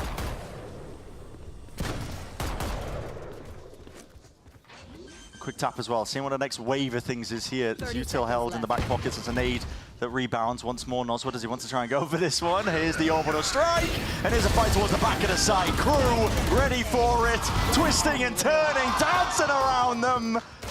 And Aspas, hold up. 2 so far, but only 12 seconds left. The spike needs to be reclaimed. He didn't get it. He didn't get it. Tried to grab it. 8 seconds left. A tap, forcing these players out wide, but he just does not know, and now needs to commit. It's the only way possible to try and play towards the win cons, but no more time left to work with. A decent attempt from Aspas, but KRU, with the investment of the orbital strike, it got expensive, but they secure the round. You see the waves of defensive utility there to deny the planter, just as good on both sides. Bit of a weird opening there. Adverso's got the spikes to play around. You expect him to be good. Understanding he hears one. And you know, that makes a huge difference. If we're thinking about both of these teams and their ability to lurk behind the Viper wall into lamps, those Vice Thorns giving you the sound cue make all the difference in that kind of spot. Yeah, and teams have been struggling against this man with the Vice. You know, Shy's pick, listen, he dominates anyway. His rifle aim has been impeccable, but the util on top of it. Yeah. I'm not really seeing enough options from teams to try and at least remove some of the Vice Thorns early. You're just spamming early into A short potential to try and catch onto it, so you remove even just the chance of them being able to det it. Yeah, I mean, even just walking up, looking for the break onto it. Most of the time you're walking up, though, you don't want to give away that you're there. Right, exactly. So, you know, it does end up being difficult. It's extremely tough to play against a Vice without giving away exactly where you are on the map on your attack side. Attack side, playing against his comp, you have a checklist that's literally going down to the floor. Yeah. I mean, you're holding up in your face and you're like, wait a minute, we're going to remove all of this util just to even stand a chance. But MIBR, with Frod behind and Artesine at the helm, came into this map with a game plan, with some serious ante. And now we need to see that in action. Aspas has a showstopper. Last time we got a rifle round, they ran a fast play off the back of the Euro ult.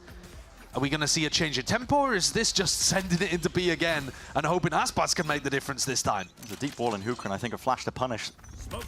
Again, the Shy setup.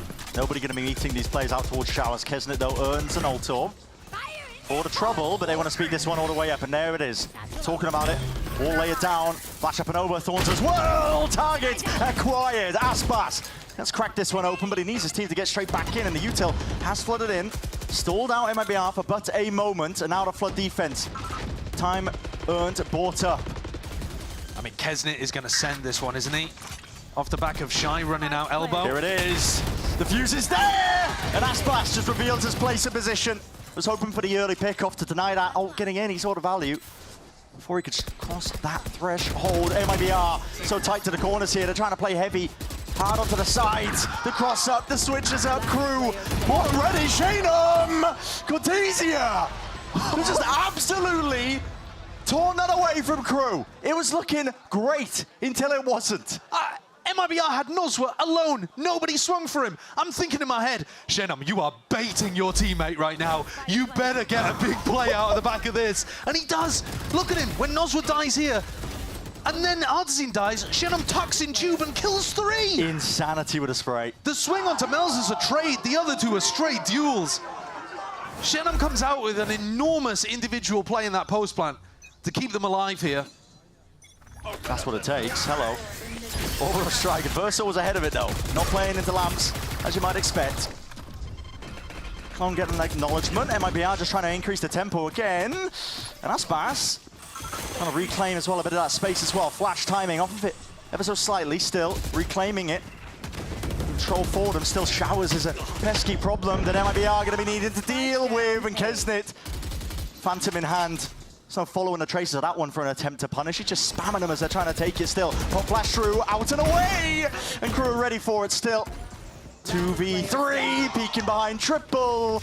Mazzino ripping off heads, leaving it to Shanum. There's individuality from this guy. Earned him that round win prior, but now has to do it all again. If he gets the read that Shy has rotated, he could try to pivot through the teleport. He's going to go for it anyway. Yeah. He has no idea, really, whether Shy's here. Gone out. He's got that molly to stop the rotates. Yeah, and there it is. Drop down, tap, in case they get ahead of it. Don't know about that Still one. Garden. What is the secondary he's got to work with, man? He's going to have no gun whatsoever. Rotating this and around. And Mazzino can stick this one with the firing line over the shoulder. KRU can afford, in this round, to stack 4 players on the A defense, because if the teleport is taken, they get split up by the Vice Wall. Yeah. The Vice Wall is permanently there, alive in hookah, which means that you can't use the teleports, the main gimmick of Bind, if you want to put it like that.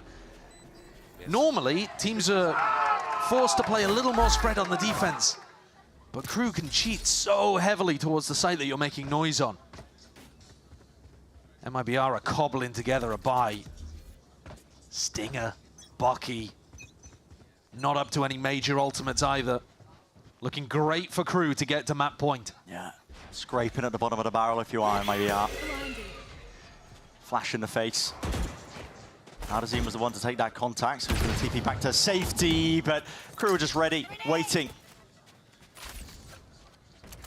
Turning a bit of lead over the way up towards B long. Still no baiting out of this Vice Wall. No, I don't think we're really seeing the value that MIBR thought they were going to get from the Yoru. They're not playing these slower rounds, trying to find Vice Util, breaking it. Actually, the big rounds where they've had ultimates, they've just been going quick. And they've never quite been able to get Adverso out of this position either. What a beautiful timing on the snakebite. As soon as the wall goes up, it's granted it, gifted, it's still satchel up and around. Kesnet does not want to be hard committed into the site. Now they know, presence from MIBR. Pings the pitcher, trying to get the plant down on top of it. A duel, an important one at that. Shannon winning it. Loses his life though in that battle towards Lambs. Tip tap, happy feet. Aspas wins it. Mills are still here, round and away. Cybers of angles, and Aspas is begging for it. Someone to open up these angles, but just missing those few stray shots. And what is it going to be called for? Pop flash through, but that's individualistic. Noswa was alone. He was trying to go for that one, and no connection means that Melzer was handed a freebie almost. Tapping away here, trying to play this one to the dregs. Pull it down. Time is ticking away, but the guns are just not there to play with. Not in any way to make it winnable. KRU up to 12. Applying so much pressure over the course of that round in the retake. MIBR, massive mistakes. Like you said, Noswa going for that flash peek into Lamps. No combo with another player. Aspas forced to do it all because Cortezio only has the Stinger. The more pressure you apply, just slowly squeezing onto MIBR, they're forcing out mistakes, and Adverso's on his feet. Of course he is. He was there round one last time. I'm surprised he's been so reserved. Now we wait. But this is classic KRU defensive bind. They've only given up one round. Ults available for MIBR. They've got to try to make something happen here. Ardazine at the front. Trying to clear the way for most of this here. Fawns are dead nice and early. Dimensional Drift is going to be respected. He's got the Bucky in hand. He wants to go for a play. I don't blame him. You need to at this point.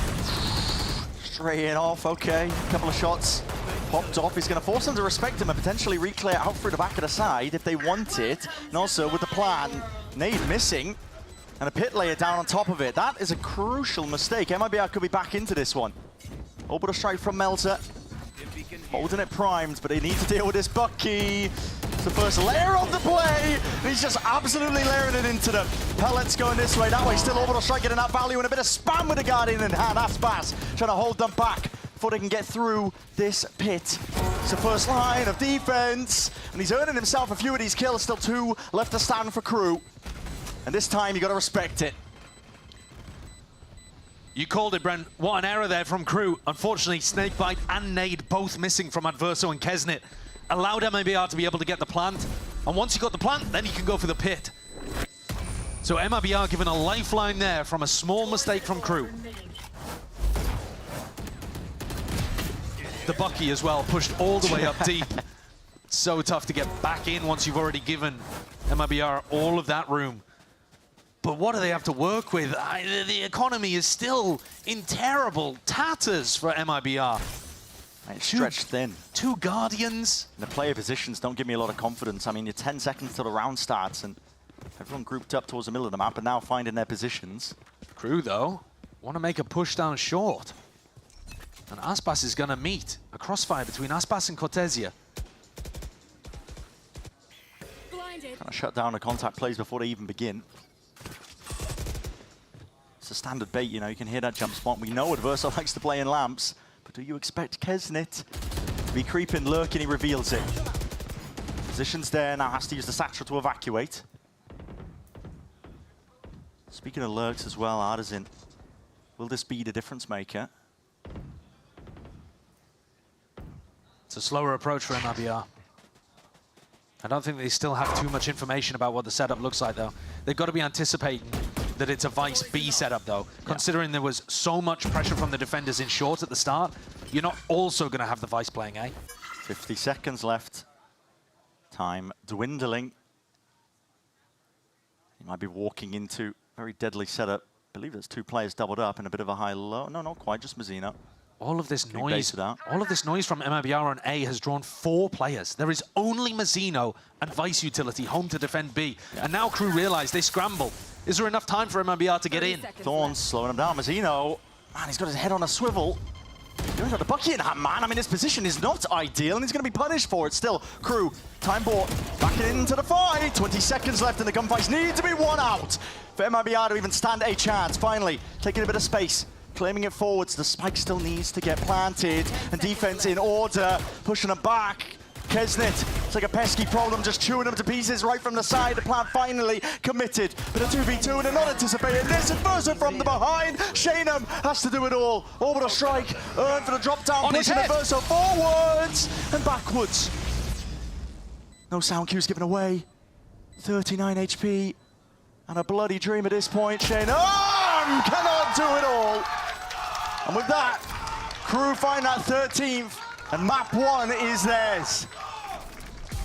Another great defense from Crew on Bind. Even in that final round, you could see that with 1 person home on the defense of the B side, there was enough util with the Viper Wall and the Vice Thorns to buy time for all of the rotates. They made it very difficult for MIBR. Tons of timings where MIBR tried to take the individual play, the hero moment, to get themselves across the line because the game plan was not working.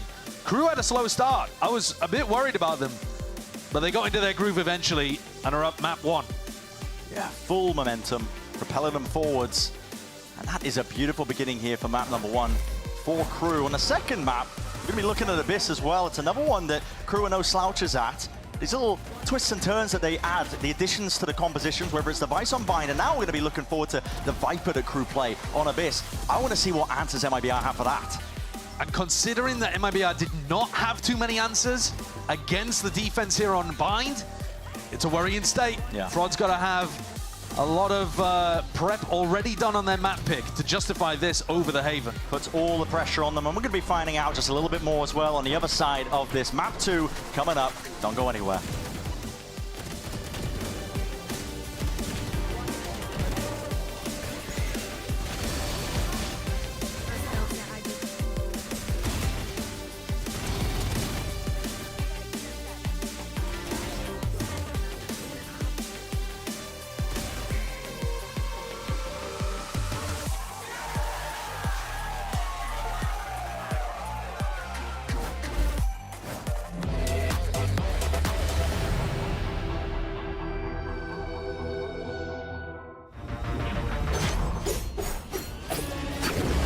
Even up though in the post plant, Lee stepping forward on the side, getting ahead of the util. Oh, it's just too easy, baby. That's what we're waiting on. Okay, so they've seen him. And he's been caught in this corner a couple of times, but 10 HP. It's all he needs, Darker! 是吧？枪体不也对，位置也对，一手也对，啥都对。来了，金发双剑暴走，而且后点位全被罩出来了，刚刚还在死。 Off fault line, dash forward, but Town is famous, able to make anything happen. Izu continues to fill space. Quick little right click, and then they all line up. Flawless finish, 4K here. Take a bow. Okay, Team Secret, we need you guys on the stage now. Come on, let's go. Let's go. Let's go.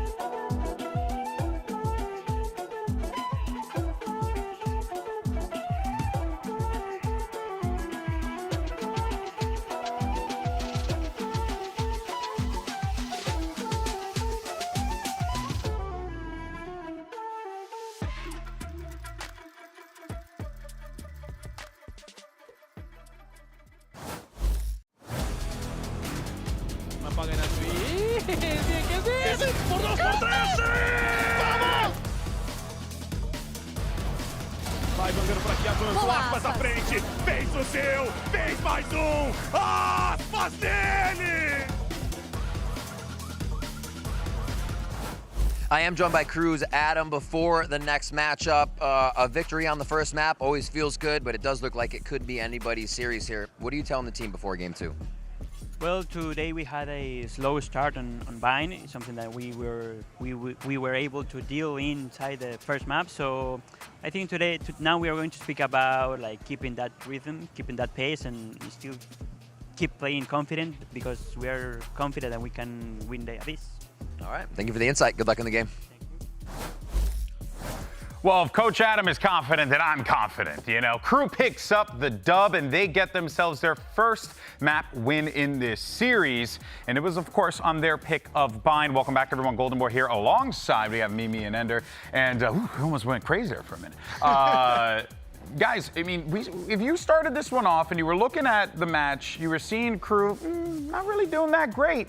And then out of nowhere, they flipped it around and they found that momentum, just as you heard Coach Adam talk about. Yeah, they really figured it out towards the end of that first half. And I think one key round in that was round 10. And generally on this attack side comeback, how they were kind of finding consistent lurks up A short off of their Viper wall. They were consistently able to scale into this space, and it felt like MIBR didn't have a lot of ideas of how to deal with these lurks. You see in this round, they're trying to heavy fight into showers, and then they make the decision to come back and get caught off guard by Kezin on his lurk, and then KRU just trades out, goes through this very heads-up play to satchel back sight with that showstopper, and they close this one out throughout the trades.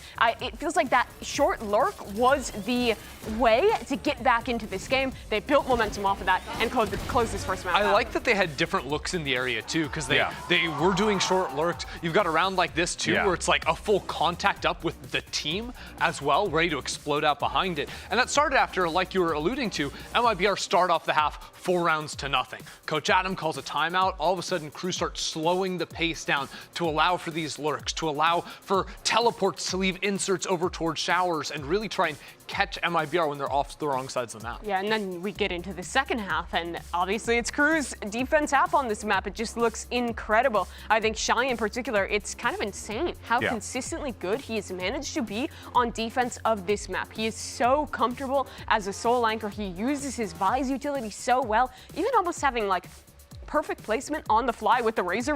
What? Darkness. Sorry, Omen just cued us. I don't know what happened. We just got Omen. KO knifed. KO knifed as well. Straight up. But seriously, like, I don't know. I was a little bit surprised because I thought that Shy was going to be put under a lot more pressure, right? Because MIBR lock in this double dive comp that should be overwhelming the B site more. But the way that this guy was just so consistently able to path around site and like hide out in tube, peek out for a couple of kills, like, again, I think you'll look at the highlights of him and be like, oh, he landed a lot of these nice shots, but I really think it's his movement around the site to dodge away from utility and catch these timings where he can step forward to get under hookah, where he's finding a lot of those multi-kills. You see a lot of like Vise players when they play into the Yoru, where they end up kind of blowing all of their utility off that clone coming in. You hear your wall trip, the instinct is to pop the Razor Vines and fight off of that. He did a really good job of letting the clone go through and then waiting for the actual exec, using the Vines then to slow and give him these isolated advantageous fights, especially on B, which he was so successful with all game long. And what's wild is we were talking about that Yoru maybe being the thing that would have cost him the game potentially, but instead it was Shy clutching up big time, pulling off some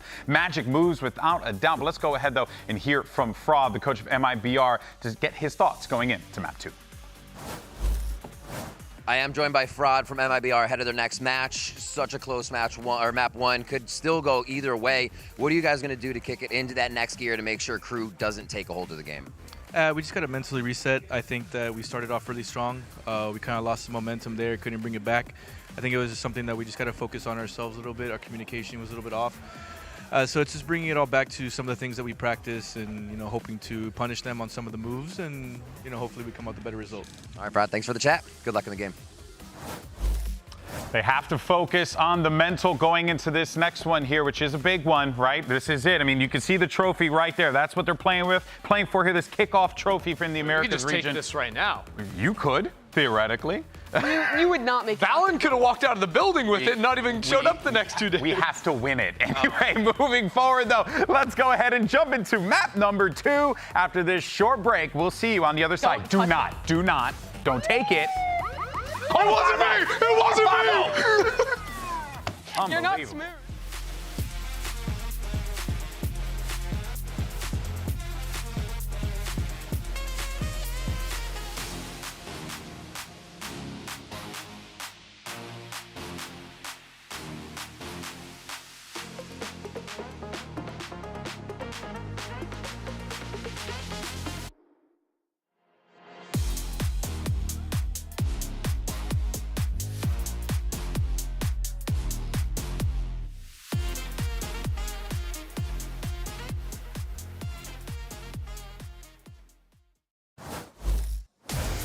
There's a heavy weight on the shoulders of MIBR as we're heading into map number 2. It's their map pick of Abyss. They've opted to go into this direction as well, despite the fact that KRU have been looking like no slouches on it themselves as well. The twists and turns, the Viper in their comp that they run, honestly, just dismantled NRG. They couldn't come up with answers for it when we were watching them play that game.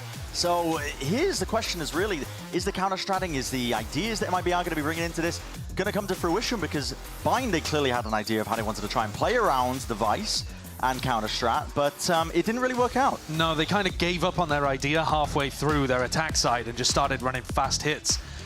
Here we're seeing MIBR running the... Oh, sorry. Here we're seeing KRU running the same composition, like you said, that we saw against NRG. The attack side Viper wall was really difficult. It's like a lurk Viper wall that goes into A. You have to play on the opposite side of it if you want to be gaining info, and that's tough. Now, Cortesia does have the Cypher, so you can try to place trips or a cam or something like that.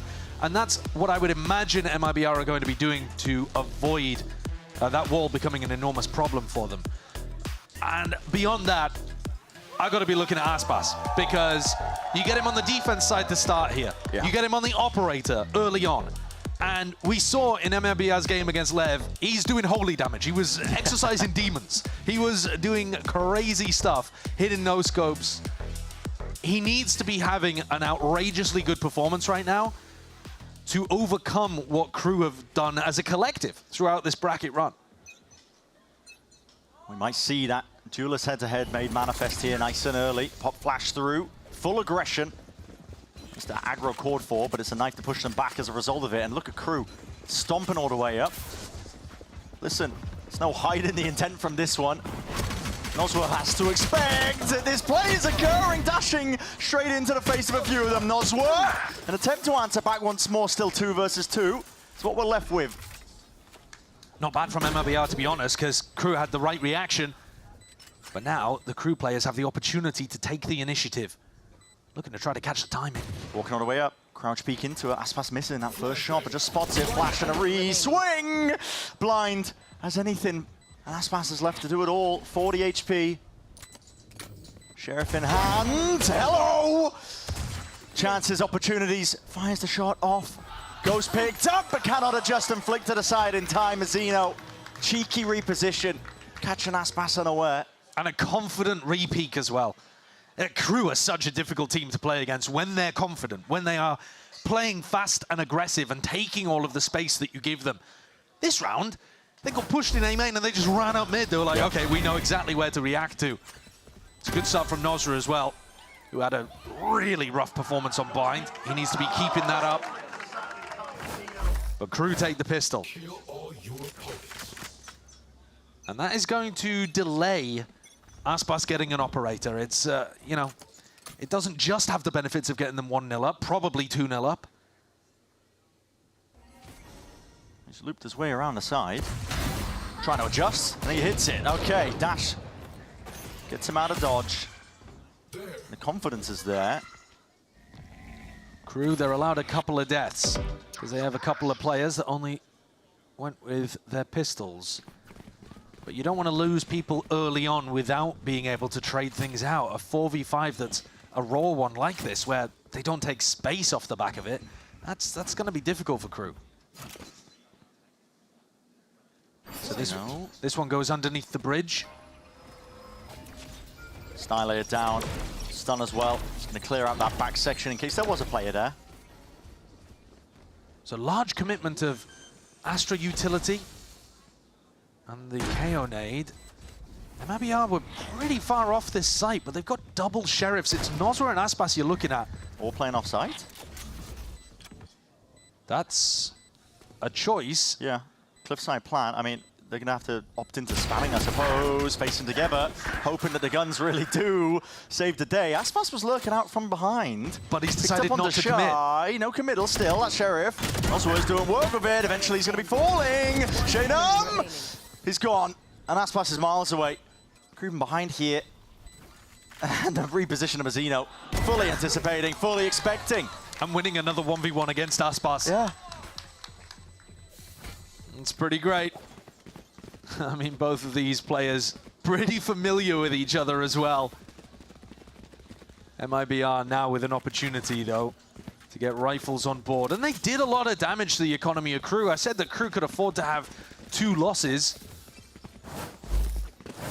It's going to mean they come into this one with far less weaponry to work with.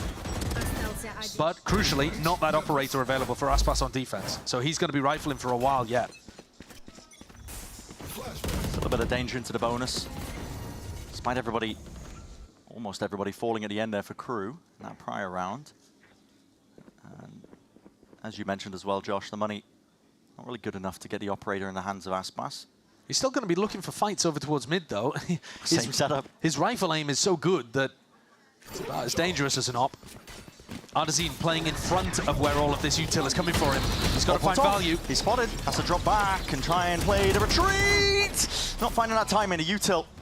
Still standing his ground. Wins it versus Kesnid. Pop Blast didn't even quite connect onto them still.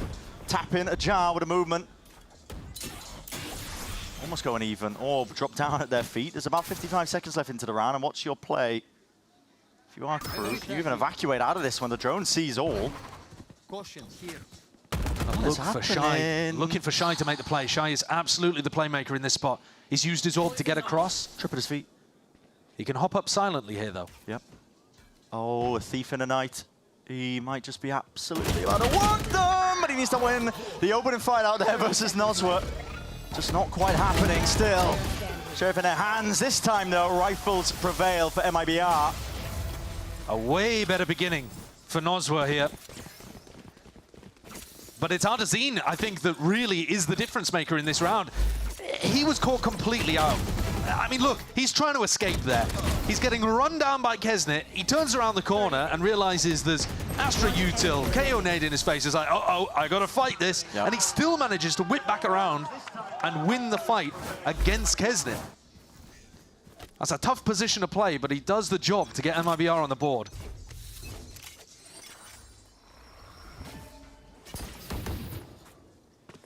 Flash in the dark, nothing to break that one, of course, because anybody who could was blinded up. Deep knife against the back wall. So 3-1-1 in terms of how KRU were choosing to play it, just trying to lurk these players up towards mid. The drone counteracts that potential lurk timing, though. Yeah. And I thought they'd be running some defense Cypher utility on A, but instead, they're just having Artazine jump peek this. And that's a little worrying, because Kesnit's sharp with these. Artazine, whenever this wall goes up, has got to try to get info. You see him here flashing. Going for the little jiggle. It's a tough spot to play. Pulled all of the util out of him, though. But also, KRU have not really taken too much map control as yet. Slowly working their way back over. Now, the knife is going to be coming back online. In fact, Artazine has it, so timing is everything here. And Adverso's going to look for a Sovereign on the engage. What's out? That's going to be connecting. Dash forwards. An engagement. Call for Kesnit wants to try and take this fight. Face them, but it's just spraying and praying into the smokes. Of course, it's predictable. There's only the one choke point which they're going to be trying to get their way through, but still, one way to shut it down. 20 seconds left. Yeah, this is a save, and Shy only has a Guardian as well, so it sucks for him. He's been on the lurk through mid the entire round. Didn't realize no one was worried about it because of the trip that's inside his orb. Now that he's learned about that one, though, you can start shocking it at the beginning of rounds. Look, you see them pinging it out on the minimap. Yeah, they're thinking about it. He's like, all right, boys, my lurk got no value this round because of this trip. I need you to get rid of it for me. But MIBR did a good job. You can see some of their ideas here. The trip to deny the mid lurk. Artazine using flashes and using his knife to get info over towards A. And this is going to start a bit of an info battle. Here's the replacement trip that's coming through. Wasn't quite in the smoke. I mean, the second one was, but yeah. Keston just distracted. There's a lot to account for there. And we're watching from Artazine's point of view. Bear in mind, Shannon popped his own smoke to play around on site too. All right, so look at this. The shock dart's going to come through to break a trip that was there last round. Now it's tucked around the corner. So a slightly worse trip for the defense, but at least it stays up. Yeah. Here. And Aspas's job is to defend these smokes, and he doesn't quite realize it, but the hordes are coming. Yeah, and they're going to come knocking. Going to try and open this one up. They're accounting for the peak anyway. Dropping him in his tracks. And now is it full speed ahead? What is the call? The dash is just shy, just short of the mark. Keston, no safety to be found inside of his own smoke there. Running rings around his players. Did they hear the sound? They definitely heard. Oh, they heard each other. Yep. And Artazine, gun ready. And waiting. Crew left to scramble. How can you salvage this time around? You're just opening yourselves up way into these angles. Just the slightest of off angles. There was that trade inside of the Hunter's Fury as well. There's just another thorn in their side. Potentially the win con. And Shy, he's where the defenders are buying guns. This is a weird round. He's completely flipped the map. And he's got very little chance of converting this. He has no info about where Cortezia or Artazine are. He just knows that they could be anywhere, basically. 30 seconds left. He's got the benefit of his wall to play around over towards A, but this is full discipline by MIBR. I mean, you just look at their positions. Hit up plant. Creeping forwards, double face. Oh, there was a chance. That's all it will remain. And that would have been a nightmare had MIBR allowed it to occur, but even with as good as Shy has been playing, he couldn't quite land that 1v2. So MIBR take the lead here. What a strange occurrence on the flank over there with... It's all over the place. Yeah, Artazine and Adverse are just kind of running into each other, both hearing each other. Yeah. Bizarre. But also showcasing that MIBR are willing to abuse the fact that Crew are not running a hard Sentinel. There are no trips on the flank. And that's something that NRG never really did when they played against Crew. They didn't push deeper than the Viper wall. They didn't full clear out A and try to flank them. Already you can see some of these ideas, and now heading into attack timeout from Crew gives MIBR another chance to just touch base and figure out what they want to do with Aspas's favorite weapon, because the op is now online. Built up enough of the bank. That's going to be another variable that Crew are going to need to deal with. And it should be predictable. Enough players died on MIBR, and you can see their economies out of control, basically. Yeah. So Crew are going to know that this is a possibility. But where is he going to play? Aspas has generally been playing around mid, but he's going to get double smoked off if he starts around at mid, so that would be really unusual. Is he going to fight A main with a Viper wall in his face? That would also be pretty weird. So Crew's Viper comp does somewhat kind of incentivize the operator to start B, but you don't want to always play to Crew's tune. Yeah. Exactly. Aspas is going to take it over onto the A site, and he's going to, by the look of it, try to play this top box position with the op, where he can actually get on the other side of the Viper wall. So that seems like quite a nice position to play against Crew's setup. Yeah, peek off Artisan's flash as well, which is the way that they've been trying to play it. Very spread, slow siege approach here by Crew. And not only that, Aspas can actually see over the top of the Viper wall here. This is interesting. Recon dart, drone going out over towards B, breaking a trip, really trying to make it feel like there's heavy B pressure. Aspas, he's not budging. No. Right, they can hear all the noise being made by Crew. One thing that would put a bit of a wrench in the plans for MIBR would be that Cosmic Divide. And in fact, things are moving. It is hitting the B site. They have broken a trip already, and Cortezia, I don't think he realizes, but he's going to be under enormous pressure here. He's hard committed. There's no retreat from this angle. Get a kill, and you got to stand your ground as well from the follow-up. Flash up into his face. Can't see a bloody thing. Updraft, dashing away. Knife tags. Target's in his face. Just can't quite land it. Open sight, never to push back this plant. KRU shouldn't be playing too many people off site here because of the smokes that are still online for Xenon. But they're only leaving Mazzino in this spot. Could be dangerous. Adazin on the flank again. Kesnit. It's another one. Well, 3v5. This might not even be a retake attempt, to be honest. Nobody op, no. Yeah, Aspas with an op in hand. Even though the money is good for MIBR, the chances of success are just so low, and you're going to be powering up the pit and the null command. KRU, I think, were one of the teams that demonstrated some good on-site post-plant positioning. I think there is a slight worry that, to me, that they're falling off-site so much here. Because there's a chance that MIBR could still get back into some of these rounds. But it is helping them deal with the flank. Right? They had so many people back there. Even if Adazin had not fallen to Kesnit, there would have been another, 3 players for him to get through. I should play some Astral Stars in this. But all right, that round chalked for MIBR. The score 3-3. Right there. But KRU used their Cosmic Divide, which was their biggest tool at being able to get around Aspas's op, in my opinion. Aspas, though, moves it around, and he's starting on B. A slow play from KRU. Again, nothing out of the ordinary. They don't really want to be going fast into this one, seeing if they can poke and prod, find where these setups are. Ideally, find where Aspas is. Trying to hide his presence. Nobody to break this drone, just himself. So has to reveal the hand. Noswa actually tried to body block the Viper orb at the start of this round, and so I think it's a bad smoke in mid, but that doesn't matter. Flash! This is exactly the type of stuff that was throwing NRG off. They were trying to play ahead of the Viper wall, but the underhanded flashes in play. Noswa in for the back, trying to grind up a win. Con! Melzer. Oh, he tried to dish it out as well. Cortese just catching him there, and here it is. Viper ult, neural theft revealing quite a bit at the locations of these KRU players. Another enormous flank coming through from Cortesia. Yeah, and it's all relying onto that, I think. Shock darts doing the damage. Quick tap, flash through, snake bites! What is occurring? They're trying to flip the map and take it away from them still. Aspas trying to take it straight to them, rifle in hand! That's what you get! Dude, Aspas, man.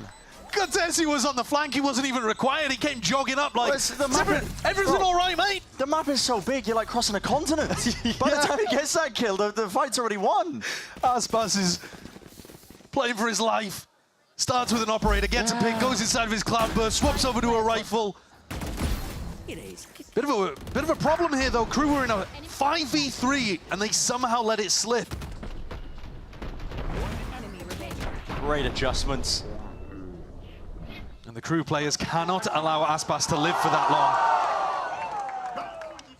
He's going to be able to get his operator back online too. Take a look at this little interaction in mid, though, at the start. Noswa is trying to headbutt the Viper orb. Really, I think he's done it again. Yeah, it's slightly ajar.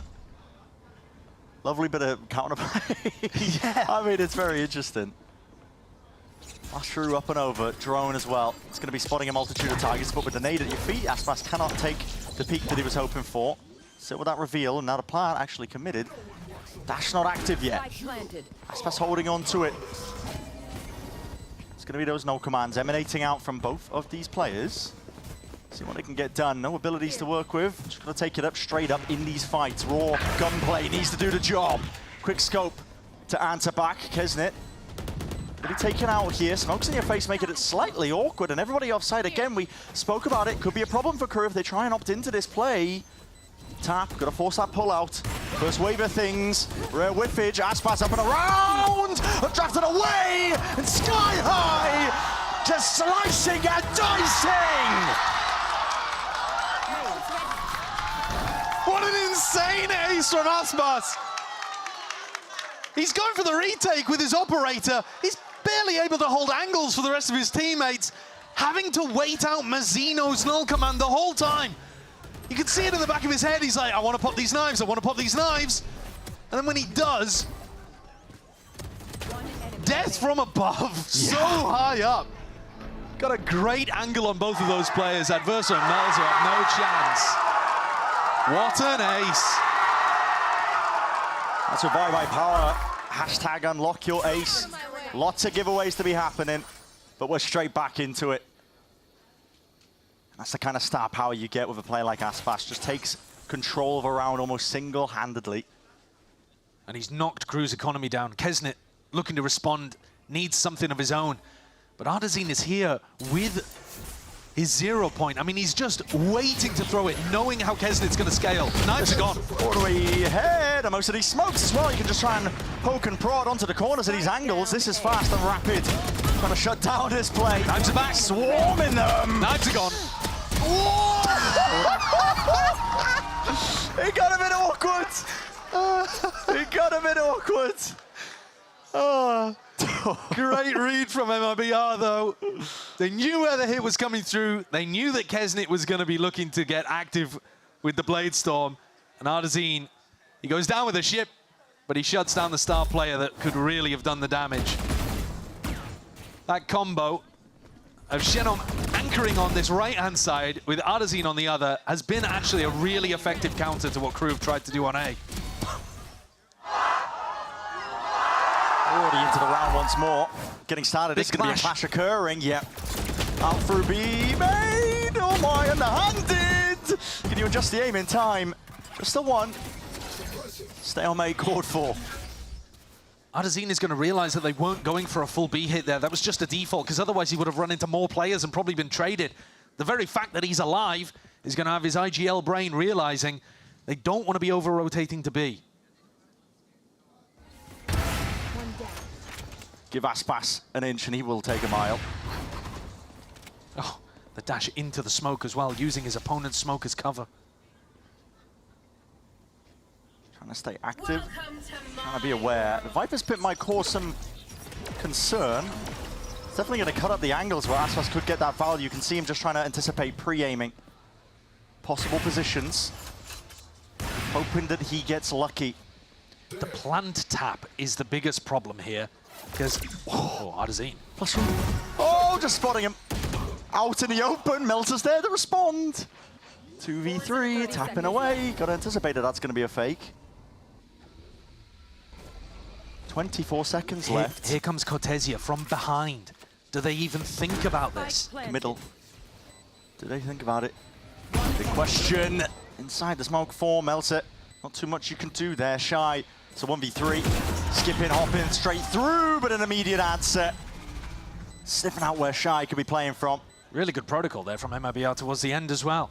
Have one person go in and Aspas ready to hop in with the shorty to get the trade kill. Very tough for Shy to clutch in that spot. A nice idea from Crew, honestly, though. Once they were already down in a 3v4, the pit was probably the only way that they were going to be able to win it. But so far, it has been rough. Crew got the pistol and round 6. And other than that, MIBR have been completely in control. Aspas 15-3. We needed a star performance from him if MIBR were going to come back in this match. And he has delivered. Isolate them and kill them. A historical head-to-head. Aspas versus Kesnet. Battled many times, but it's Aspas who's won it 5 times versus Kesnet's 1. You are divided. Now we're going to see him once more tested. Up onto the corner. Perched up. Time to strike is nigh. Missing the anticipation there. Hunter's Fury to supplement this. It's quite a lot to add into this exec. Last time they ran an execute like this, Cortesia got caught, and the rest of MIBR ended up saving. Crew with aggressive post-plant positions, not allowing MIBR a chance to come back through. This is up close. And personal, Mazzino. Oh, wait, flash for a flash. Hold on! He's won the timer now. Ardazine just can't get a second one, though, and Shy quick on the trigger. Tap, tap with the feet. Kesnet staying alive and active. Aspas, though, in a 1v3 now. Hello. Just not giving the easy option, is he? It's a good exec from Crew. They get in, Cosmic Divide, find a pick onto Nozru, who's trying to play his timing. And then they're all pushed up, ready to play off each other. Crew can still recover this half. But it was their attack side on this map that looked the most dangerous. And it's not like Bind, in my opinion, where Crew individually were looking bad at the beginning. I think Crew still look pretty decent on an individual level here. It's just that the ideas are not really working in the same way. Another fast play. They're going to be meeting, though. Head to head. just the cam to take that first spot, so nothing out of the ordinary, at least for KRU. They're going to be thinking, hold on, that's a drone, you got to updraft dash just to get the hell away from it. They're going to try and break it, still plenty of players, target-rich is the environment. Cortesia wants to hold that down and hold down the ground. A line stepped over, happy to shut them down and away. Shorty in hand, why not? It's getting scrappy and messy, but I mean, final round of this first half. A 5v2. KRU cannot find enough. Mel's flank dealt with as well. He ran into that same trip from Cortesia. And MIBR put together an 8-4 half. A wonderful response to getting shut down in the second half of Bind. Bit of wind behind their sails and a flawless end. The little interplay between Aspas dashing away and Cortesia moving forwards, it's lovely to see. But I don't think you're going to be able to get Aspas carrying with an operator in the next half. So different questions here for MIBR, if they're able to close things out. Yeah, but listen, the rifling in Aspas's hands, he's no slouch at it. We're going to be finding out on the other side of this.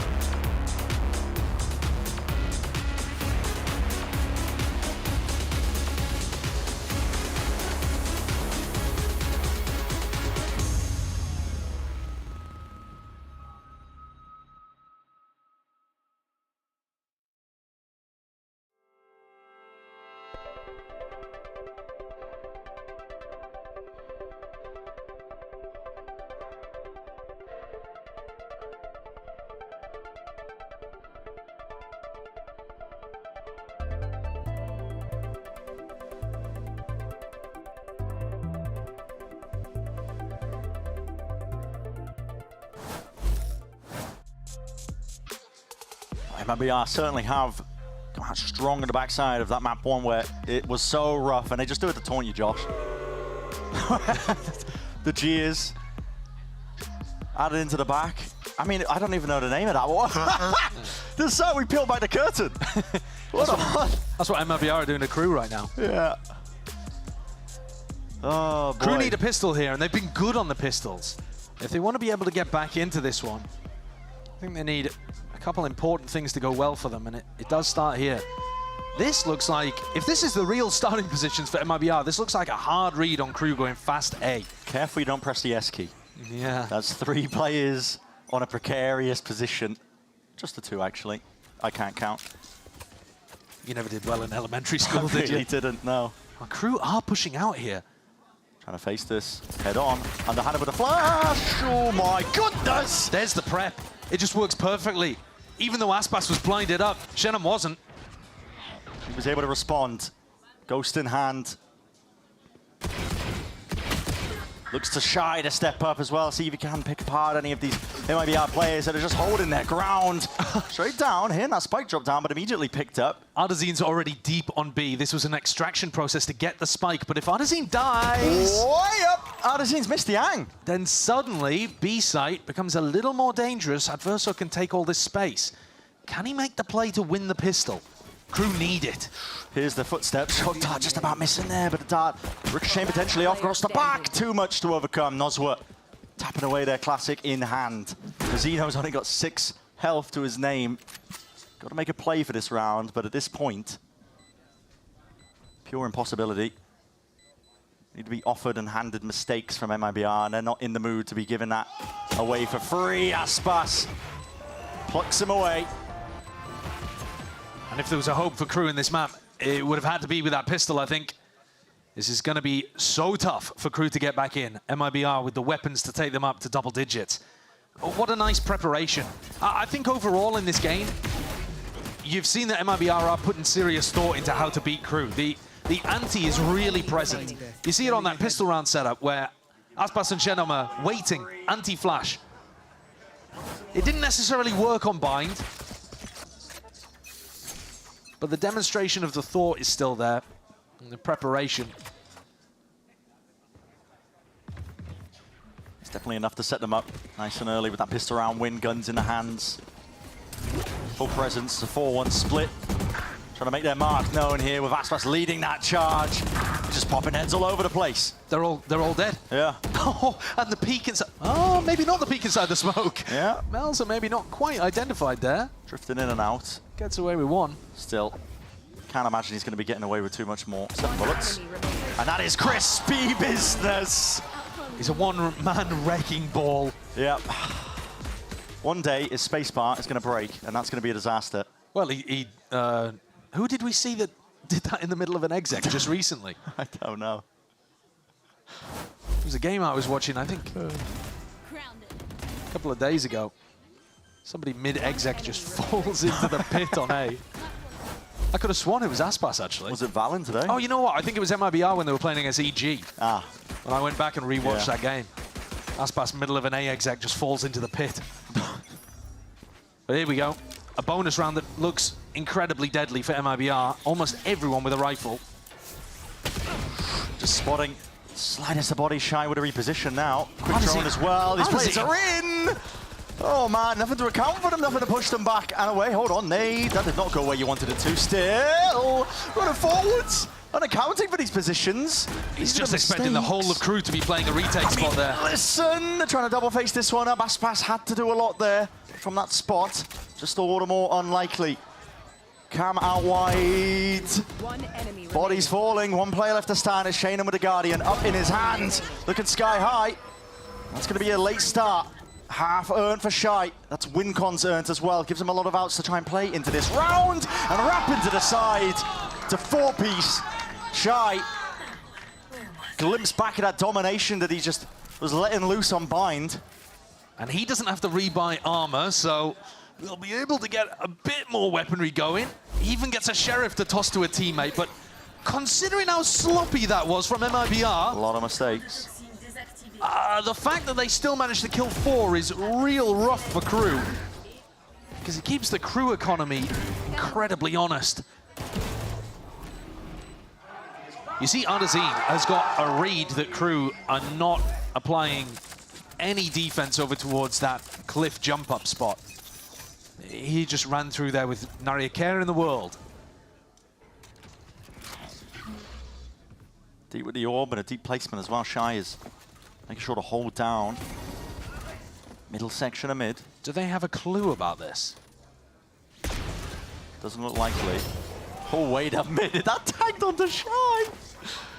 What is that? No way. That tagged onto him. Just instinct at work here. MIBR definitely trying to work the map as well. Even Aspas to take point. Flash in his face. Crossing back over. Ardazine's been getting pretty aggro over towards B and caught this round. The door broken open. There's one more layer of defense for it. They will hear this before Cortesia can even get much done. It feels quite individual here from MIBR. Yeah, it's almost like the plan has gone to pot. At this point, looking for any sort of opening. There's only, less than 40 seconds left.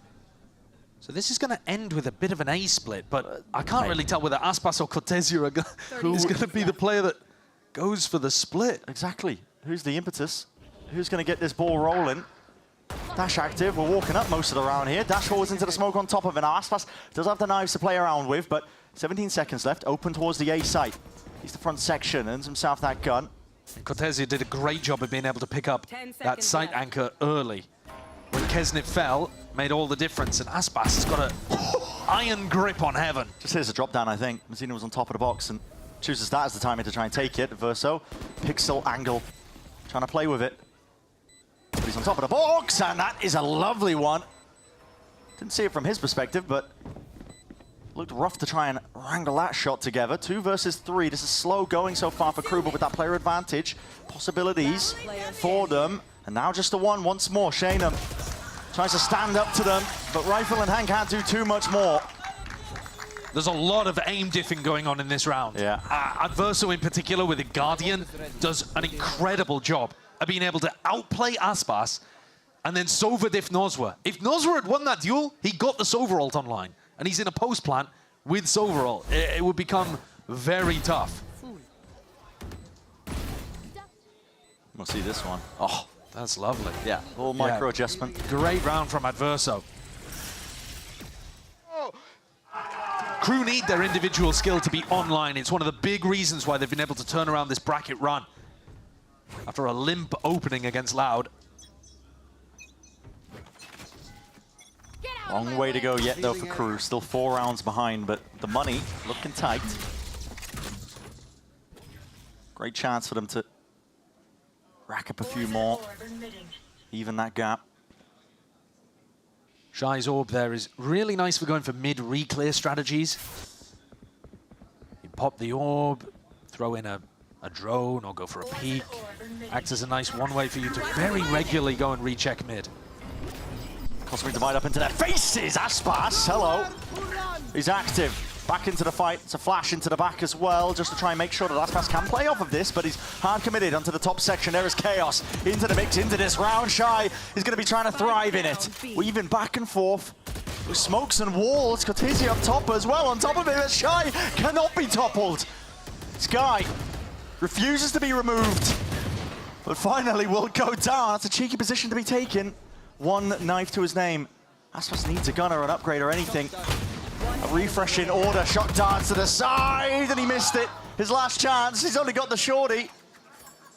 And good luck to you. Trying to bait out the shots with the Outlaw. I don't know how you could possibly win this round. It's the most unwinnable spot any player's ever been put in. Yeah, I mean, he's giggling. He's 25 and 6, he's giggling, he's like, there's no chance. The greatest of all time player, potentially. 25 and 6 with a shorty. Yep. Then it is a fair fight. Yeah, don't think so. No. Don't think so. Oh, God. And will eventually go down. That round genuinely got a little bit close there. Squeaky bum time for a moment. When Shy pops his Viper's Pit and then Nozwa gets the kill, Aspas still has knives up and there is danger. But KRU navigate it. And this next round is going to be the most important one. And for that reason, MIBR have taken a tactical timeout. Round 18, we're about to go in. An attack timeout called for MIBR, because if they don't win this, their economy is going to get wrecked again. And then the gap, it's only 2. I mean, potentially, because they're on an eco, it's only 1. Exactly. It's going to be tightening between the two of them, and MIBR don't want that. That's why they call this timeout. KRU have found an in. Kesnet has an operator. The defense also has Cosmic Divide to be able to work with. So any of these off-site post-plant ideas, well, Mel's is going to have to be dead if you want to be playing like that. So far, haven't really seen too much of a vision from MIBR on their attack. They're doing some half-hearted stuff towards mid and trying to lurk Artisine on B. And outside of that, they're just playing pretty spread without having too much coordination. All of those lovely ideas seem to have been stacked on their defense side. Maybe just praying that, listen, maybe Aspas can just open up enough rounds once you switch over to the attack, but you're exactly right. I mean, you got to see a bit more thought put in. If you have a game where Aspas is dropping 30 and you still lose, that's rough. Problematic, yeah. And that's entirely possible if MIBR lose this round. Would not dissuade the Aspas and friends narrative. It's slowly going to be building. Drone broken. Don't know if it saw Kesnet. Might have tucked himself. You got to expect it though. Yeah, anytime a drone gets broken that early, you're thinking the op is there. Take flight. Mid-round information for Adverso. They missed the timing on Missed the timing. He's all the way up, and he's removed Kesnet. Out of the fight, out of the picture. Neural theft as well for his troubles. Lay that one down. A quick peek from Medino. He can't find the body. The movement. God damn. Aspas's movement is just so good. Bro. It's like an eel in the water. Good luck getting a grip on him. And Cortesia comes alive. Found the timing on a really fast mid play. The rest of the players on MIBR baiting for him. Breaking the drone, drawing the attention. Wiggling through the air for Aspas as well. And Shy left. He's been amazing on the defense. Bind. Here on Abyss, he's been good too, but this is about as unwinnable as Aspas with a shorty in a 2v1. I'm going to take him out. There's a lovely strat coming out from MIBR. Fraud having that impact coming out of attack timeout. Yeah. We were talking about how important that one was. And they couldn't have found a better moment for their Cypher to come online. See this they one from his ruined what perspective. KRU was doing in mid. No 360s, but still. One enemy remaining. It's a little bit of a Jira. Little bit of a Jira. I think you can give that a Jira Aspas. Yeah. Well, we missed a moment, but that's okay. And look at the emotion difference there. Instant timeout by KRU. Yeah. KRU, I was framing it as a must-win round for MIBR, but it also was a must-win round for KRU. Because if they wanted to get a bit of a comeback started, that was an eco swing round for them as well. MIBR would have been pushed down. KRU could have got back within 2. Sometimes in a game, it can come down to 1, 2, a couple of major rounds where the ults and the economy swing in one direction or another. And Atom is trying to bail them out of a hole right now. That's the major difficulty. Like you said, because the money is... KRU will be able to scrape together something potentially. Potentially, but... It's not good, though. It's not good at all. Their economy is in a really rough spot here. Because they won a round and then... I mean, to be honest, they won a bunch of rounds in a row. I'm surprised their economy is in such a bad spot. It's been getting pushed down to... Yeah, a lot of their players falling. Yeah. Coming to rebuy, adds up. Now we've got Xenom with an attack side operator here. Something that we saw in our previous game that we just watched with G2 playing against Sentinels. Attack side ops really good on Abyss for being able to control defense aggression, which is the kind of thing you're expecting when KRU's economy's stuffed. This is bold from Cortesia. Yeah, he is on an island. Time to start paddling. Don't know what raft you've got cooking, but okay, into the cam, doesn't matter. Hello! Hello! And that was realistically one of the only chances for KRU in this round. Cortesia was feeling it there. He was going for the ace. But MIBR going away with a really easy one here. And they get up to 12. Yeah. When you see that smoke at the top, I think alarm bells should be ringing a little bit in Cortesia's head, but he's so confident and so aggressive. One of the things you'll note when he's on defense is he loves walking up, taking space, pushing. And he tucks himself into the corner, relying on his excellent aim to be able to pick up 3. Potential final round here. MIBR are going to look to close and get up to 13-7. Aspas at 28 kills. He's got the potential to drop a 30 bomb to get him across the line. And KRU, last chance. Cage triggered. MIBR set their sights over towards B once more, because it's been where the success has lied. Slowing it down. Posturing a little bit with the util. And once more, Adazine trying to create pressure over towards that cliff jump up. Did that get spotted? It might not even matter. Look how easily Adazine is getting up here. In through the back, Melter. A lot to be asked for of this guy. Steps up to that challenge. And just like that, shoes on the other foot. Xenom, yeah, you do not want them to be grabbing that. Not on the defense. Yeah, KRU's economy is stressed. They're not going to be able to afford it. What a play by Melzer, though. Coming out of the attack timeout from Atom. Oh. Atom presumably talking about how to anchor against that B-site hit. Melzer's tucked underneath the bridge and then swings back out. Tanked a ton of damage in that position, by the way, but was able to catch the timing onto Adazine and Aspas. Adazine thinks it's free. He's been doing that since round 1. It's part of their game plan. I mean, round 1 of this half. Yeah. Another timeout. Back-to-back-to-back tag timeouts. Yeah, I mean, this is a slow burn towards potentially the tail end of this map.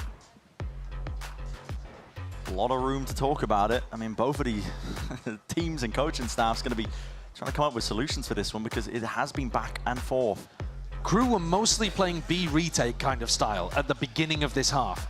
So Frod may have realized, okay, clearly guys, we just ran into a stacked B site. They know that we're going to be heading over in that direction. They're putting bodies on the site. So then what's the adaptation? Is that going to open up mid? Does that mean we can go for a fast A exec? And Atom has to try to preempt the plan that Frod is currently cooking up. Does that mean something fast from Crew? Rip the initiative away from this Brazilian team?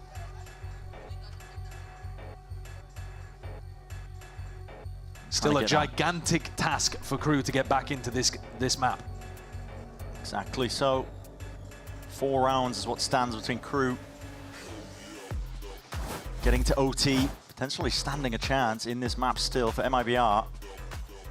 Obviously them calling that timeout. They are feeling that pressure to a degree. They want to try and close this one out here and now before the money gets too bad, before give Crew too many more ins. It's going to be mind games on mind games occurring here. Round 21. Kesnit suppressed, trying to take a fight over towards A main with a flash. Quick peeks over towards mid. A couple of jump spots occurring from Crew's side of things, but they're going to use that drone. Mid-round information, gets the tag that he was looking for. Spotting out Aspas. It's going to spell out MIBR's game plan at least. Slow look towards mid. Cage down. In a spam, stray bullets, no targets to be found. No sort of connection, but Cortesi has found another timing. Shine moved his Viper orb. It wasn't in mid for them to be able to hold on. It's in A main this time. But the spike is going B. And they just take the initiative. Crew realize that he's going to be lurking down there, and they barrel down the door anyway. Still, MIBR back over towards B. Slowly creeping, crawling forwards. Melzer with a potential opening. The 140 does not get it done. Shy quick with the answer. Still has to give up that space onto the side, but a 3 versus 4. Crew happy to play has this to go retake. for a play like this. Yeah, risks in order. Necessary, in fact, and just about wrangles that rifle in control. Another repeat in order for him, but Aspas, again from that high ground, not anticipating the corner and a twist and turns. He can't be going for that. Absolutely ridiculous. Artazine.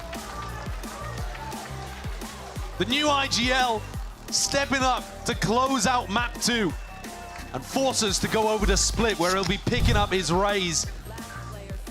He has found those excellent moments. What a 1v2 to close things out. Kesnit was just expecting him to be cowering somewhere else. And Artazine delivers the Red Bull clutch. A really good map from MIBR there. I think they had very solid ideas of what to do against Crew, against the Viper, and showing that they can hang. A well-earned third map there for MIBR. Staying alive in the tournament, keeping Crew sweating. Map 3 to play for, man. Map 3, we are going to have so many sick, aggressive moments from the double duelist potentially from Artazine and Aspas against that defense that has normally been so great from Crew.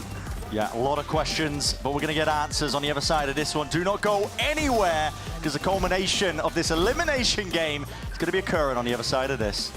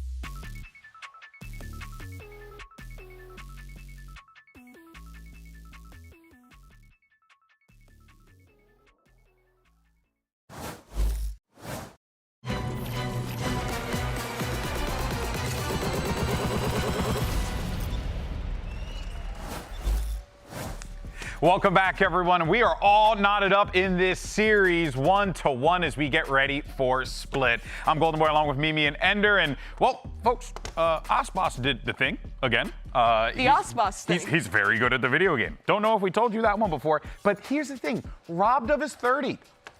Robbed of his 30. But it's still, 29. he like single-handedly brought this game back. Really let's did. be honest, because KRU started off cooking. They won a couple rounds to get started off that pistol, and then towards the end of that first half, Osboss absolutely came online with the operator. The ace round with the Blade Storm. That was wild. Him heating up was the turning point for MIBR. Yeah, he sort of had these like 3 rounds in a row that he single-handedly won, and after that, I just don't think KRU ever really regained their composure in the server. Because again, they had some good rounds at the start. I think their A main hits were working, just like they were working up against their match against NRG. But truthfully, this is the round where it all started slipping away.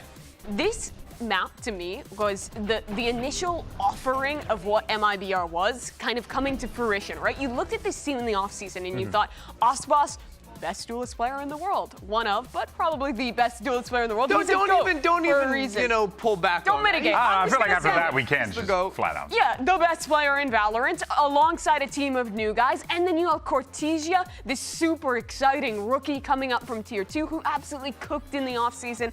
And he was kind of rough his first map. He was solid in the lower bracket. But this game, he really rose up. And this was him and Osboss just putting on a show of insane mechanics to win out of bits against KRU. Yeah, it was a combination of a lot of these like really high impact frags Cortesia was finding on those mid lurks, and then Osboss 3Ks, 4Ks, 5Ks, just doing everything. Yeah, I got bored of it after a while because it was just like, okay, it's just there more he of is. Osboss being better Osboss than got everyone. an ace, huh? Yeah, whatever. Credit to Cortesia, though. He did a really great job of finding these timings on their attacking side up mid. I think the team also did a really good job setting him up, applying the pressure, letting him get into these late lurking positions, and that duo just stealing the show, really. Now, folks, this is it.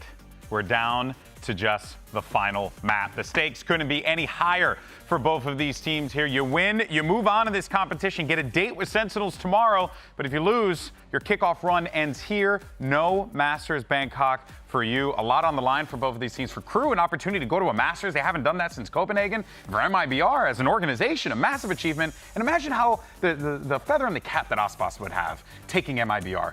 Right? You know, they're kind of two sides there. Yeah. MIBR has been pretty much the worst organization 2 years running in terms of performance in Americas, and Osboss has been on the best teams. And to show him coming into this MIBR team and having a complete turnaround, to be in the top 3, to have a chance to go even deeper, I think it would really prove to me that he is the ultimate kingmaker that can single-handedly turn a team around. Every single team that this guy touches just turns to gold. Yeah. Like seemingly At this point, you overnight. can't argue with the results, right? It's shocking. And I don't know, like to see so early on that it's working with MIBR. We'll see though, because again, one map can change your story so quickly, right? Like, think back to a Sentinels last year. They lose versus G2. They might not even make it to Madrid to win it all. A Sentinels or a KRU and MIBR here, one map, and we never get to see that chance. And for KRU, they've always been the team of late season revivals at the end of the year, coming out, barely making champions. This is a new look for them, right? This is new, right? KRU's always been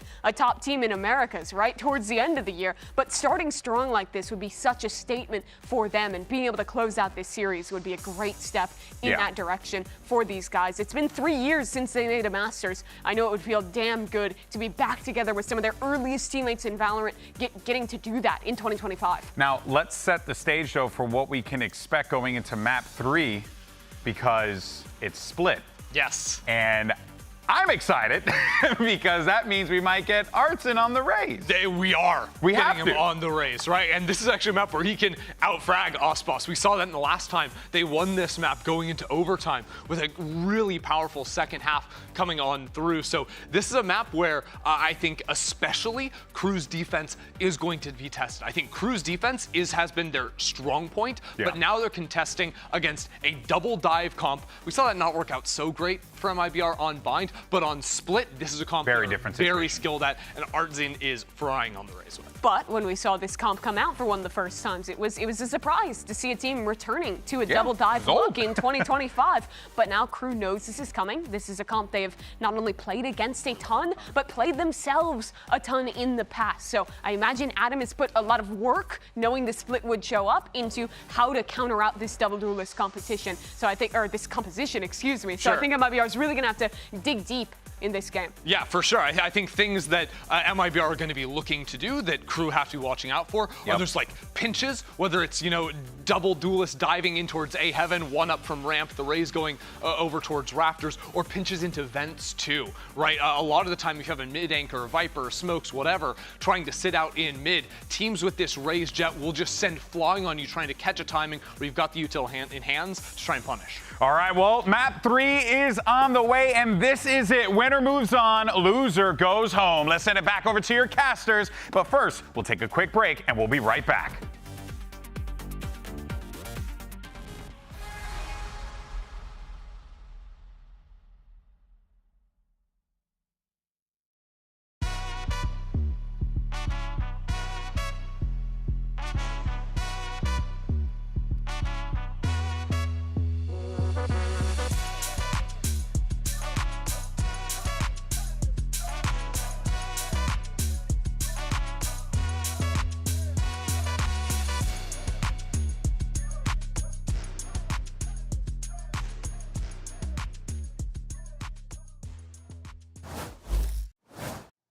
All right, let's get to it then. Map number 3 on the line between these two teams, man. Wouldn't happen any other way as well. And this is for all the marbles. I mean, the desk has been teeing up. It's elimination, of course. We've been talking about that. But to have that chance of a ticket to Bangkok, to have a chance to make an international event, it could end here.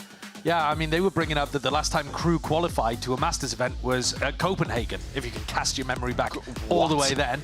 Now, that was also the last time that Kesnit was able to beat Aspas, if you recall, all the way back to that time. So is there something in the water, perhaps?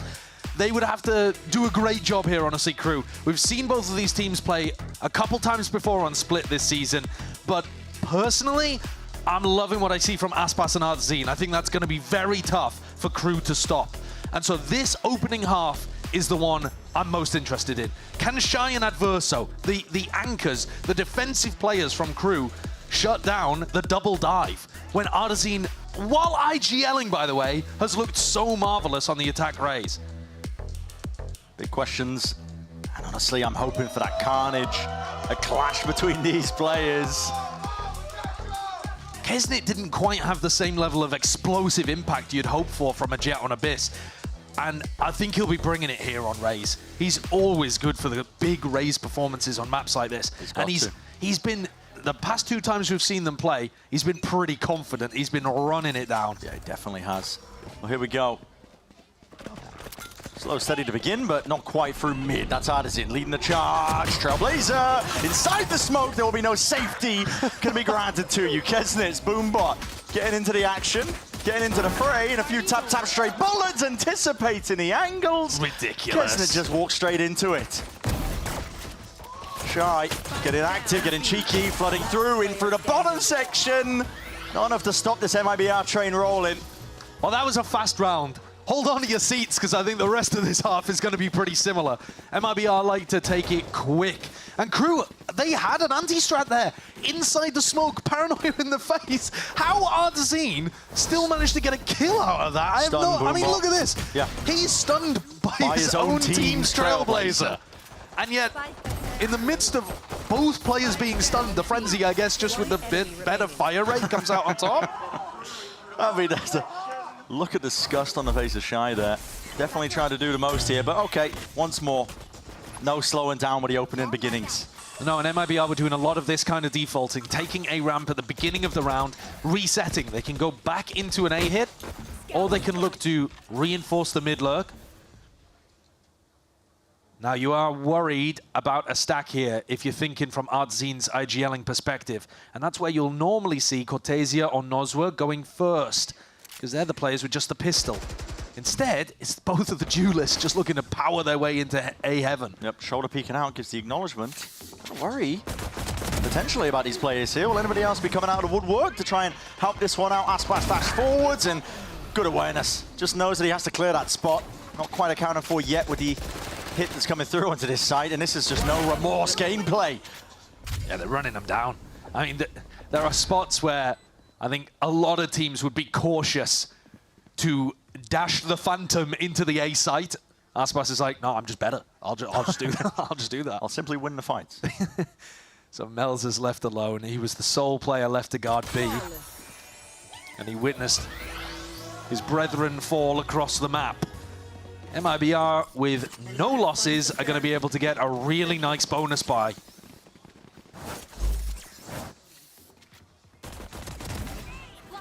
Adverso arguably shouldn't be taking that fight too early on, because then he can play in Shy and play in Mazzino. That's what I was wondering, if it was going to be the re-swing from anybody else that was playing around there, but it's awkward positions. And it might be awkward timings and tempo for KRU to get a handle on. They need to get mentally in the right frame of mind to deal with the pace that MIBR are going to showcase. Once more, looking like a bit of a B split. No util being thrown out at the beginning of this, though. Happy to walk up behind the wall.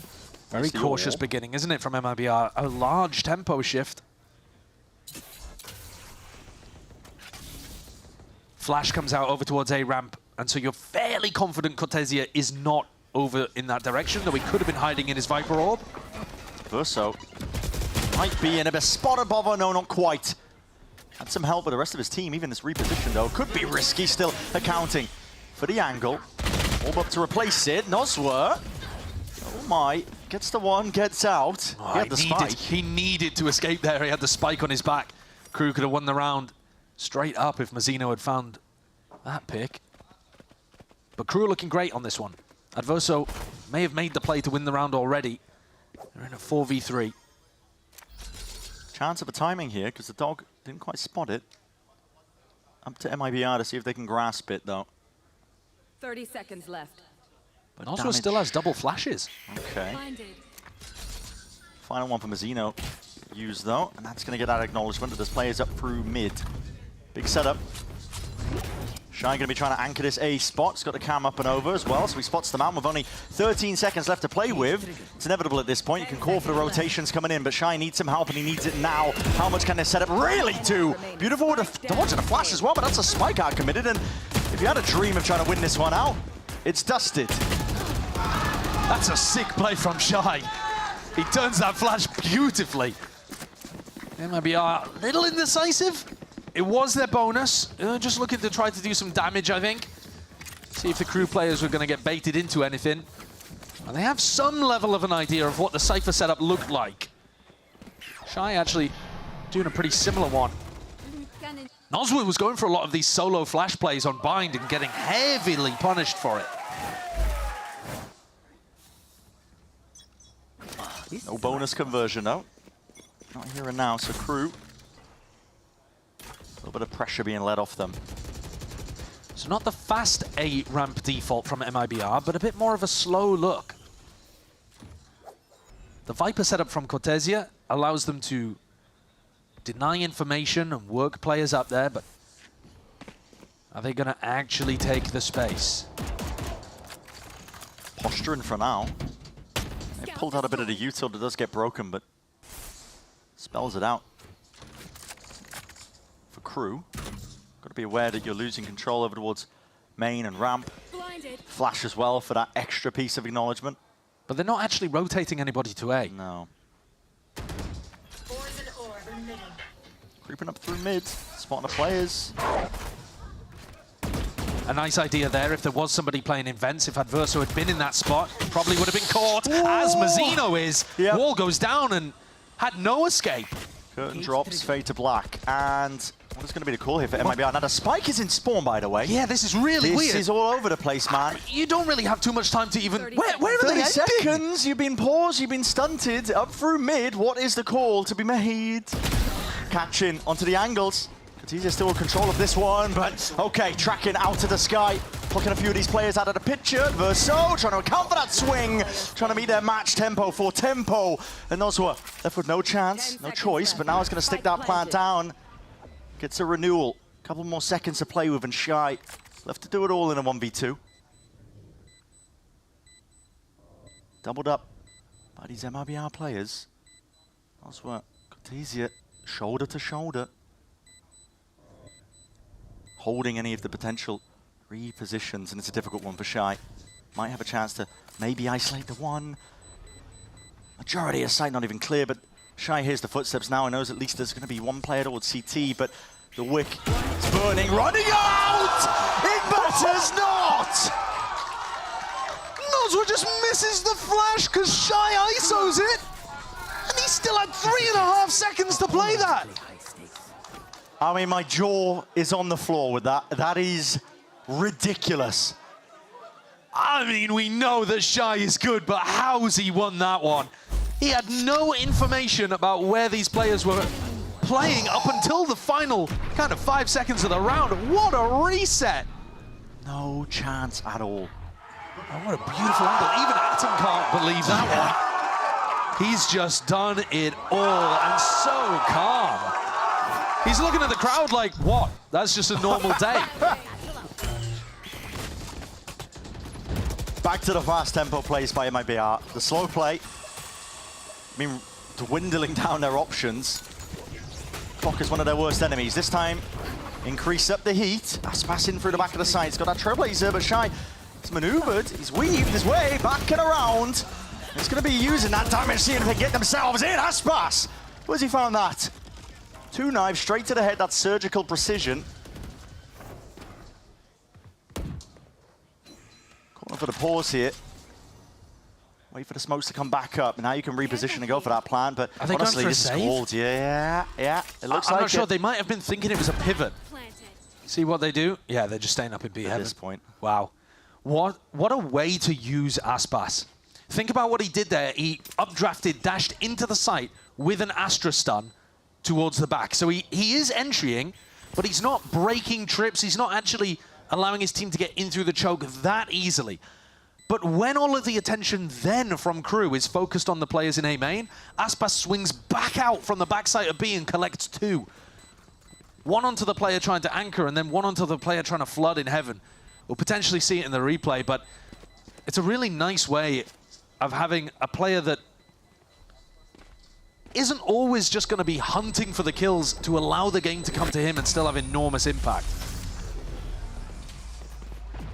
That's Aspas at his core, really. It's a percentage player. Yeah, take a look at this one.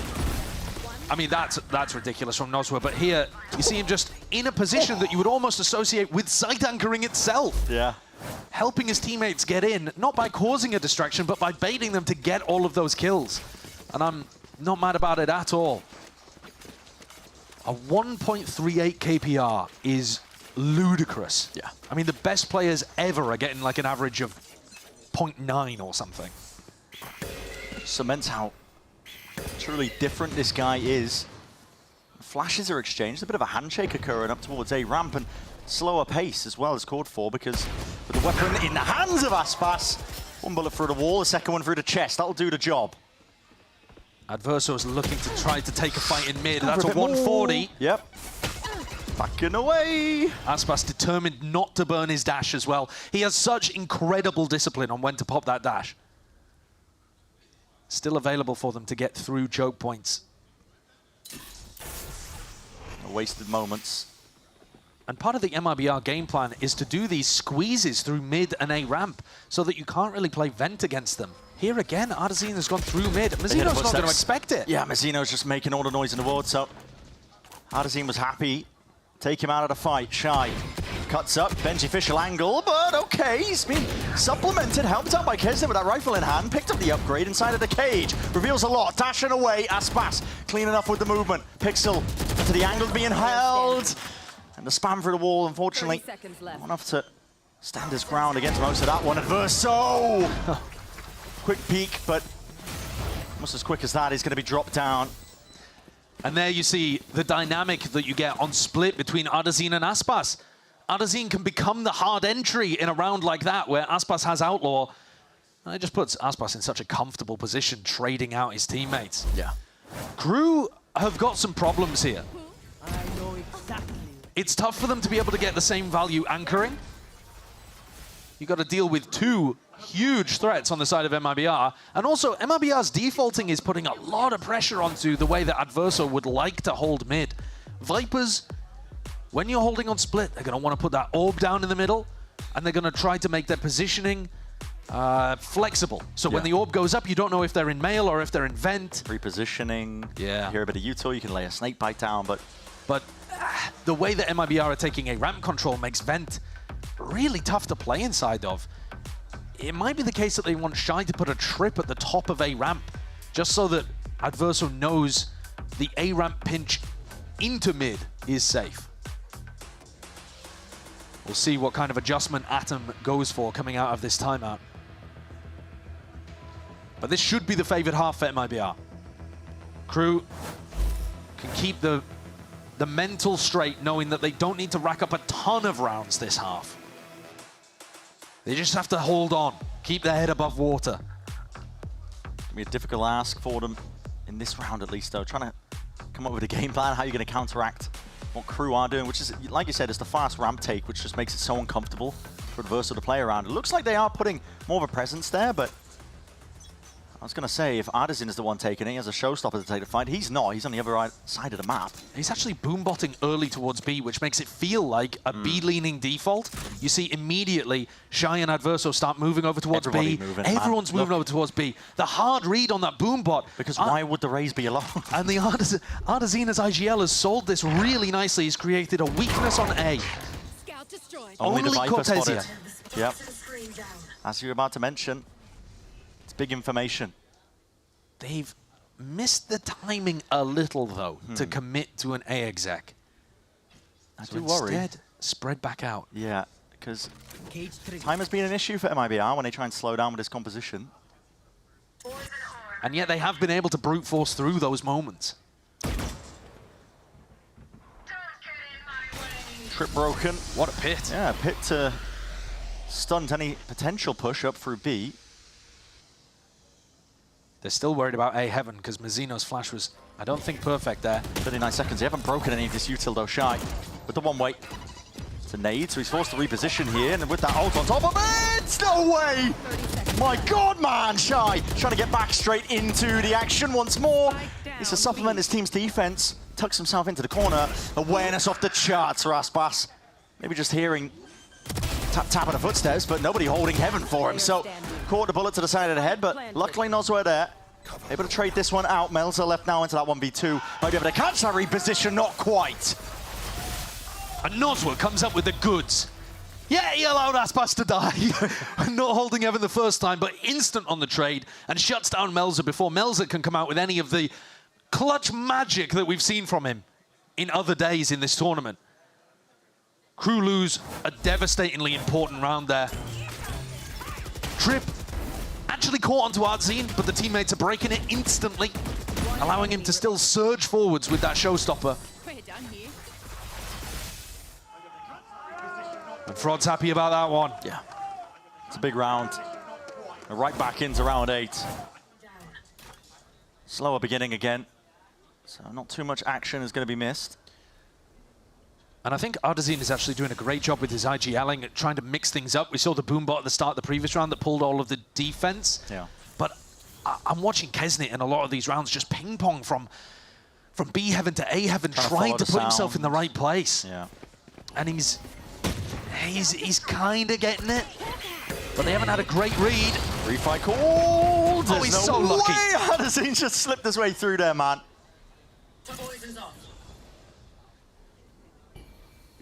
Ridiculous stuff. One steps forward past the wall. He goes forward again. We'll be going down. This is where issues lie. Again, listen, it hasn't bit MIBR too badly. Easier. Oh, that's a Bucky. That's a Bucky. That's a Bucky. Still, he's got around it. A little bit worse for the wear, but still with his life to play with, and now just calling for the rotation. So that snakebite did not connect, it did not catch the drop down. Going forward versus right there into the corner, and Kesnit, meanwhile, taking names in other areas of the map. That was up through heaven. Immediately going to take that reposition. And Shanum, do you anticipate this? This is just ridiculous, man! Shy, he's been so consistent, but couldn't quite hit that one. Can Kesnet and Adverso get rifles? I don't think so. They're prioritizing speed. Kesnet's got one blast pack. Yeah. Not too much in terms of weaponry. It's a safer plan. Up to the corner. 11 bullets left. Jumping through and away. Kesnet can't get that done once more. Nozwa has to be the player with safe hands. Delivers it once more. And that's 2 rounds in a row that Nozwa has come up good for the team. He's 8-2. What a recovery from a horrendous beginning to this series. On Bind getting caught out constantly, warmed up a bit on Abyss, and now he's delivering really important moments. When things are getting sloppy and scrappy, he's there to pick things up. Because Kesnet can absolutely hit those. Nozwa's low there too, 29 health. KRU need this one. They absolutely need this one. They're down 6-2. They just need to keep their heads above water in this defense half. Adverso would love to play around this orb. The unbreakable trip, though, if they walked up to it and pre-fired it, they'd spot him there. So I think he realized that and had to reposition. And you see KRU, the adjustment that they've made is to fight much more heavily over A main, so Adverso's back is kept safe. Trying to give a bit of that peace of mind and attack side with the operator, Aspas. He heard the jump spot, I believe. Yep. And here's a swing and a fight, an attempt of it at least from KRU. Almost lucky to be alive, but pixel angle. Backing away here, 50 seconds left to play within the round. Trailblazer, attempt to break it. Flash getting that recognition now up towards A ramp. Worried about mid control though. KRU have got their backs to multiple of these angles, and the pack of MIBR, these players are now going to start to swiftly be swarming over towards A. The nades ricocheting, out of in double satchel! Shorty in hand! And he's made mincemeat up towards the top of the rafters. A lot to do for Melzer, but just too much to watch for. Angles broken up, tossing and turning. Satchel is nice, but Kesnet taken down and brought down anyway. Picks up the operator out into the open. Where is the spike this entire time happening? 10 seconds left. You're going to cross into the open. Mistakes. A potential chance for Shy. Almost crossing it. And hopping around the corner. 4 seconds. You've got to stick this one. Cortesia knows it. And so does Shy. Leaving it into the 1v1. Chances on chances. Barely a shoulder. But Shy, once more, been so damn consistent in the clutch. The anchor, the pillar that KRU can rely on whenever needed. Defense side, Shy is there for them. Red Bull clutch comes through. Artazine, how has he got that entry? It's absolutely absurd, and Aspas was cycling between the Phantom and the operator to try to make it happen. Another scrappy and chaotic round, they left but this time Shy gets on top. He did. I don't want to downplay it. That's what it takes for KRU to get themselves back in. They're going to take it. I mean, but I'm worried about Aspas here. We saw what he did with the Blade Storm. Might be making another go of things fast. Ramp take. Lines up and around. That's a dash active early. Heaven is open. Wants to try and take it to them. That is precise. Locking on. Heads will fall. One left to do. And picks up the gun in the process. Still smoke dissipating as teams cleaning up behind him, and now a quick maneuver and a pivot out through mid and away. It's a joy watching this guy. He's outrageous. Got his team into a 3v2 with an open B site as well. The call to pivot, masterful. KRU are going to need another huge round from Shy or Melzer. And how often can you ask it of these guys over and over and over again? Neural theft. Players tacked up into the top section of B Heaven, revealing it, but dropping down. Trying to put a bit of confusion into the play. This is rapid, though. Early fight to be taken. Positions are a little bit awkward. Out into the open, only 4 bullets left. Aspas forced to reposition, but not accounting. Vashanen just up top, and not enough life to survive that. It's an onslaught of bullets, and a 7th round from MIBR. When you think about Aspas on the attack side, you're picturing moments like this. It's so similar to round, I think it was 8 on Abyss, where he's going for the retake and flying up in the air, destroying everybody with the Blade Storm. But here, he just navigates with his movement and his fight isolation so well. It was like he was invisible as well. The rest of KRU just couldn't pay attention to him in the midst of all of that. And he's done it. He's given them another outrageous round to knock KRU's economy and take 7. It's genuinely unbelievable at times. And the fast ramp takes, they have not failed MIBR so far. Any answer from KRU? Well, they're going for something different this time, right? Taking mid, going for a bit of a flank retake attempt, perhaps? Well, the Trailblazers going to be living up to the namesake. They know it's an open site. They've given up full heaven control and ramp control. They put the squeeze down. If Shannon goes down, retake could be possible. Still, the pit's going to be another problem to deal with still. Shannon just can't quite survive that. Too many bodies just to account for. Picks up that gun and now getting a rapid takeaway. KRU trying to go for this retake straight back into the mix. That's not the gun of choice to be taken against Aspas still. Tucks himself into the corner and weaving in and out. Just spells doom out, man. This is MIBR that are running away with this first half. Last round in the half. This should be the half where they're favored. MIBR with double duelists, and Aspas is 16-6. Norswer as well has been picking up amazing kills at various times throughout this map, but KRU need another. Yeah. They need it. MIBR even took the pistol in this half as well. KRU need every chance they can to be able to pull this back once Kesnit can get the entries. And so far, despite what Shy has been able to put together, KRU are struggling. This is their chance at Bangkok slipping away from them. That's what these teams are playing for. Just a chance at this point. There's one more match to play even before this one, but you don't want to go out at this point. So close to that potential finish line. And here's an answer. There's a flash into the face of a few of these players. Mazzino squares up, takes the fight. He's one of them, but does he want to try and take the second? And these players almost lining up. Adverso is doing good work out towards mid. The tactical adjustment from KRU pays off here. That fight over towards A main, it works, and Adverso also able to pick up 2. So Atom's done what he can in terms of adjusting their defensive setup. Now they've just got to close out the 4v2. Fourth round for KRU. Makes it more feasible. Pistol round, you're practically back into it. Wall dropping down, gives that timing. Double faced up. Spike in the open. Shannon's got a lot to do. Double face. Good discipline towards the end. So 4 rounds earned for KRU. I think they're going to need a pistol coming out the back of this as well. KRU have been good for them. Kesnit's normally remarkable in these kind of spots, but they need a strat, a pistol round, and a really explosive attack half. Because I said they needed to keep their heads above water. They are barely treading water in this map. So close to drowning.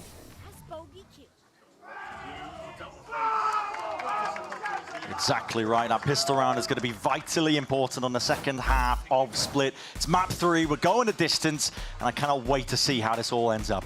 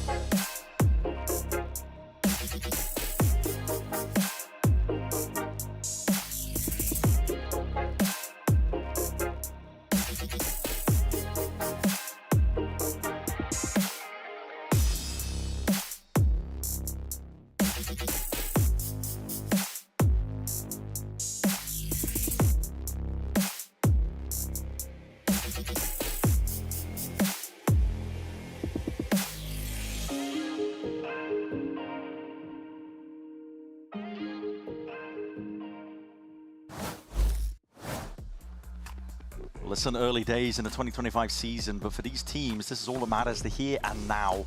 Because, as we've been mentioning, it's elimination, and your chance of going to Bangkok to represent your region on that big global stage where the best of the best really just culminate and potentially grab a title. Listen, it could all end here, dashed to ashes. KRU are down 4-8. They need this pistol round. By the look of it, it's going to be some kind of B exec. And MIBR are already one step ahead of them. They're playing a retake A setup with Aspas on the Sheriff. And to get through here, you have to get through like a pull or a stun, and then there's also a raise nade. It looks set up for MIBR to be able to defend. Hesnit is going to have to pull something incredible out. Yeah, big focus. 3 players looking over towards mid, but they can quickly pivot and turn their sights over towards B. Smoke propped up. Shayna has got to be careful with this one. Attempt to reposition. Cuts up, you can hear that util. There's the pull, there's the nade. Forces it out, but the players are already in the sight. Crew, they need this one, they're desperate for it, but listen, they're going straight into the meat grinder! That is MIBR! What a read! Just right from the setup, Artazine knows exactly what's going on. The prep work, the anticipation, Crew just fed themselves in. Like you said, meat grinder. They tried to get through a choke point, and MIBR had every piece of utility ready and waiting for them. Brutal, because now we've actually seen that a few times in this series, where MIBR have had the perfect response. The prep has paid off so well for this squad. And now they're 9-4 up.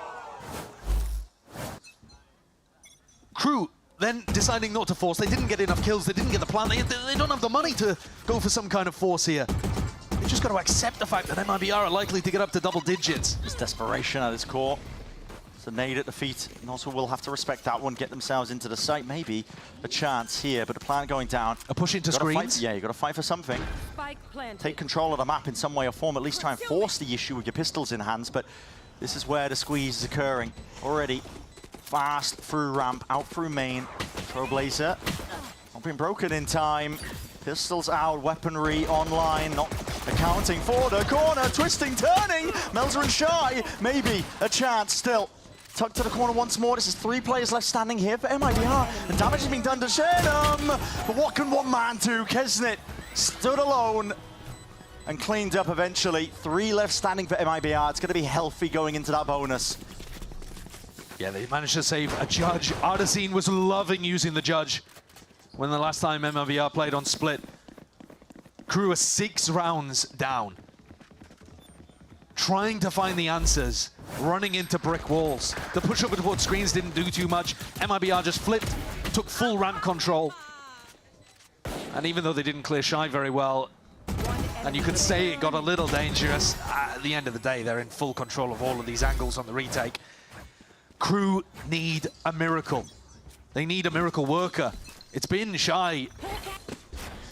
It's been Melzer on previous days, but he's down at the bottom of the scoreboard today. And it's Kesnit to open things up. Exactly so. That duelist head-to-head. The answer that they were looking for. It's an opening. And a cut-in noise just to really make sure that you put a bit of despair in the back of the heads of these MIBR players. Wondering where they could be, maybe forcing a reaction out of them. It's a bonus at the end of the day. Yeah, Adverso was calling these really slow rounds on Bind if you think back to map 1. And there he's rewarded. Godzilla looking for more information in heaven.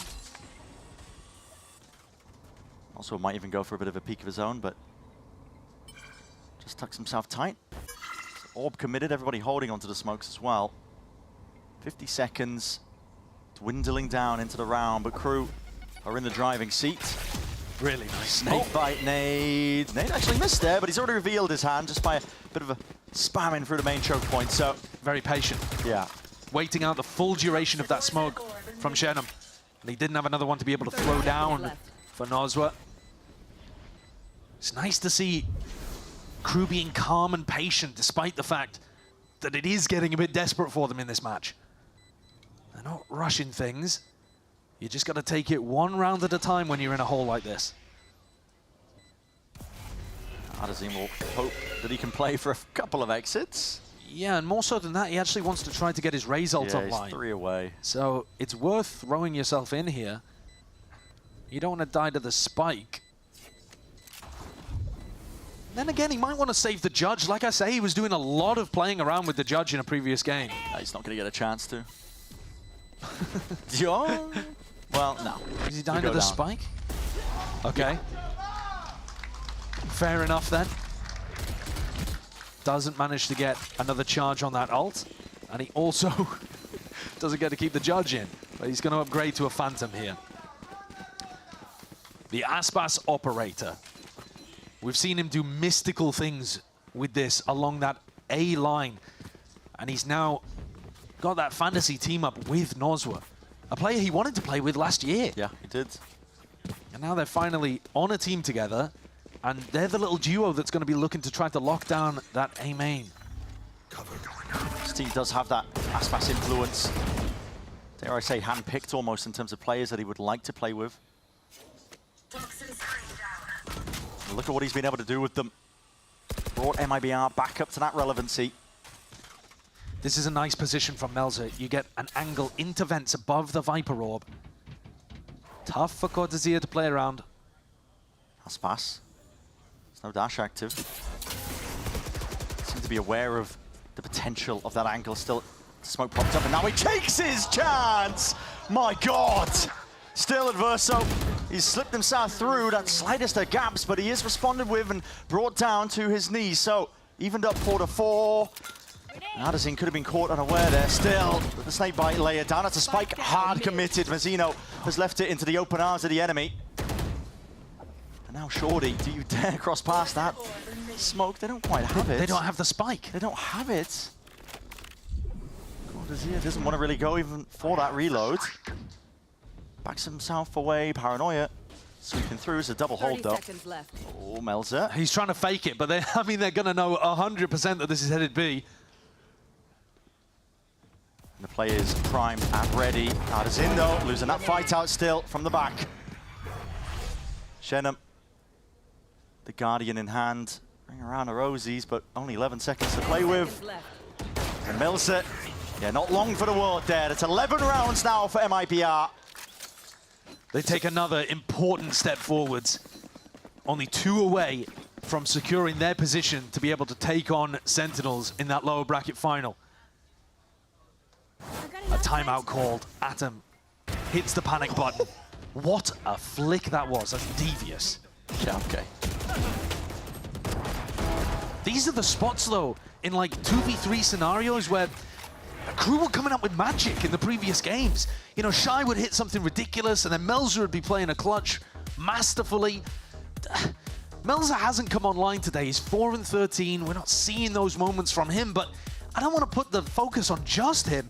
The rest of Crew haven't really come alive today in the same way that we were seeing them last week. Haven't seen it. Maybe a bit of that heat just being... The passion maybe flaring a bit too high last week and taking a bit of a dip this week. Listen, the win against TG, 2G. TG? I was about to say 2 glue. At one against 2G, they got the confidence and the passion back. And it really did set Crew up on a run. You know, that heat was behind them and they were just dismissing opponents that they were going up against with cool ideas as well, but clutch potential. And the players were hitting on an individual basis. But so far, MIBR have not let really any weaknesses show. There's been nothing to grasp on. Occasionally, Shy's been able to clutch up a round or two from a couple of misplays, and it hasn't been the cleanest gameplay in the world, but this is domination. This is MIBR 11-5, and as you said, 2 rounds away from making it to that lower bracket finals. They're going to try to take some A control, and this is where Aspas is at home with the operator. You expect him to be on an aggressive line, but he's actually taking a bit more of a passive approach. Waiting out this utility, hoping that Nozwa could spam that dog down, actually. And he didn't, so he has to hide himself away. TP's up. Does he go for the re-peek with the dash? Wait a minute. Wait a minute. Wait a second, the peek. I'm not sure if anybody spotted him. Was that trigger discipline? Did they know he's on this line?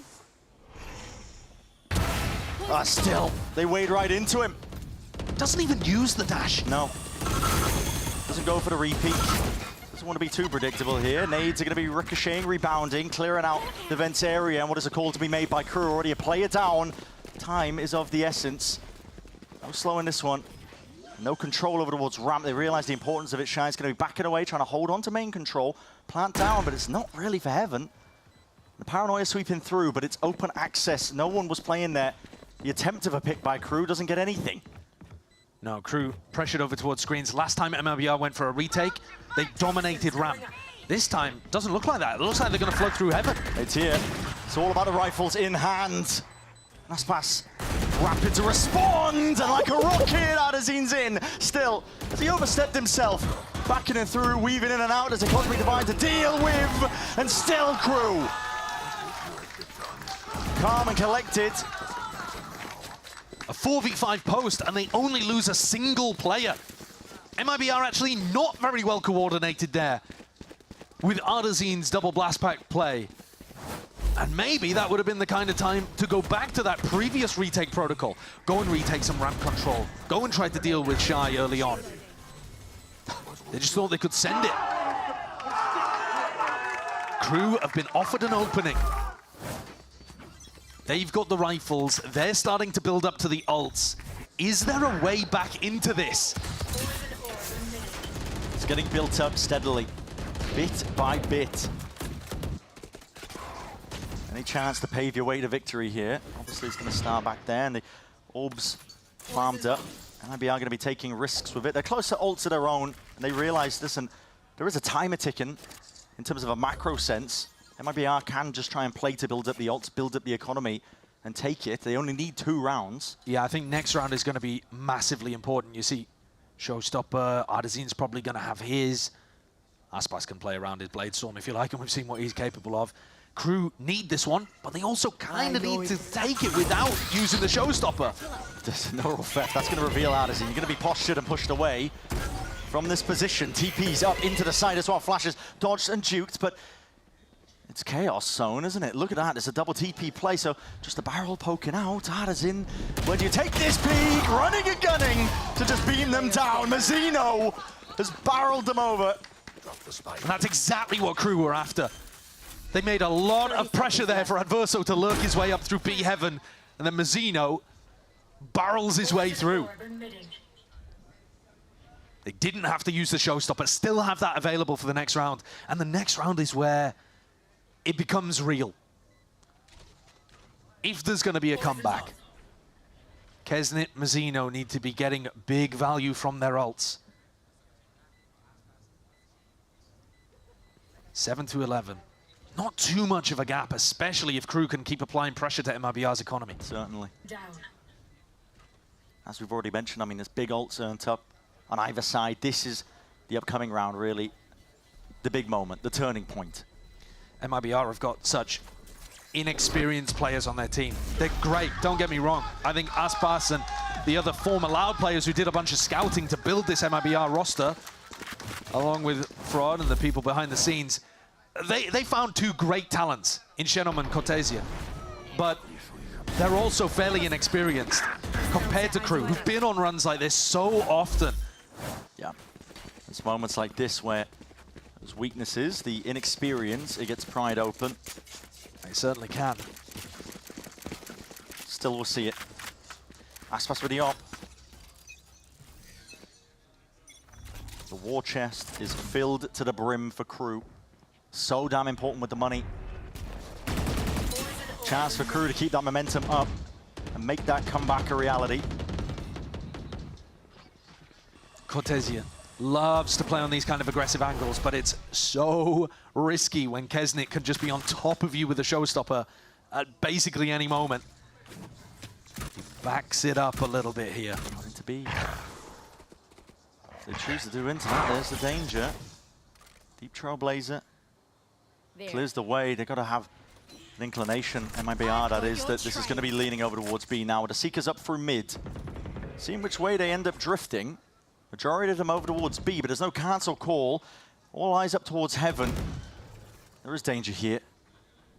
Barely. Still, ults offloaded, but no chance to pull the trigger. Cancel to the TP, and do you cancel the call? Not quite when Mazzino's hitting like this. Knives in through the back of the side. Shy takes up the position. And it's a rapid approach. Scales decently into the back, and with the pit laid down, what chances do they have, MIBR? Ult into the back pocket. Potentially a window, and the Showstopper is going to be called to be used. Ricocheting, and rifle play is working miracles. Melter repositions and fakes it out. Does Ardazi believe it? No chance to. It's a Red Bull clutch. And we needed to see that step up from Melter. He was drifting towards the bottom of the scoreboard, and he still is, don't get me wrong. But moments like that is what the team needed. A beautiful Red Bull clutch from Melzer, like you said. That's what he was pulling out in previous matches. The pressure ended up being too much from Aspas. And I want to praise the macro calling as well here. a really nice idea from Crew. They've now run this same strategy twice, where you push 4 players super heavy through B main, and you have 1 lurker that comes in through B heaven. This time, instead of it being Adverso, it was Mazzino, but he got past Aspas's sightline, ducked in. They even smoked him off, and he walks through Crew's own smoke. Right now, Fraud in the tactical timeout needs to identify that problem. Crew have fully got the read that if you pressure mid early on and then go over towards B, MIBR give up mid utterly, and you can just walk in there with a player on a fast lurk timing. The comeback is truly on here. 3 rounds in a row for Crew. No answer from MIBR. Economy broken. Crew likely to get the gap down to only 2. Something that we were talking about on Abyss but never materialized. No. And yet, here it is in Crew's potential 11th hour. All the right motions being made. Just can't let it slip. It's still a bit of an uphill climb for Crew. Not out of the weeds just yet. No, MIBR is still going to have a couple other big opportunities with rifles before Crew get it even. But the comeback is certainly on. Slow and steady gameplay here by Crew. They don't want to overstep themselves. You never know what MIBR or any team is going to be up to when they're on the weaker buy. Flash gets some level of clearance, a bit of peace of mind. And Aspas is the one who's holding down a majority of the site with a stinger in hand. It's pretty similar to their pistol round setup.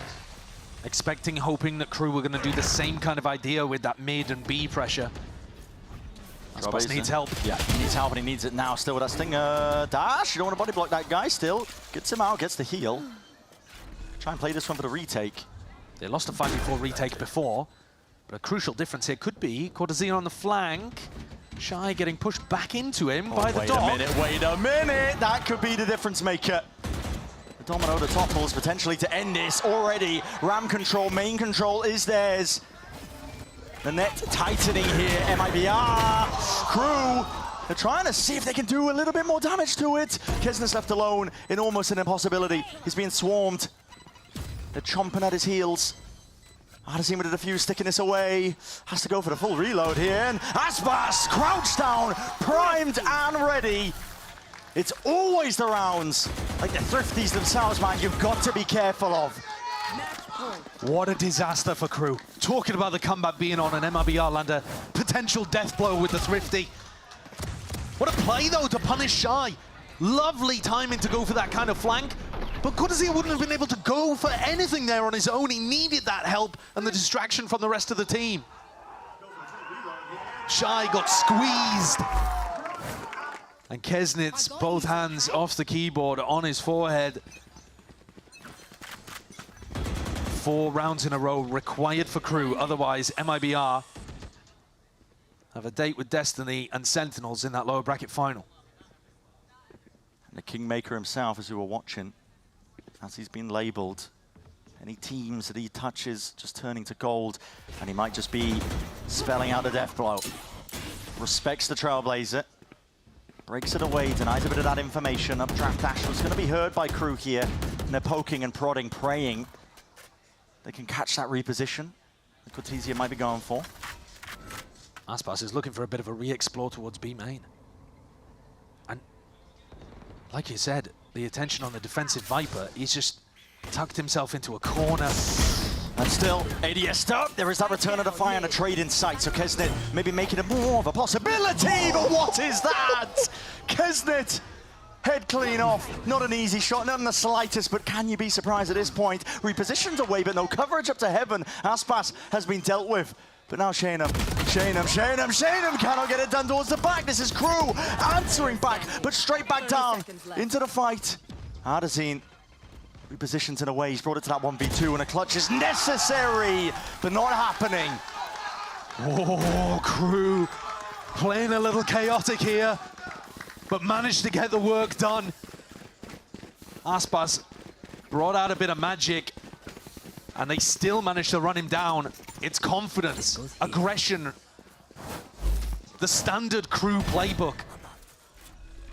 ends up being really important for them. And Shy is so sharp with that one as well. He's tasked with getting the spike down and still manages to get off it to counter that B anchor.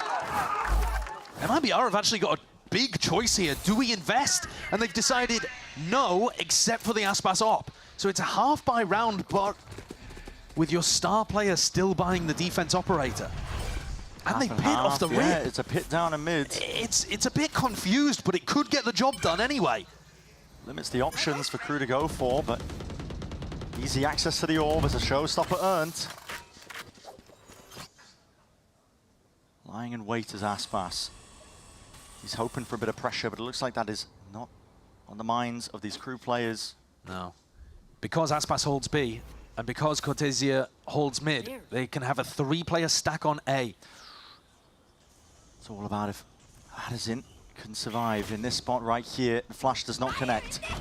What timing does he choose to take? That's a showstopper. Ricochet, no damage to be done, but he's revealed the spot. And with that position, Addison no longer up through heaven. An attempt by Nozwa, dismissed almost single-handedly. Shanum, he's back into the fight here with a classic in hand. It's not enough. KRU should have a really solid position to play this from now. Looking to make the score 10-12. Aspas, you got to imagine, is going to be saving the operator here, playing the most passive of angles. Dropped 25, by the way. What was he at? 29 on Abyss, I think? Didn't quite get the 30. Man. Light work. Washed, in my opinion. Didn't get the 30 on Abyss. Okay. No, I mean, he's just been incredible for MIBR. But he's got to save this operator. And KRU are getting closer. It looked like a disaster, the Thrifty round that got MIBR up to match point. But here's another one of these chances that they haven't grasped. No. This operator. Aspas can be mobile with it. Taking peeks intelligently, but just hoping it doesn't develop into a pair of shackles for him, because KRU just narrowly avoiding him. So taking over. KRU know that the op was towards B that round, because otherwise they would have walked into it at some point over here on A. So a bit of a mind game set up now. Does Aspas take it towards that aggressive angle in A main? Does he play the heaven spot that he's been wanting to go for this game?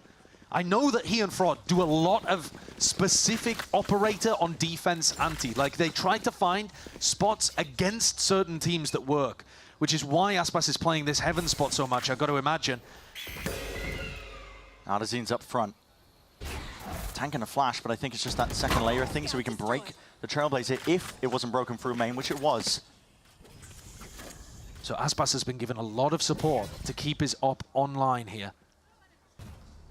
And you're trying to go into both of the star split players for MIBR. Aspas and Ardazine. Snakebite at your feet, you're vulnerable to up, Ardazine. Time to take the reposition. Up and around here, Aspas. Feeling that heat now emanating out. Pop the dash nice and early here, close to the corner, cutting it up. Nozwa has to do a lot, but he just cannot get it done. I know exactly. Heaven control still going to be maintained, but KRU access to this site. And there's the death ball kind of stuff that KRU are known for, that Valen was saying they're so good at. Pack mentality. Shy is in a forward position. The rest of his team, though, just isolated up onto the site. It does make it a little bit harder to hold on to these angles. Up and above, holding the line, Kesnet. He's already answered with that kill, and again, any options are just limited at this point when you just have a 2v4 operator in your hands. Like I said, there's a chance of it just becoming the shackles that are just dragging MIBR down. This has got so serious of a chance of going to overtime. They're going to be hunting for these guns, hunting for the operator. It rebounds the smoke. It's good defensive util just so they can ensure that they keep these guns intact. You want to save the op. But even with the op and the Vandal being saved, the money is still not in a good spot. KRU only need one more round to take us to OT in a decider map to get to the lower bracket finals at kickoff, to fight for that final spot at Masters Bangkok, for the right to challenge Sentinels. G2 are already there. We've already seen one team book their ticket today. KRU and MIBR, only one can survive. An attack timeout for the final round of regulation. Yeah. MIBR have had a bunch of chances here. They had 4 match points. and they've already squandered 3 of them. And I really think you're right, Brent, that the operator is becoming a bit of a problem for Aspas because KRU are being able to use enough util at the beginning of these rounds on A that they get into A post plants and then what's he doing? Yeah, trying to play retake with it. I think one of the silver linings, though, you could actually run the same setup again, but Aspas now has Bladestorm. So he can pop that, and he can be useful on the retake instead of just holding angles for his team. The tide has shifted here. It might feel like the momentum is all behind KRU, but from an ultimate standpoint, MIBR have the Bladestorm, which is going to help them retake with the op so much. Look at this. And Ardazine has the showstopper. It's a showstopper Cosmic Divide as well. Like, listen, the chances are here for MIBR to stop it early. KRU, one more step is all they need to take to drag it to OT. There's tension in the air. You can see it on the players' faces, even during that timeout. Smiles, at this point, dissipated, because they know it's do or die.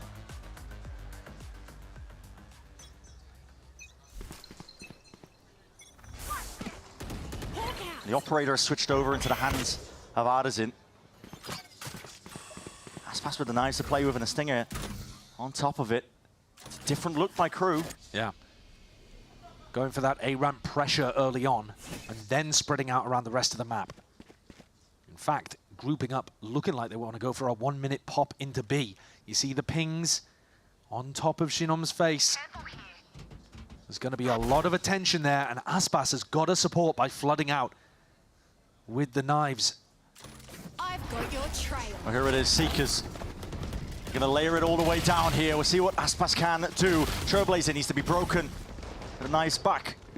Out into his hands, seeing what he can do with it. A bit of a pause being caught here by KRU. They've steadied it, they've slowed it down. The rotations are caught, they've got a lot of bodies. MIBR close to the point of contact.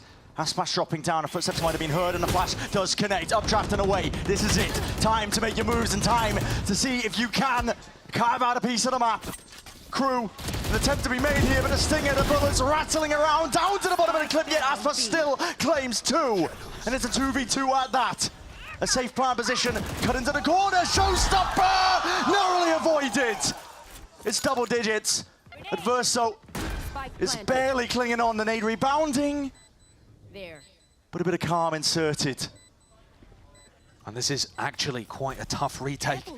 If Adverso had fallen, MIBR would be sitting pretty, but now they've got to break a crossfire. What lies on this? Closure of the series, or OT on the line. Melza tucked up the crossfire setup, and damage done to him. Variety of them taking the peek out of scene, and Roswa with the 1-2 punch. MIBR dash away those hopes and dreams. There can only be one, taking them through the lower bracket run. And for MIBR, it's all smiles today. They get their chance to book that ticket to Bangkok. They have a meeting in the lower bracket final to fight for a spot at Masters. And we have never really been talking about that with this organization. Revitalized with the addition of Aspas, a player that originally was not even looking to be in Americas this year. And MIBR changed their game plan, changed their off-season roster construction completely to accommodate this star. Kingmaker, King Midas, Golden Touch, he's got it all. Helped with the construction of the roster, and now not just going for top 4, but top 3, maybe top 2. Yeah. At least at the start of the year here. And putting a stop to KRU's momentum, they looked like a juggernaut in the lower bracket. And yet, with great preparation, Abyss and Split went the way of MIBR. What a performance today. And closing things out before they got hectic in OT. Yeah. Takes a lot of presence of mind to be able to do that. To close it out when that momentum just felt like it was on the side of KRU towards the tail end. Individuals had to step up. We saw plenty of heroic moments. But more on the side of MIBR today, and more, to be honest, with Aspas. Yeah. He had to have a superstar performance today to outperform what we were seeing from KRU in the last week. And he absolutely did. He dominated. Yeah, I mean, match 2 and 3. They speak for themselves, really, Look genuinely. at rounds like this. just taking over. It's cerebral the way he takes it, isolating those ones and those fights in itself. And with the stinger in the final round. Somehow getting 2. How did he get 2? Don't know. He was under so much pressure and looked like all he was going to be able to do was tickle some players for a tiny bit of damage. Yeah. There's those final 2 kills with the stinger, setting up his team to win a 2v2 retake. Absurd. Genuinely really absurd stuff. MIBR are a team to watch, and we haven't said that ever before, yeah. And unfortunately, with that being said as well, I mean, we are going to have to say goodbye to KRU. And these guys, throughout the kickoff, honestly, they've almost been the killers of Brazil. They've almost been there. The only team that they potentially would have missed, I mean, they did miss, was Furia. And they had their chance at MIBR, but MIBR, they stood strong. KRU, though, I think have showcased that they have the potential to take down any team, right? I mean, maybe G2 we have to leave out of the conversation, possibly, but KRU have got that explosive nature, that upset potential when their players are firing and when the passion's behind them, when they have their ideas. But they couldn't quite convert it into a full bracket run this time, like they have done in the past to make it into champs now in 2 of the years. I mean, absolutely as well. And there's still chances, as we said. I mean, listen, today is all about MIBR. They've earned that spot, that chance to fight genuinely, because it's not quite the spot to Bangkok yet, but it's one step closer. And it's the one that matters, of course, as well, which is going to be that game. And I believe we're ready for the interview. I'm not too sure. Yeah, we are ready. Okay, let's send it down to Riv, who's on the stage for that Verizon post-match interview. Thank you, gentlemen. Great cast on the day. I am joined by Cortesia as MIBR take down KRU to punch their ticket just one step further in this lower bracket run. I just overall, I want to get your thoughts on that series. It was incredible. Were you thinking it was going to go 3? The first map was so much in your favor. Vamos começar com o geral, né? Você achou que ia ser 3 mapas? Dá sua opinião geral sobre o jogo hoje. Então, sinceramente, eu achei que seria um 2-0 pra gente. Os moleques jogam muito do outro time também, foi um jogo muito bom. Acredito que a gente poderia ter jogado a Bem de uma forma melhor, a gente começou emplacando bastante o nosso jogo. Acho que surpreendeu um pouco eles também, o Yoru. Mas, infelizmente, a gente acabou se perdendo no meio do mapa e acabamos tendo que ir pra uma série de 3 mapas, mas ganhamos, é o que importa. To be honest, I thought we would go for a 2-0. Okay. We started very strong, but at some point we got lost there. I think our comp was a surprise for them. They were not expecting Euro. But, you know, we came back from it and we ended up doing 3 maps. And what is it, you guys coming back, what is it like with Aspas in the server, going crazy?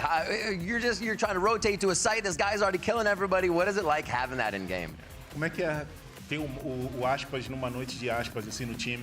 Você tá indo para lado, ele já tá lá matando todo mundo. Como é que é isso? I don't have so much to say. I just want to say we definitely have Aspas.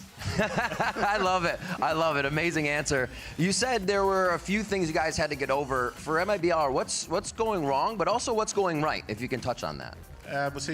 Você comentou, né, que tinha algumas coisas para melhorar. O que tá bem, o que tá indo bem, o que não tá, o que ainda precisa melhorar? Então, o nosso clima é muito bom, sempre foi. Infelizmente, tanto que foi um dos motivos da derrota para o 100 Thieves, a gente não teve muito tempo de treino. Então, cada semana que passa, cada dia que passa, nós conseguimos treinar. Agora não temos mais treino, mas agora é embalar, pegar a Sentinels agora e depois pegar a G2. E, cara, acho que a gente ainda comete alguns erros dentro do server, mas isso é do jogo. Os moleques do outro time também jogam bem, então sabem punir. E a gente só vai rever os erros e vir mais forte para amanhã.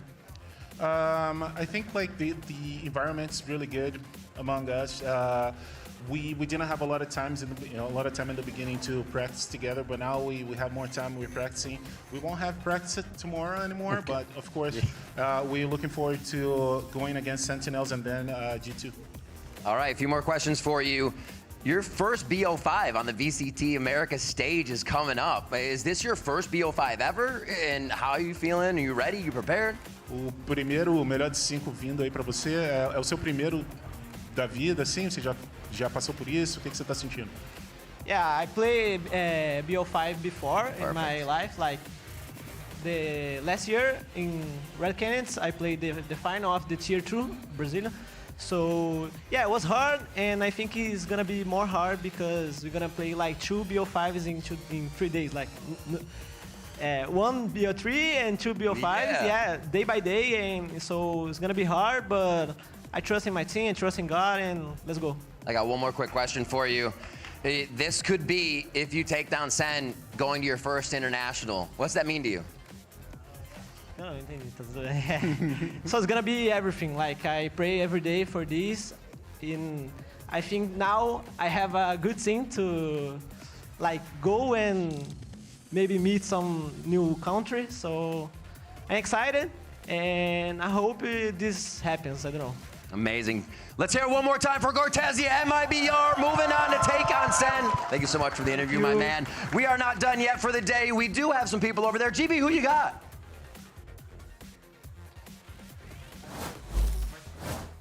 Plot twist, Riv, we kick GB off for a moment because I'm here with Fraud and Artzine, and we're going to do a deep dive in today's matchup, specifically this comp you two are playing on Split. First of all, congratulations. Thank you. You won an insanely close game. And I want to come first to you, Fraud, and sort of talk about this comp, because playing the double dive, the raise, and the jet, it's something that teams played a lot in the past, but maybe not so much now. What's the decision to go to this comp in today? I think the stage of Valorant right now, the meta is pretty balanced out. All the agents, there's really no like overpowered agents. So I think this is just us trying to play towards our identity and the personalities that we have on the team. We have very skilled players, and we also have Art, who is he's a flex, he's a duelist, he's a sentinel. So I think for us, it's all about finding something that works for our team, creating some different kind of play style, and even though it might be the same comp as before, we're trying to bring some new stuff that maybe wasn't brought out a couple years ago. Yeah, I mean, I think it certainly helps when you've got Art popping off on the Raze and Osbos on the Jet. I do want to talk about how you sort of attack the A site, though, because this is a pretty common play, similar to what we've seen some other teams run. But the basic idea is you on the Raze, you're satcheling up into ramp with a Sky Flash, and then Osbos can jump up onto this box and then glide dash into the site. So I want to come to you for your opinion here and sort of ask what you're looking for in a hit and what your role is for the team as we watch this play through. Yeah, so this play, we basically just threw me to the death to call attention for everyone, and we just take free sight. For example, they know I'm ramp right now, so I'm room botting the vents, and Aspas could kill the guy because I'm making so much noise here, and they're not aware of the smoke after the Aspas dash, you know? So Yeah. it's kind of it. Right, yeah, because I think it's sort of hard to see. You're saying you're sending like the boom bot like off this wall into vents? Yeah. Because that player, and that's what you're swinging off of? Yeah, it kind of appears like a little default at the beginning, and then it ends up being like a double dive on B Heaven. Right. Heaven, sorry. Because the Jet is pretty quiet. You could hear the updraft, but when she's actually gliding, you don't really hear that until she's dashed, and then she's already kind of where Osbos is right now, right? Yeah. And then you could also do it with both. You could even swap agents too and have Jet go ramp, have Raze go double satchel like he did one round as well. Right, so you have a lot of different ways to sort of mix it up. But at the end of the day too, this Viper wall is pretty interesting because what it does is it sort of isolates Osbos on this side of the wall and then you're fighting on the other. So as soon as you go down here, is the call to come and bring down this Viper wall so Osbos can sort of turn and pinch in on that one player? Yeah, we only use our Viper wall to cover me as I go ramps, and after that we put it down so we can like fight together, me and Aspas. But the thing is, they had the Viper wall, so I couldn't fight with him that much. I died to the Viper ropes, but it's a good dive. It's a good like tactic, you know. And the comp we're playing, we need to play like that. Yeah, because right, their Viper is also trying to block off space. Now, once you get into this position, the round gets a little bit crazy. It's a 3-on-2 here, but since you're dead, as IGLing, do you think it's a little bit easier to call like the macro game? Because I imagine when you're diving into site, when you're taking a lot of fights, that can be a little harder. Yeah, it's much easier than me being alive because I already have all the info we got. I already have what skills I see. So yeah, it's kind of much more easier. But at the same time, our team is so proactive that sometimes I just need to show them the info I got, and they do the rest, you know? Yeah, I mean, that can certainly help. And I just want to watch the minimap during this play because the Omen's going to send a Paranoia out. And then you also have a Seekers, I think, that goes and sees the Cypher. At this point, it's 3-on-2, so you're rotating over to the B site. Now, Fraud, I want you to sort of watch this round out and maybe micromanage. Obviously, a big concern when you're a coach, you see a numbers advantage come up, make sure we don't throw the numbers, right? Yeah. So how would you personally like to see this micro go down and like sort of rate your team as they play this post plan? I mean, I think right off the start, when we hear that Cypher, he's about to ult, get that info, we know that their retake's going to be a little bit slower and longer. So at this point, we can kind of be in some, really weird positions to kind of throw that Cypher ult a little bit back and then kind of go back to our standard type of crossfires, pillars, heaven setup. So yeah. I think it was really well played by us there, especially the guys trying to throw off the Cypher ult and, just trying to trade off of each other. Shinom was in a really good position, so we're just basically trying to distract for him and allow for our player in an advanced position to get that free one and turn it to a 3-on-1 at the end. Yeah, I mean, it ended up working really nicely. And Art, I'm curious if something you're thinking about in a post plant here, right? Because the spike is planted, your team could easily fall to main. Are you thinking about like options like, oh, could Cypher cage or could Omen smoke to make it harder to spam? Is that a choice to stay and play on site? Yeah, kind of, but when we have numbers, when we have advantage, we just need a crossfire and we need to be simple. We need to do that much stuff. We just need to be simple, we got someone playing off Chinam, for example, and here we had they're both info. We know they were 2B heaven, so guys, just crossfire, that's it. Yeah, and it ends up working out very nice. So we can watch that play out one more time. I think Osbos almost had like 30 kills in this game at the end, but he finds some at the end as well. Thanks again for walking us through this round, for breaking it all down. I'm going to send you over to Golden Boy because he's got some more fun questions for all of you, and congrats again. Follow the car. What's the worst that could happen? Surely it won't run into anything. Look at you go. Oh, Tactibear, you, Wily Minx, you. All right, welcome back, guys. Welcome to the Match Point, everyone. Here, of course, joined by Fraud and Arts, and thank you for doing that. We always love having an opportunity to be able to not just pick the players' brains, but also to be able to pick your brain as well, because you're there aging excessively as it's all happening at that time. Let's talk about this kickoff, though, and the way things have gone and how this has been. Didn't start off the way that you guys wanted it. What was that conversation like with the boys to get them back in focus? I mean, that 100 Thieves game was really tough. We think that they're a fantastic team, so we knew it was going to be a very tough one. I think we just started a really little slow. I think that's kind of our problem right now. We keep dropping that first map, and I think for us, we just have to focus as much as we can to come into the game as strong as possible. And I think as we haven't been, we were one of the last teams to finalize our roster, so. We're only going to get stronger as we can continue practicing and taking these experiences, and thankfully we're making a really solid run in this lower bracket to continue to get these guys that experience, especially our rookies, Shinom and Cortezia, that they're really shining right now. And I think that once they continue to get that confidence, it's going to be tough for teams to play. For sure. I mean, we're kind of seeing it with Cortezia right now. I mean, guys out there answering interviews like a pro, right? Like he's been here the whole time. He's at home. Yeah, he's at home. You love to see that. But there were some changes that you guys made coming into this. We talked about it before. You going in, Artson, into the IGL role was a pretty interesting one, especially considering, you play Raze on some of these maps and you're the tip of the spear for the team typically. Were you worried? Were you excited for the opportunity to take on the IGL? What was that experience like, that conversation like? Yeah, for me, it was a kind of surprise because Fred just came to me and said, hey, you're going to be the IGL. I mean... was there a reason why you went to him specifically? Yeah, it's because me and Fred, we worked together for a long time, so I already know how he thinks the game, and I got taught by him. So yeah, it's more easier to me to understand what is he saying, what he wants to do. Yeah, very well. So that's one of the... I think the principal answer for that, Yeah, the reason why is because you guys have just such good chemistry. Is that how you felt as well? Yeah, I mean, last year with our team, we were struggling so much and we were lacking so much of the fundamentals that we just basically broke that down. And then towards the end of the year, Art got to see a little bit more of that wacky side of me with the comps, the strategies, things like that. And He's one of the smartest players I've ever been around and being able to teach, so it was very easy for him to understand. And you know, it was a tough decision in the sense because it's not something that you probably should do between the middle of the tournament. Yeah. But I felt like this was absolutely necessary, and also because we have someone like Art with the talent, as well as the intelligence to kind of lead our team. And the other advantage that he gives me so much is that since we're on the same page, there's a lot of times that he calls off a pause or says, I have a good idea, this and that allows me for moments like this when the match gets a little bit tighter that I have 2 pauses still in the pocket. So I think that kind of dynamic is really helping us a lot, and you know, that camaraderie that we have, which is something that we lack as a team since we're a new team, but me and him have that, and you know, I think that it's But you going very definitely well. get the vibe. You see the chemistry. I don't know. I'm seeing it. When you guys walk out, y'all look cool. You look like chill. You're having a good time with one another. And that goes a really long way, right? It takes you quite far. I mean, look where you are right now, Yeah, right? for sure. Now, last question before we move on, just because I'm curious, and we've been talking about this a lot, and we even had a whole segment dedicated to how MIBR and teams like MIBR are approaching the meta right now.